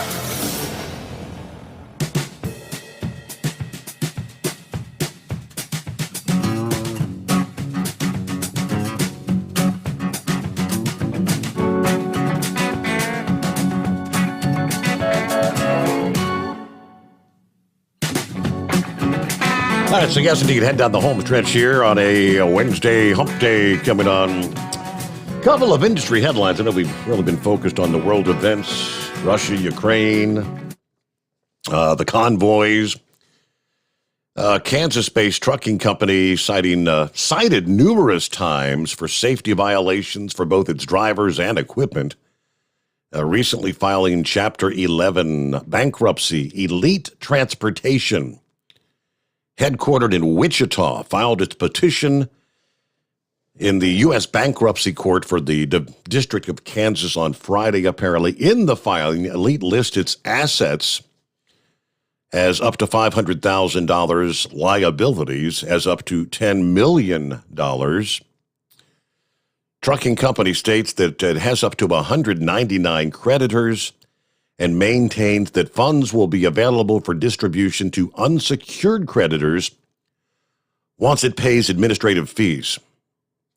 Among the 20 largest unsecured creditors are Faust Fleet Services out of Topeka, owed $750,000.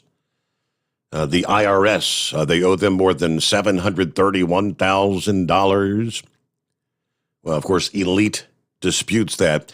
Ryder Transportation Services out of Chicago owed more than $177,000. Several others. In the petition, the company states that it owes a Colorado law firm more than $568,000 after it represented one of the company's former drivers alleging he was retaliated against and fired for refusing to drive unsafe equipment. All right, he sent numerous photos of the equipment, which he claims in the suit had rusted brakes, tampered emissions, expired tags. And he said that they offered him $800 if he agreed to make deliveries in the unsafe vehicle. After refusing, he said he was fired the next day. So, all right. I guess they've got quite the laundry list. Trucks had been inspected 51 times and 21 times placed out of service in a 2-year period, which put them at a 41% out-of-service rate. That's higher than the industry average of 21%. Elite's drivers were inspected 63 times, 11 placed out of service, resulting in a 17.5% out-of-service rate. National averages 5.8%. Here, let me get to the chubby guy. Chevy guy, I'm sorry. Oh, that's okay. I qualify. All right, I believe I can finish, and I hope he'll give me grace. I seen that on either it was Laura Ingraham, it was a Ukrainian woman hiding in a shelter, and when by the time that she was brought up for the interview, she towards the end of the interview, after explaining what it was like living in this shelter with her children, she said, I got to say this. She goes, I hear, follow the lead in this show. I see it. I see what people are saying, that if we do anything, Russia will do, will do something. Russia will do something if we say anything. She goes, what did my country do? What did we say to have this atrocity come down on us? She goes, Putin's going to do what he's wanting to do, and we need help now. So I believe that was the end of that, what that man said, that driver was trying to bring up. And yeah, it cut to my heart too. What did they do to deserve this?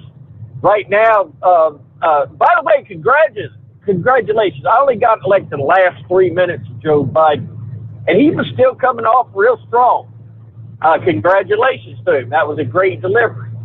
Don't agree with anything he said, but it does remind us that, our Sean Hannity, Laura Ingraham, and all these, when they put him on, they show all of the times that he's stumbling his words and he's acting, like a drunk. Yeah. But somehow or other, from time to time, some kind of a drug they put him on, he can come across real strong, but his message was really screwed up. Maybe they gave him a double dose of Adderall, maybe to focus factor. Adderall. Yeah. There you go. Yeah, it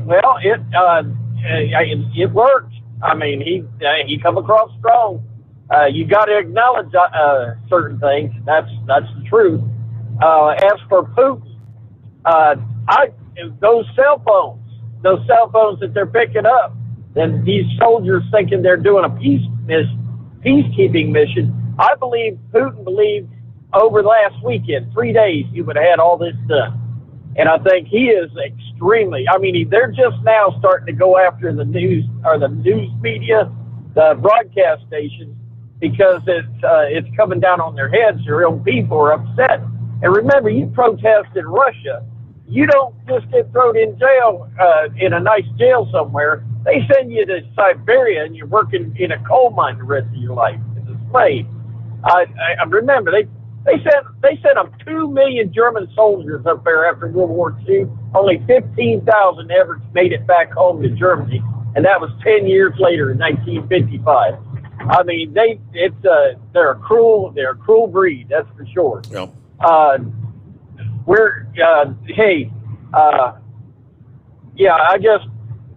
And what we're going to do, I don't know. I'm open. I'm be honest with you. I believe China would already stepped in by now. I'm glad I'm wrong.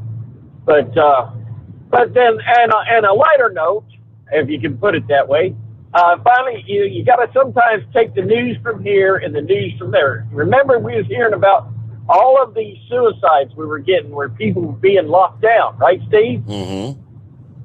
Remember that? All the suicides because it was locked down. Well, now they got a statistic out that the birth rate dropped during the pandemic. So when you put when you add this story with this story, then what that tells you is a lot of guys were killing themselves because the women weren't putting out. Hey, that's funny. I don't care what anybody says. That's funny. Hey, we're all. And other than that, I want to end with this. Get on here and quote the Bible all you want. Quote, if you're Muslim, get on here and quote the Sharia law. If you think it's okay to kill Christian men and take the women and put them into slavery, I mean, your Sharia law tells you so. And try to figure out how that works with our Constitution. But get on here and speak the Bible. But what you don't do is get on here and speak the Old Testament and giving yourself justification like God did the children of Israel to exact punishment on the evildoers. Because that is before Jesus Christ. We are now living under the blood. And for anybody to compel anybody to do anything like they did in the Old Testament, then you're denying the blood of Jesus Christ. You're denying Jesus Christ himself. We are being called to do something even harder than pitting our anger on our enemies. We're told to love them. And that's got to be 10 times hard. And I don't know if I'll be able to ever keep my mouth shut when I'm supposed to. But just telling you, if you're going to quote the Bible, make sure you quote the New Testament. The Old Testament is good for learning, but it's not a guide for today's life, that's for sure. Other than that, I'm going to sit back and copy the mail, and I've absolutely enjoyed the show. All right. Have a good morning. Be safe out there. All right. What are you looking at? Got Louisiana Sheriff's Office sharing an amusing video of a traffic stop that it turned a little squirrely, literally. On Monday of this week, the Livingston Parish Sheriff's Office took to Facebook to share the video during a recent traffic stop. They said, you got to see this. Here's what happened. LPSO deputies made a traffic stop that ended in an arrest. Upon a vehicle search, a pet feral squirrel, which was inside, went into full attack mode, pounced on the deputies. And they've actually got the video, like dash cam video of what happened next. It's pretty funny.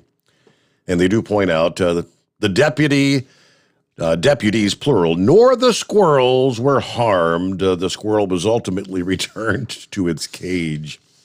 But yeah, this officer comes out of this vehicle, and the squirrel's climbing all over him, running around him, full attack mode. All right, let's see. Is that JR on the line? Yes, JR. Yeah, now that's funny. That's funny. I like to see that. Hey, they're at Monrovia, Indiana, exit 59 on 70s, where the truck combo is. They got there yesterday.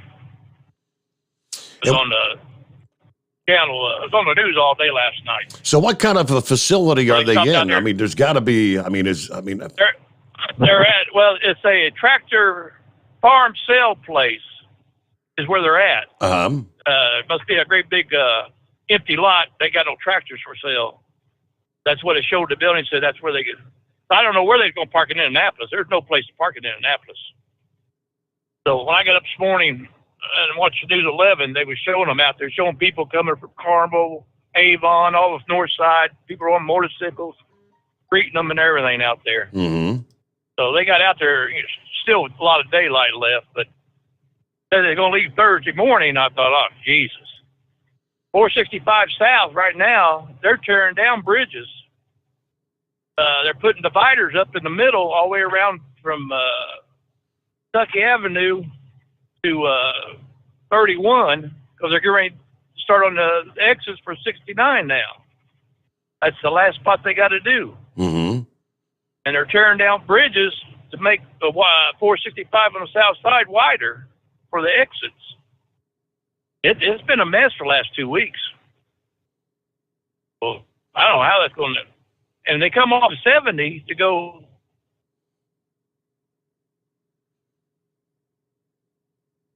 Who knows how long that's going to take everybody to get going on 465 south if that's the way they go. I wouldn't think they go to the north side, but you never know. But, yeah, they're out there in Morovia. Some kind of a farm equipment guy out there's got them on his property out there. Great big place. So, but I never did hear what time Thursday morning they was leaving. That's what Jolly Green was saying. Where are they finding a place to park all these trucks? Hey, to date, they have successfully done so. Yeah, from California to Indianapolis, that's where they find themselves right now. What are we looking at here? Almost out of time. Let me see if I can real quick squeeze Gilligan in here. Yes, sir. Oh, good morning, Mr. Steve Sommers. Have I got a scam? I mean a deal for you. Oh, here we go. The latest deal from GMA Enterprises. Our main consultant, Horse Feathers, come up with this genius idea yesterday morning. Have you ever considered using farm use on your vehicle? You know what I'm talking about? Virginia and West Virginia, they can run around with farm use written on the vehicles. Are you familiar with that practice? I can't say. I'm not familiar, no. Well, some of you scarecrows should be really ready to jump on this. Well, Virginia and West Virginia, you can run farm use on your vehicle as long as you're within 5 miles of your farm and cabinet for farm use. You can have no license on it, no insurance, no inspection, no nothing. Well, for the incredible crow price of $21.95 with the 10% discount or mentioning the overnight drive, making the price $19.95, you can, and ready for this, receive your farm use sign, a cage, and 2 genuine guinea pigs that you carry with you so you're always within 5 miles of your pig farm. And just remember, here at GMA Enterprises, our message brought to you by my late great father, the West Virginia werewolf, we'll treat you right. And thank you for taking my call. Do I regret taking that call? Hey, coming up here in just a matter of minutes when we wrap things up, tncradio.live, 5 o'clock Eastern. Here it comes. Taillights this week. Ice Road trucker Alex Debogorski is back with Tom and Shelley giving an update. This episode called Ghosts and Animals. Alex drops by to update everyone at his work this year on the ice roads and kind of goes back down memory lane, recalls some of his early experiences, including hunting a bear with the wrong ammunition. That should be interesting. Yeah, you don't try to hunt a bear with the 22, right? We'll find out more. Coming up next, tncradio.live. We'll see you back tonight at the midnight hour as we'll be working our way into a Thursday. Hope you'll join us. Be safe out there. Have a great day. The Steve Sommers Overnight Drive, live from the Hot Shot Secret Studios.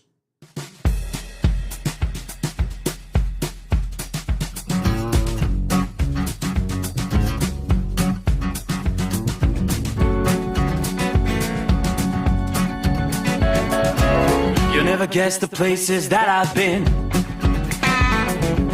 You never guess the places that I've been. 'Cause everything is like a dream, yeah, but only in that dream that I live in. I'm never gonna let the day begin.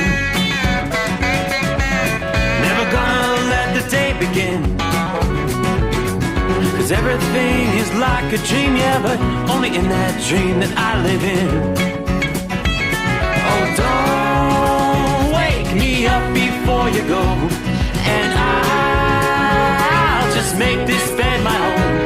Oh, darling, please just let me sleep. Give me my dreams.